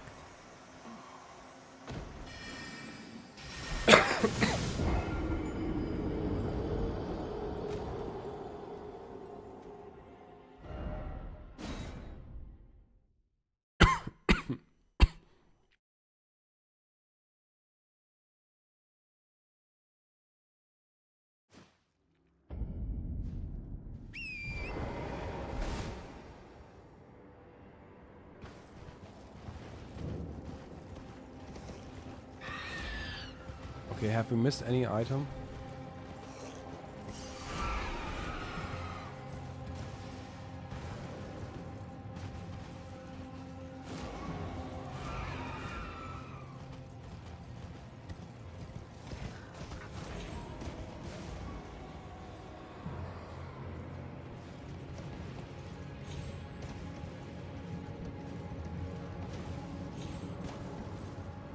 I think that was it, right?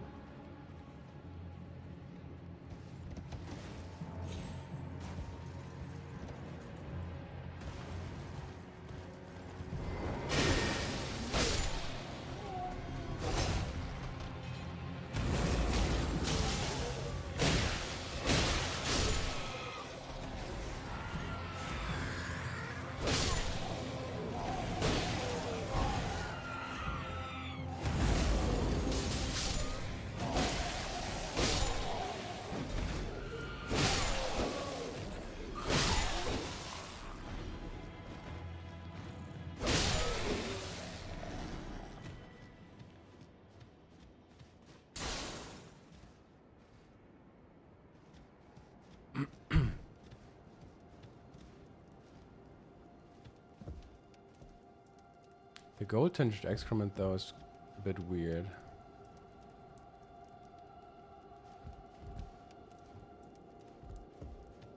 So, but now comes the most interesting. Now comes the most interesting stuff. So.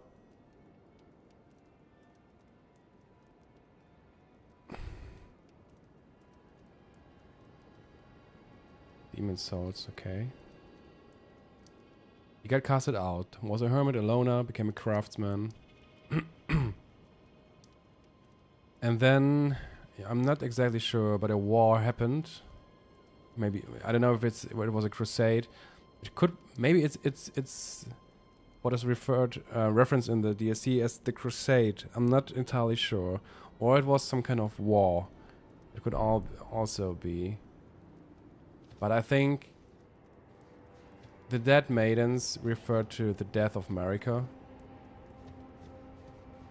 It's also the reason why we have a demi-human queen here.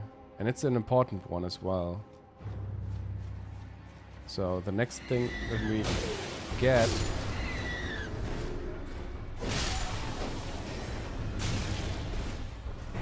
is the following one.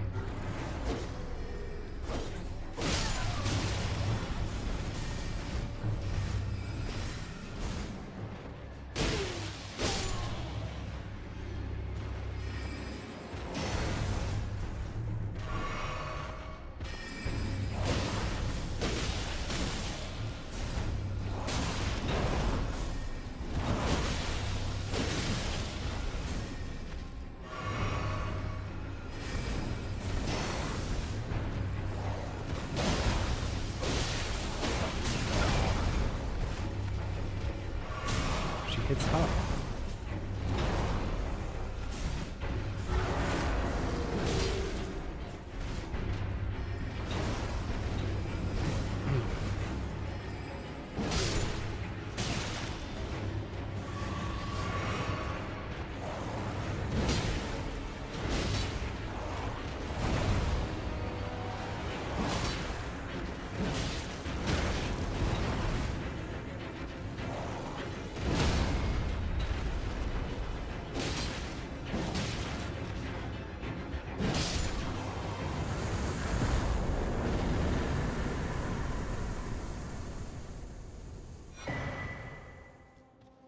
So, what I think, some kind of war happened.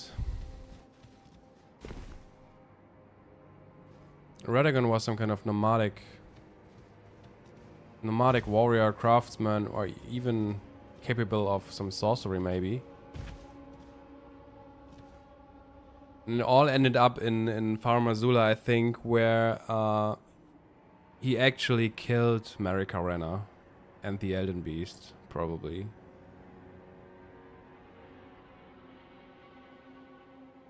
I think, and the Remembrance of the Undertaker is referencing the same stuff, I think. The Remembrance of the Undertaker, for example, is about the same stuff. About someone who got casted out, was grotesque or a weakling, consumed more and more power, and yeah, then the Undertaker starts to kill everyone in the Round Table Hold. Until he is in the last moment, he got influenced by the Iron Minial in the very last moment, and I think it's about Radagon slaughtering everyone in Farum Azula, even Marika Renna and the Elden Beast. But the last thing that happened was that he did not entirely let the Elden Ring vanish, but took in the soul of Marika Renna and the Elden Beast, and in this way it survived, but inside of Radagon. And this was the moment where they started to fuse, actually, to merge. And but it took some time. It took a lot of time, and there was a bit more probably because they merged in the Black Moon of Noxtella. So that might sound a bit crazy, but history is repeating itself, and in a way, Radagon married Renna because he killed her and they started to merge. So in a metaphorical way, they got married because they started to merge. And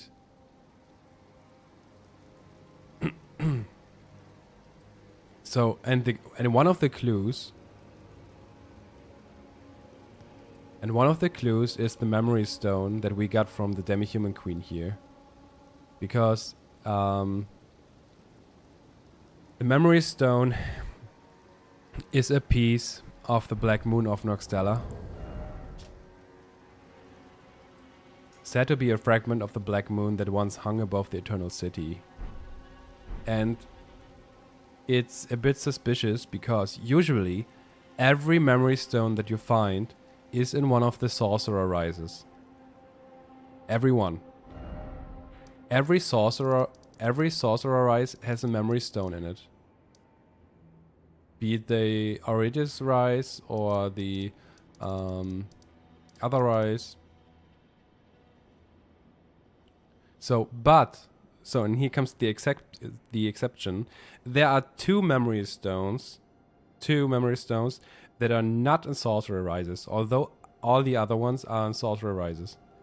So the other two are, for one, with a demi-human Queen Maggie that we just got, and the other one is carried by the Red Wolf of Radagon. So these both memory stones that are not in the Sorcerer Rises are with a Demi-Human Queen Maggie that is referring to Marika, and the Red Wolf of Radagon that is referencing Radagon, because both of these were actually merged and fused inside of the Black Moon of Nextella, where also probably the Elden Beast was kind of rehabilitated. Rehabilitated?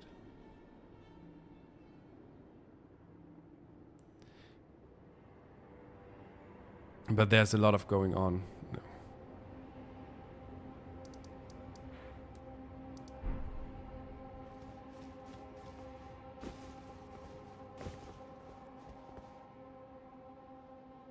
And that's how, and it also has to do with the primeval current. It's also the reason why we find Azure here.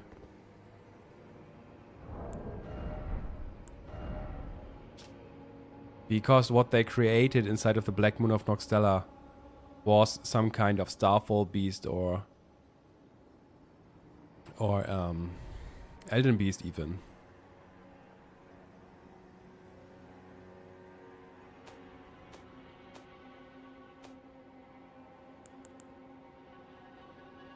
So, the Iron Sorcerer Robe, who make contact with the primeval current.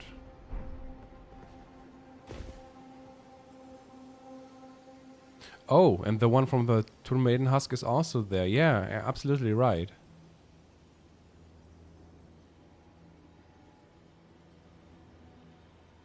That's true.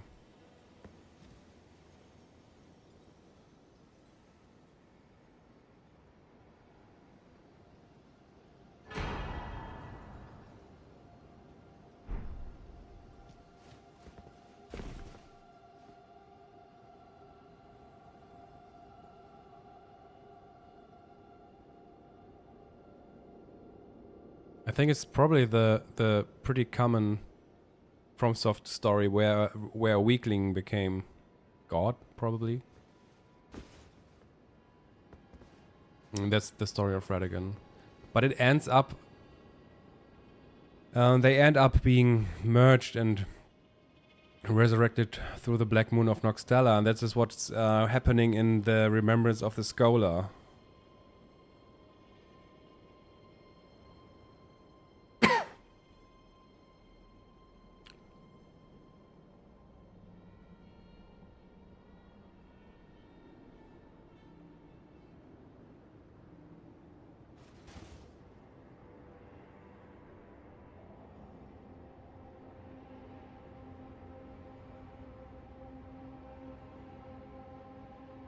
And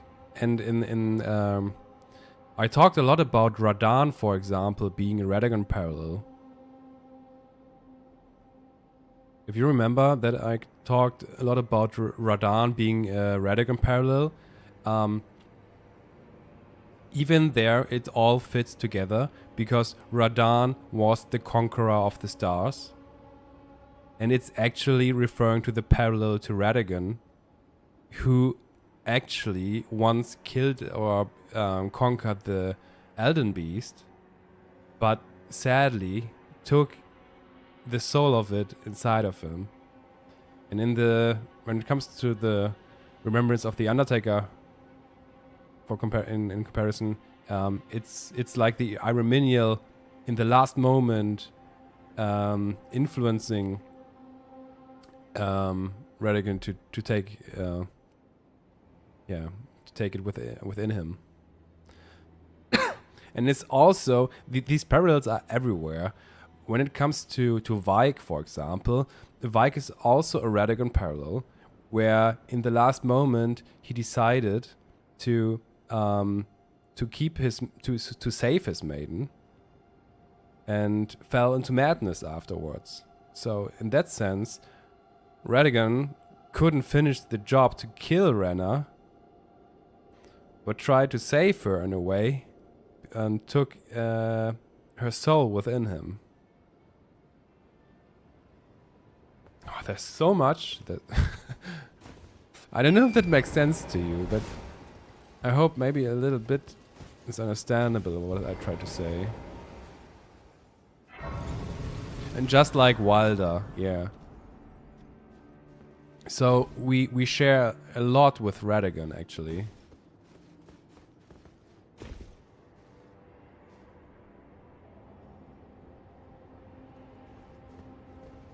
So and this is the cycle, by the way.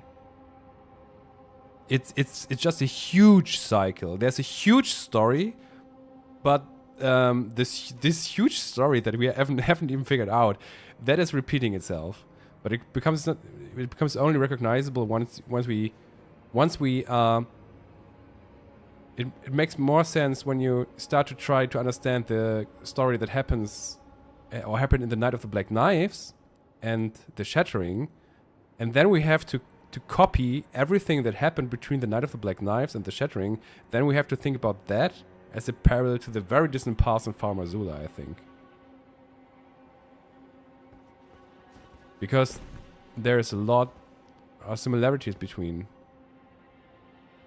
Yeah.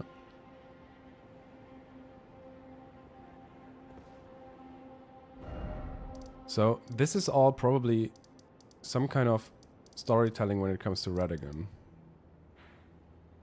And we end up with the Primeval Sorcerer Azur.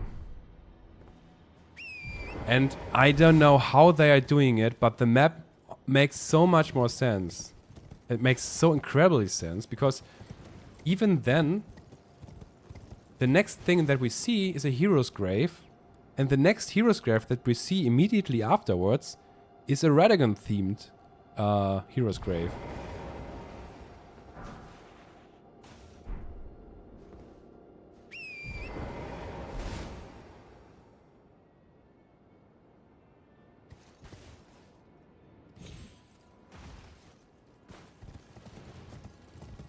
It has also a Red Wolf Radagon inside of him. Inside of it.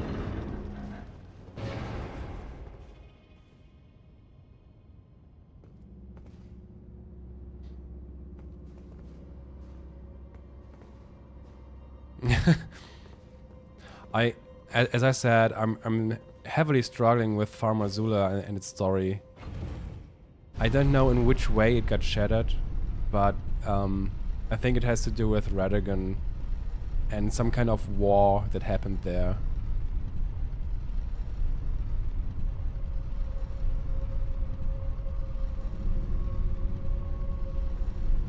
It's just like broader parts of the story that I think we can definitely assume, but it's hard to figure out the exact order of events. But what we discussed right now makes a lot of sense.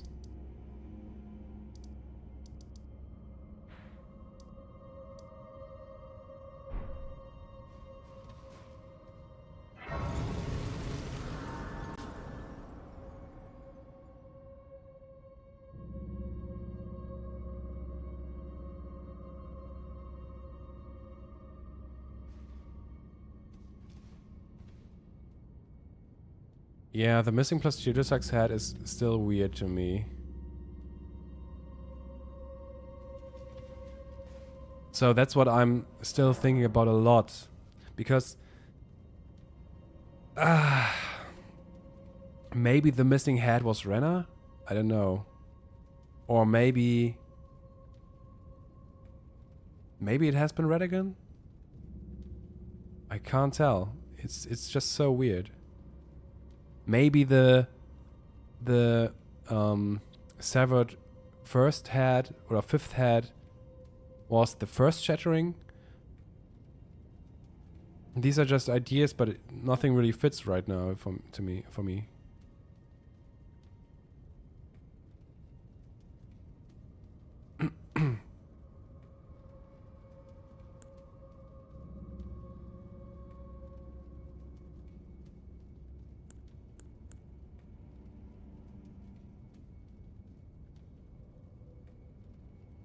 Yeah, probably in Farmer Zula. It's just... Yeah. I can't really tell the details.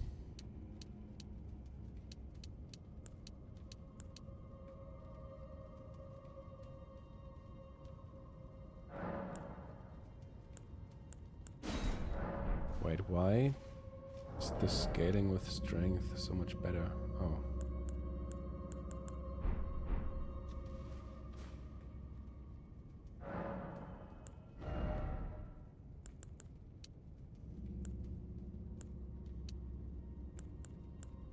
I guess I do just a quality build.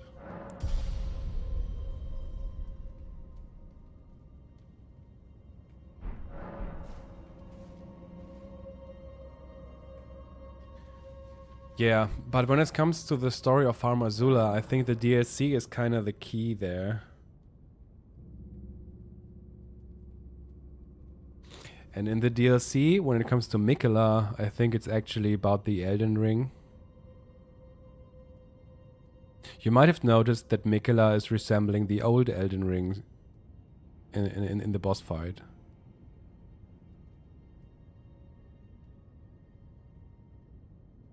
And I think Miquella works more as a Elden Ring parallel, or Grace, or Greater Will stuff.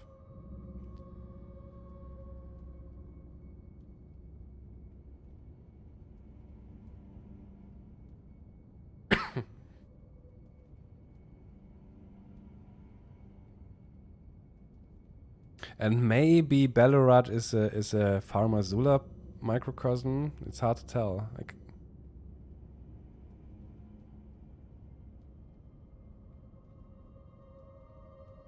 Radahn is still a Radagon parallel, who got manipulated by the Greater Will in the end.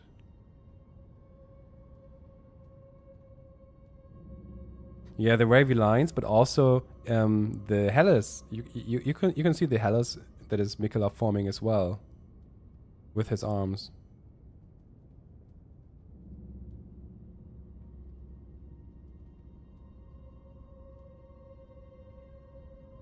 Tell me, have I simply lost my head? Oh, that's a good one.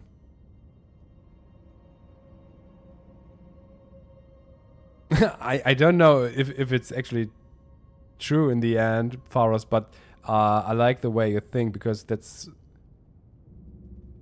I think the idioms that they are using are most of the time deliberately chosen.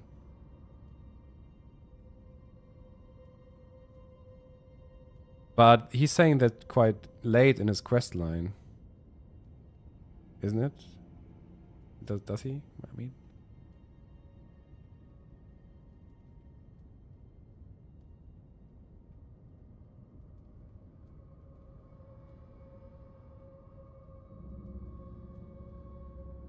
or maybe it could also refer to the Shattering, where he has, where he afterwards has a damaged head.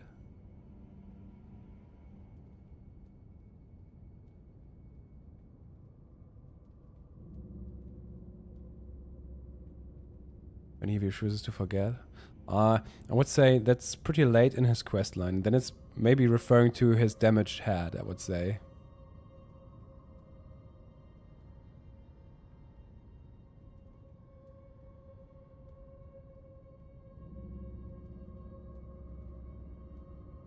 Do you think Arporia was Godwyn's, the Lime Warriors dressed in the unclothed form of a warrior from the past? Oh, I don't know. I don't even know if Godwyn has a role or a story in the very distant part, Farmer Zula. I think he might not really appear in that story, because might be not that important, maybe. Probably just another Tarnished in general, maybe? I don't know.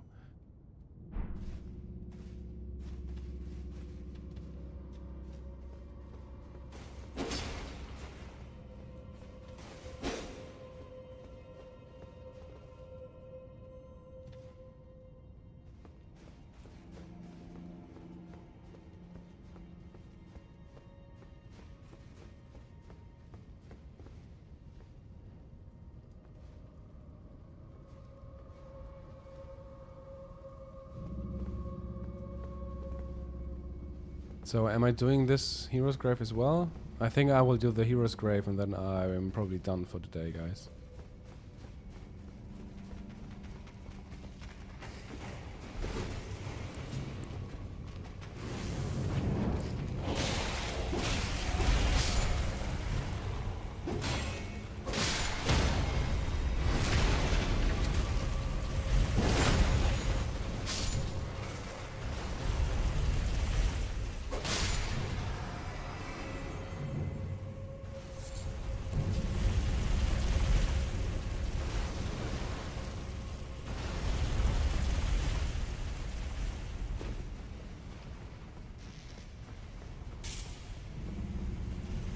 Oh shit.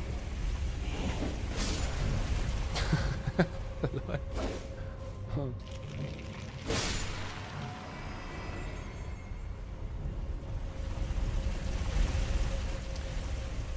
Taking Placiria set to card a weapon to fight him could maybe still.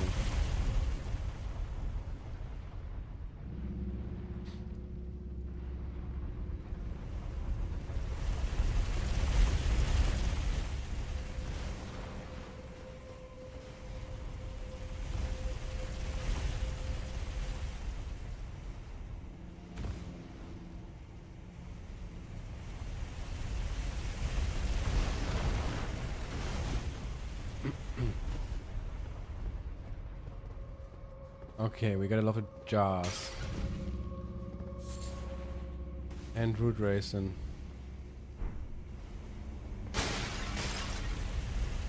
Maybe about souls.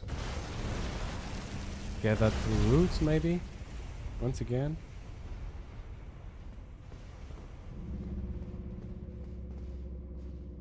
And there we got a Bloodhound Knight.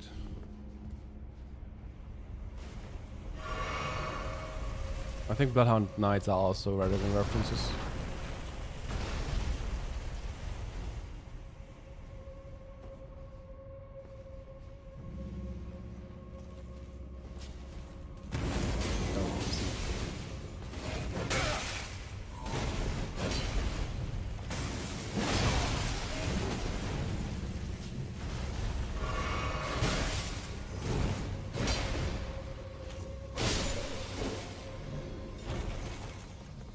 It was insane damage.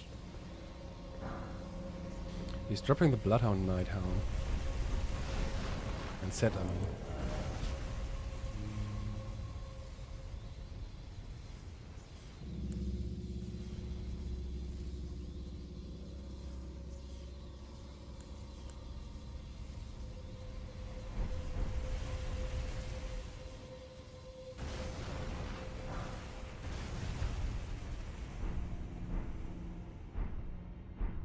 The Galmian Knight set as well.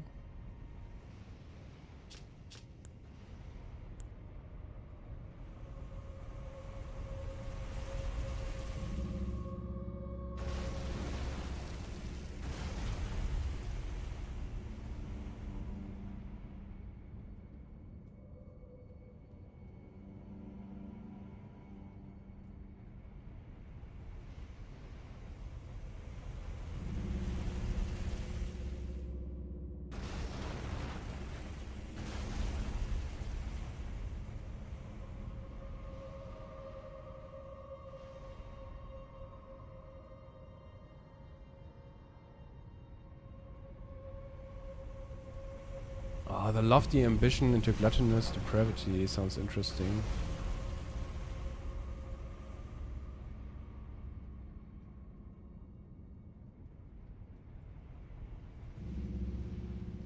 I can't really tell what kind of symbol there is, but there's cut content. In cut content, the Galmi Knight armor set had the red golden hawk symbol on its armor set, the same you can see in front of Leyndell on the battlefield. But I think that would have been just a hint that the conspiracy and the forces that besieged Leyndell came or originated more or less from Volcano Manor, where the conspiracy took place, in my opinion.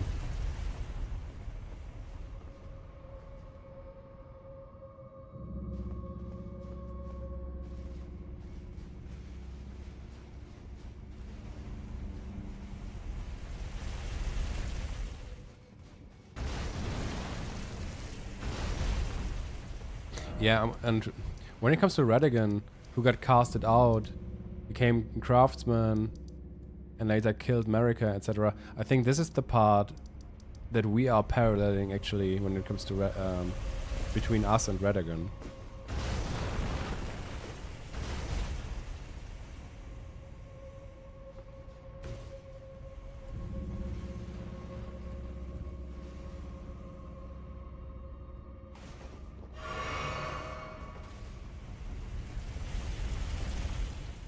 There are several characters. Godwyn is represented by the Warhawk Ashes. Godfrey is represented through the Stormhawk King. Melina is represented through Stormhawk Dina. And Radagon is represented through the Kite Shield and the Hawk on it. So all of these have a hawk they are represented by.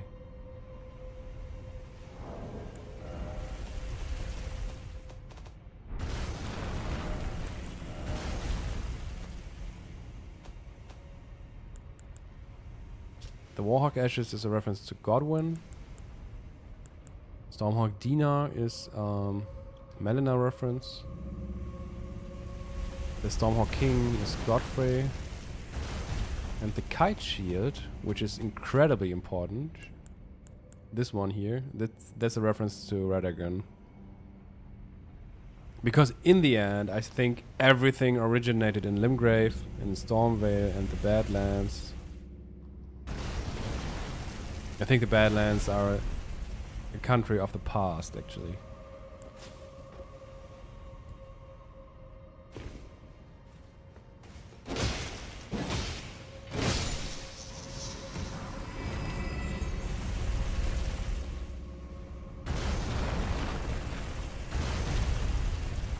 Yeah, the red one with the upside down is weird. I'm still playing with ideas, to be honest.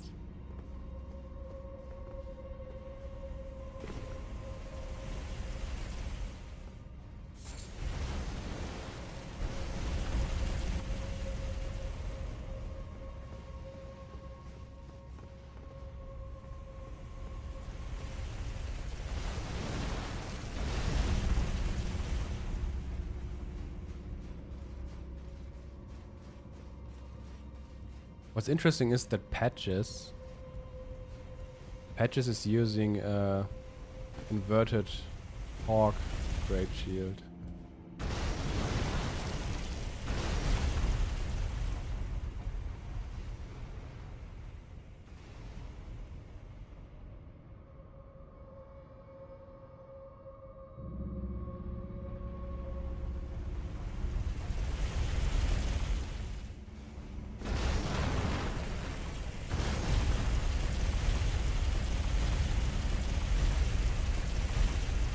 Was there an item? There's an item.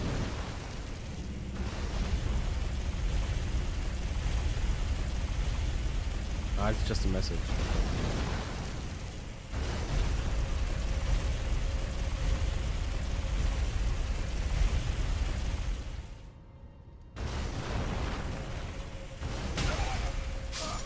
Fuck!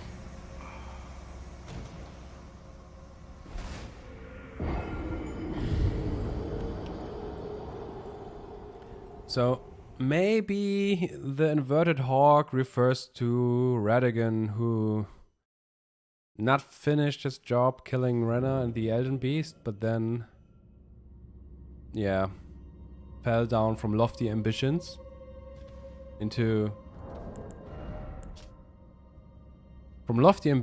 gluttonous depravity, and instead of finishing his job killing the Elden Beast and killing Renna and their soul, he went down to the Eternal Cities and merged together in the Black Moon of Noxtella. This is what I have in mind right now, but I don't know if that fits in the end.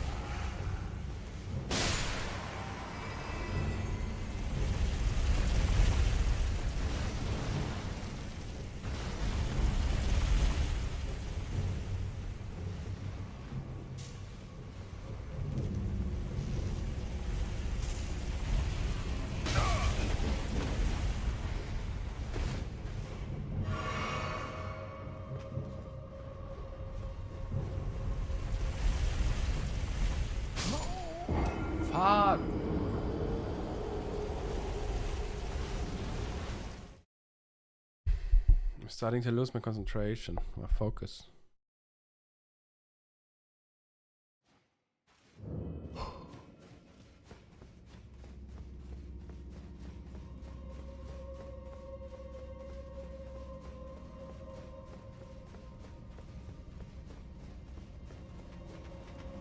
The health debuff is the Balakin's blessing.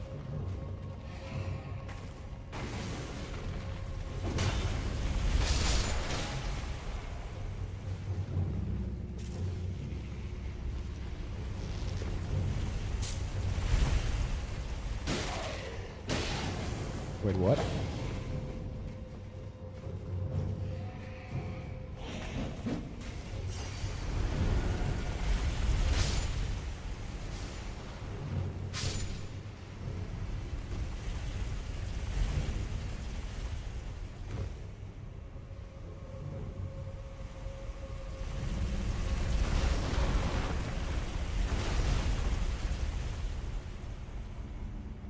Shit, do I have to? Yeah, I have to.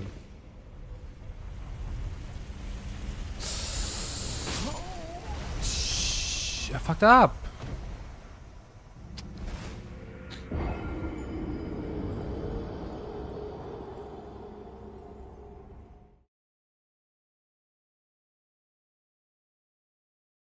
I actually think that the Eternal Cities not always have been underground.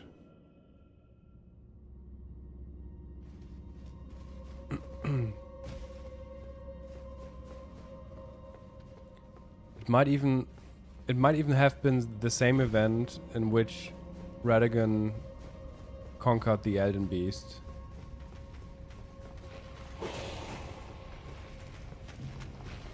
I think that might be the reference between hitting like a meteor.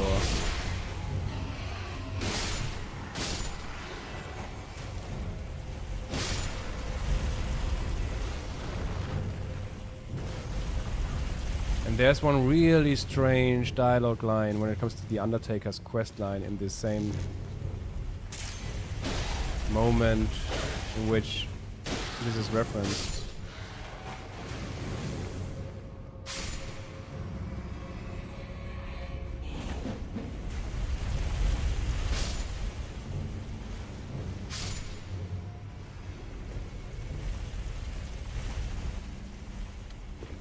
Oh.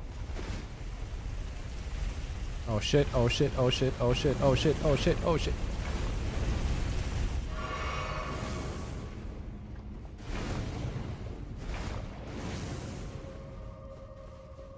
Oh, the thing is there. Oh, fuck.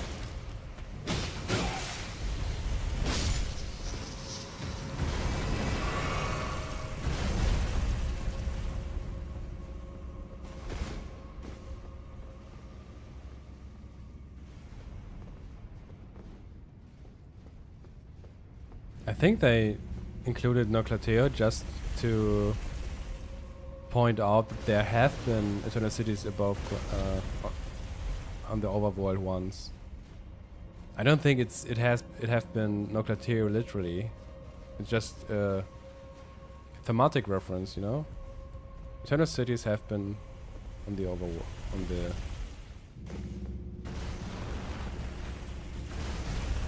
on the overworld once.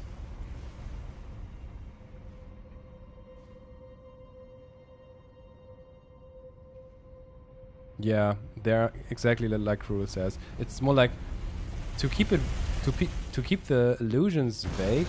I think they're just thematically designing sometimes, and then not saying it literally what they mean. It feels more like they are sketching with themes, and you have to connect the dots on your own.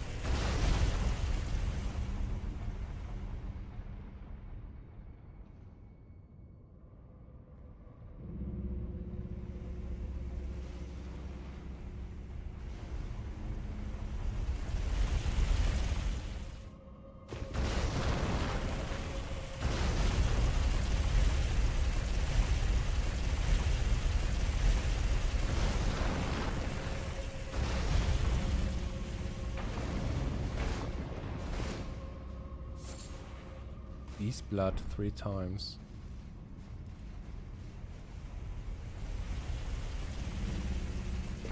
3 times beast. Wait, what? Oh, okay.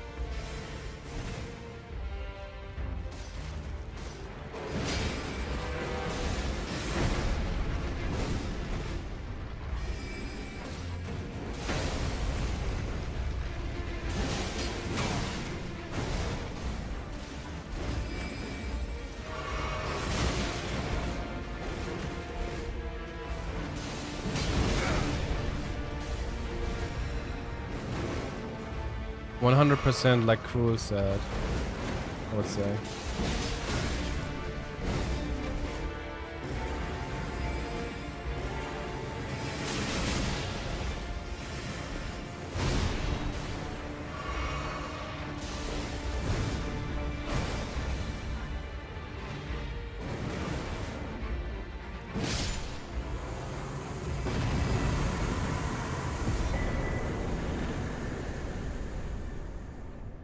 Bloodhound Night Flow.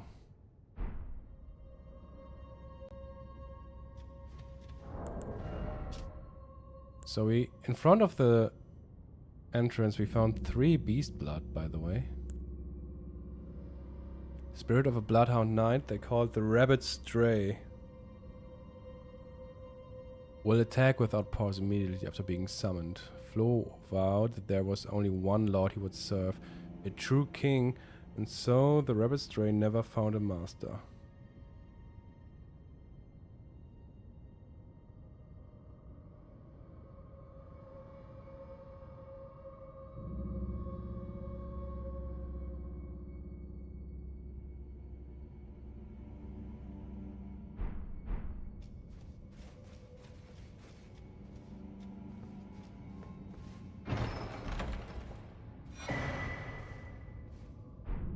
And Deathroot.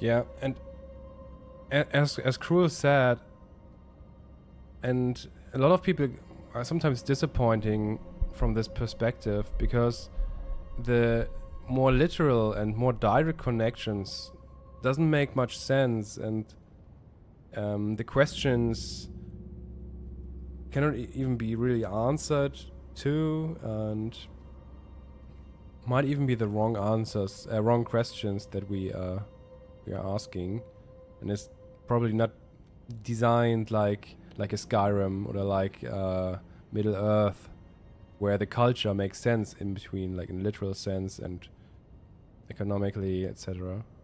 But I think it's just, even though we might lose the literal meaning, I think we have more than enough, if not even more, in a metaphorical and symbolic way. So it's not that we lose a lot of meaning. I think we are even gaining a lot of from it, because after changing the perspective, we can link way more stuff together and see it as a puzzle, which might even actually has an answer, has a solution that we did not have had before.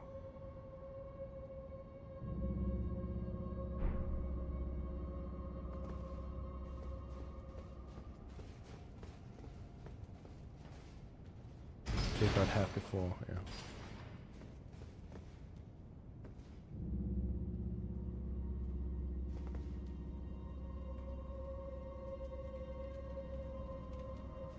Yeah, the Rabbit Stray, I don't know. I would say it's probably a Radagon parallel, but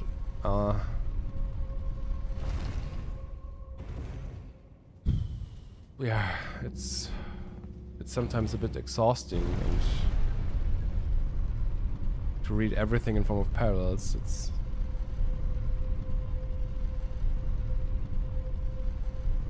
definitely hard work.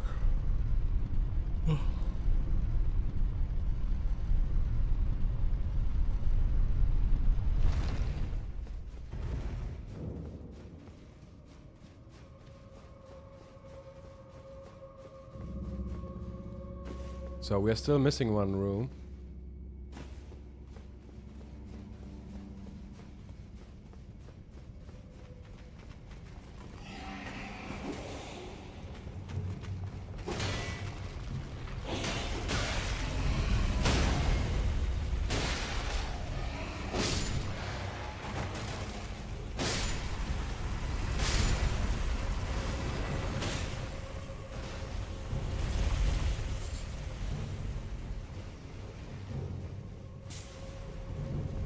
Oh no. I'm not gonna make it. Oh, I make it. Oh, I did it. I did it. Boys.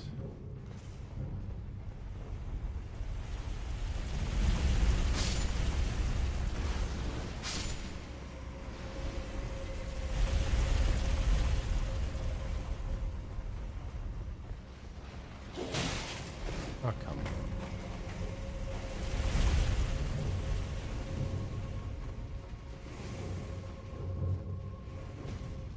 Oh, we skipped this one.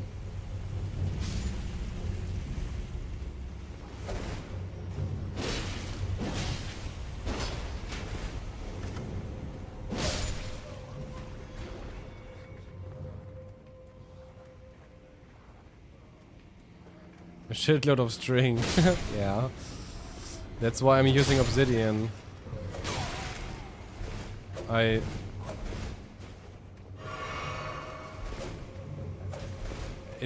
It was like 1.5 years ago, and I started to organize everything in Excel.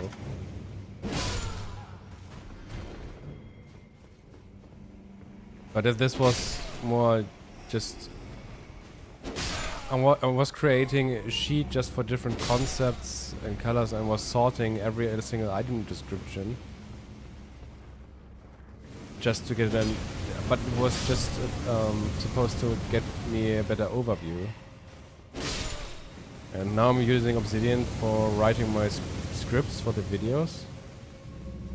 And usually I sort things and ideas that I have in mind.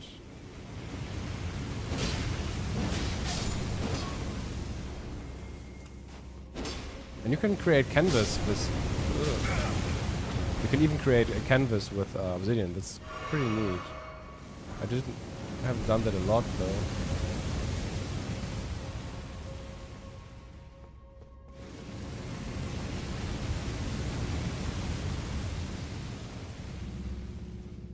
Most of this stuff is in my head, actually.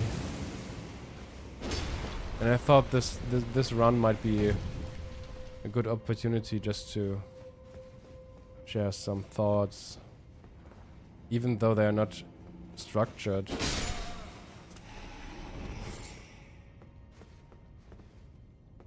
It's not, for me, it's just not worth to create videos if the thoughts are not structured, but I have so much stuff in mind. But in this playthrough, it's just some commentary, so it's okay. And for my die-hard viewers, it might be worth something. It makes sense in the end if you have watched enough streams. But you guys I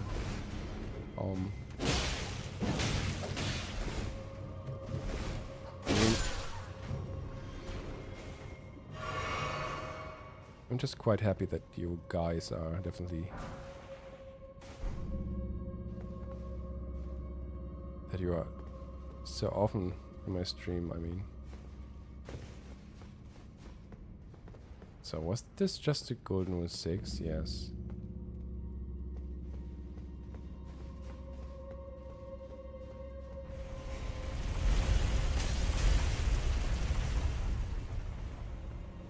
Is there something? I don't have... Oh yeah, there is. Stone sword key. Why is there a stone sword key? What the fuck? I jumped over it. I don't think I've ever done that before.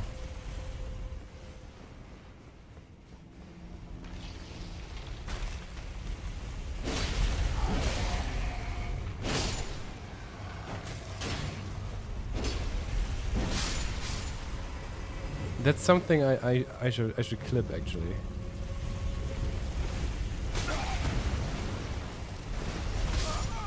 Fuck my life.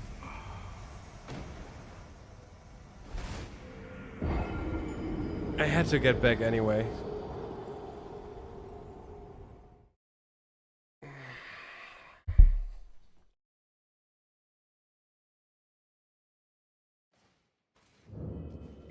Yeah, still streaming, but it's just one more room and then I'm going offline.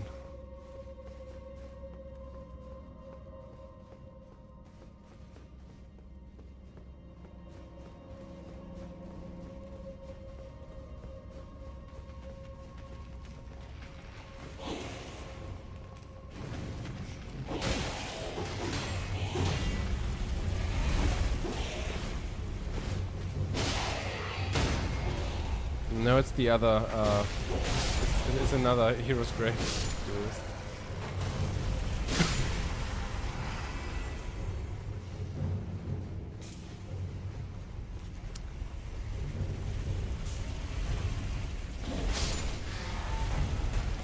Close enough.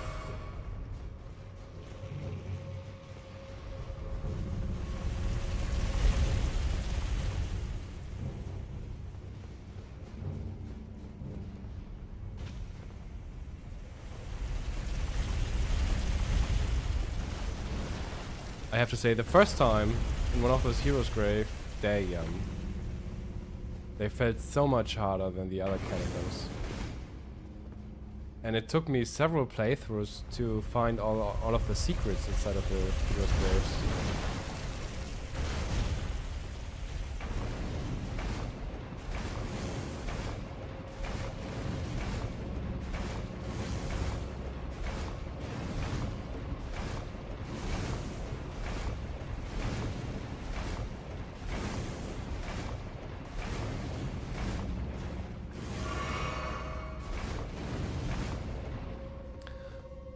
Okay guys, we made it.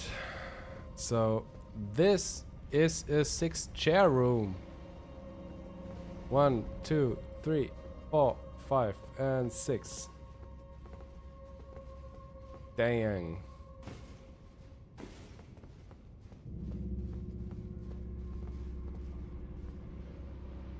The other 6-chair room was in the Windham catacombs. So many cuck chairs, yeah. In the Windham catacombs.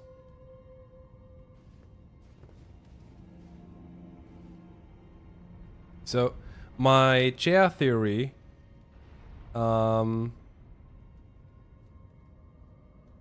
contains rooms.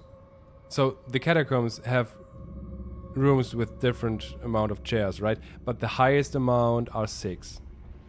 And in the end, it's not that recognizable in the theory how I described it in the videos yet, but it seems a bit that the groups of chairs even create some kind of order of events. So it seems like that the chairs with that the rooms with chair amount I'm too tired for fuck's sake. At least so the rooms with 3 chairs are referencing the Knight of the Black Knives. The rooms with 4 chairs are referencing the events between the Night of the Black Knives and the Shattering, which led to Godwyn's survival. The room with 5 chairs that we saw at the beginning of the stream refers to the Shattering and the awakening of the Elden Beast in the end, and the Earth Tree consisting of grace. And the rooms with 6 chairs are the last ones, which I think are referring to the confrontation between us and Radagon, or between Godwyn and Radagon. And because there are just 2 rooms with 6 chairs, and one of them is in the Windham Catacombs, which is lightning themed, where the lightning scorpion charm is in, and in the 6th chair room in the Windham Catacombs, it's a Lanedale Knight facing the Rosa statue, which might be referencing Godwyn confronting Radagon. So, one catacomb is a Godwyn themed catacomb, and this is the other one, it's a Radagon themed catacomb. So what we have is 2 catacombs with 6 chair rooms. It's a Godwyn catacomb and it's a Radagon catacomb. And in here we find an additional item, and it's the ringed finger.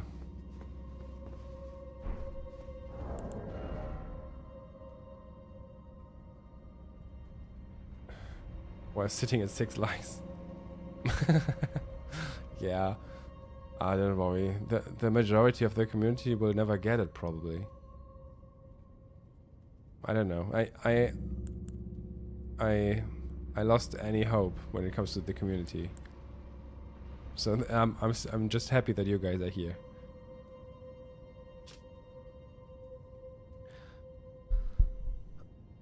Okay, last interpretation for today.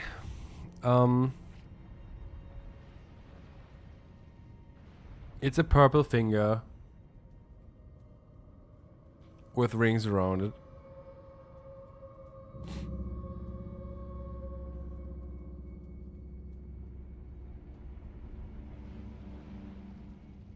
And from what I understood, I think...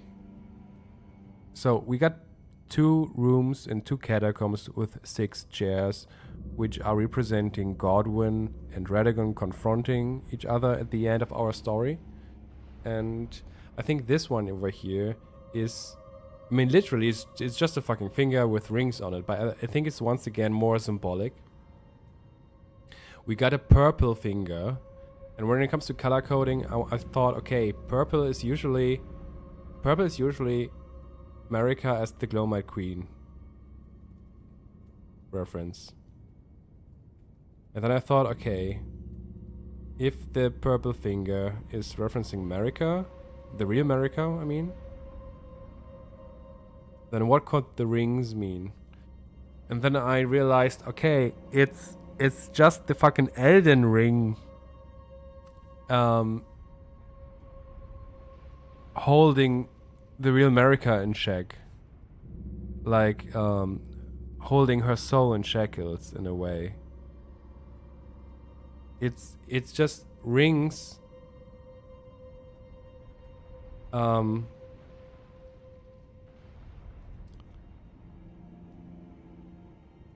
containing the real Marika in a way.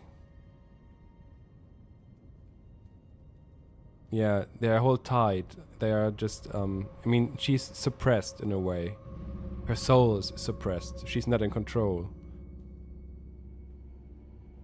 But some life yet remains in this legacy of an ancient act of blasphemy, as evidenced by the barely perceptible warmth it still exudes.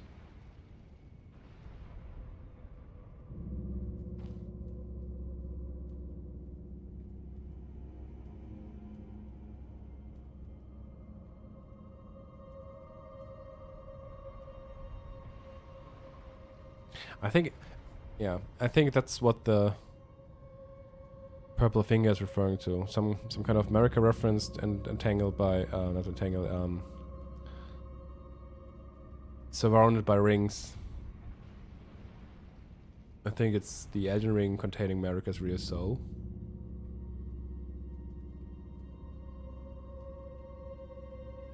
Ancient act of blasphemy could also be maybe Marika rebelling against the Greater Will in Elden Ring.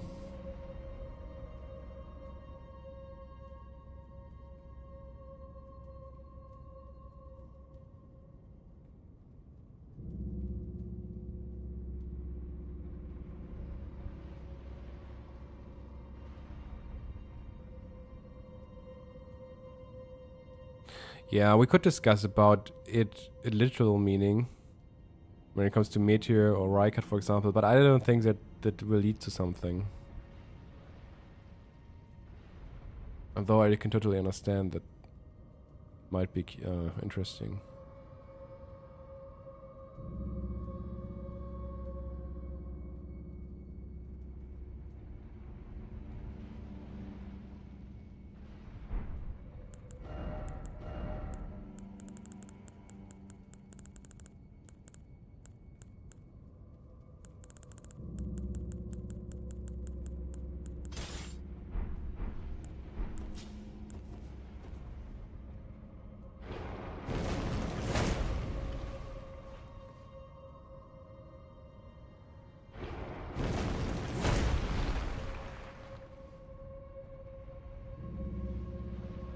What do you guys think does the skill mean? Is it about Marika revolting?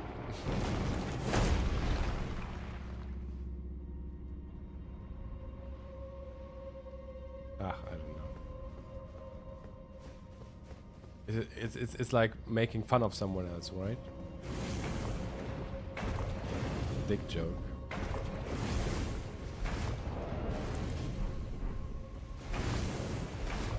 And for those of you who still want to start another playthrough, you can jump down here, by the way.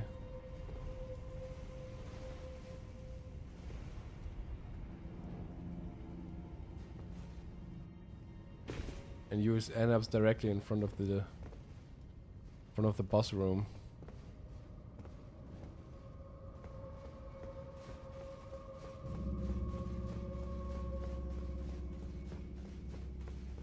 Good night, RJ. I'm going to bed soon as well.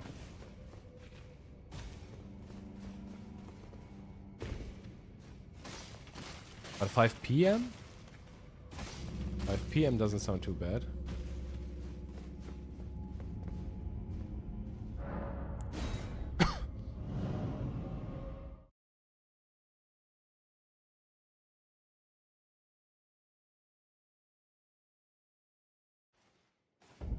A vampire.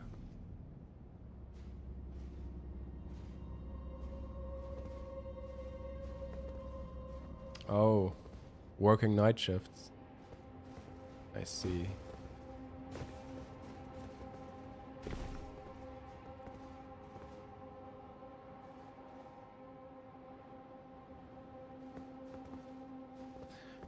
That was a nice stream.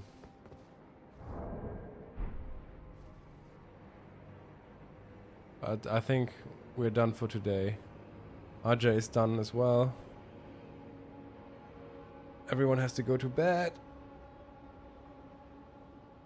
And yeah, I will not stream at the weekend probably because I'm with my parents and my grandmother has her 80th birthday. Yeah. So we will see us probably next week. I think that was a good one for today. Tomorrow probably not. Monday or Tuesday probably. I still got holidays, so next week I will stream a lot more.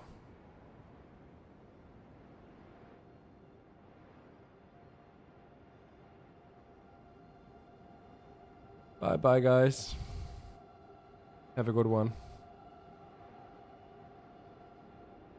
I really enjoy the streams with you.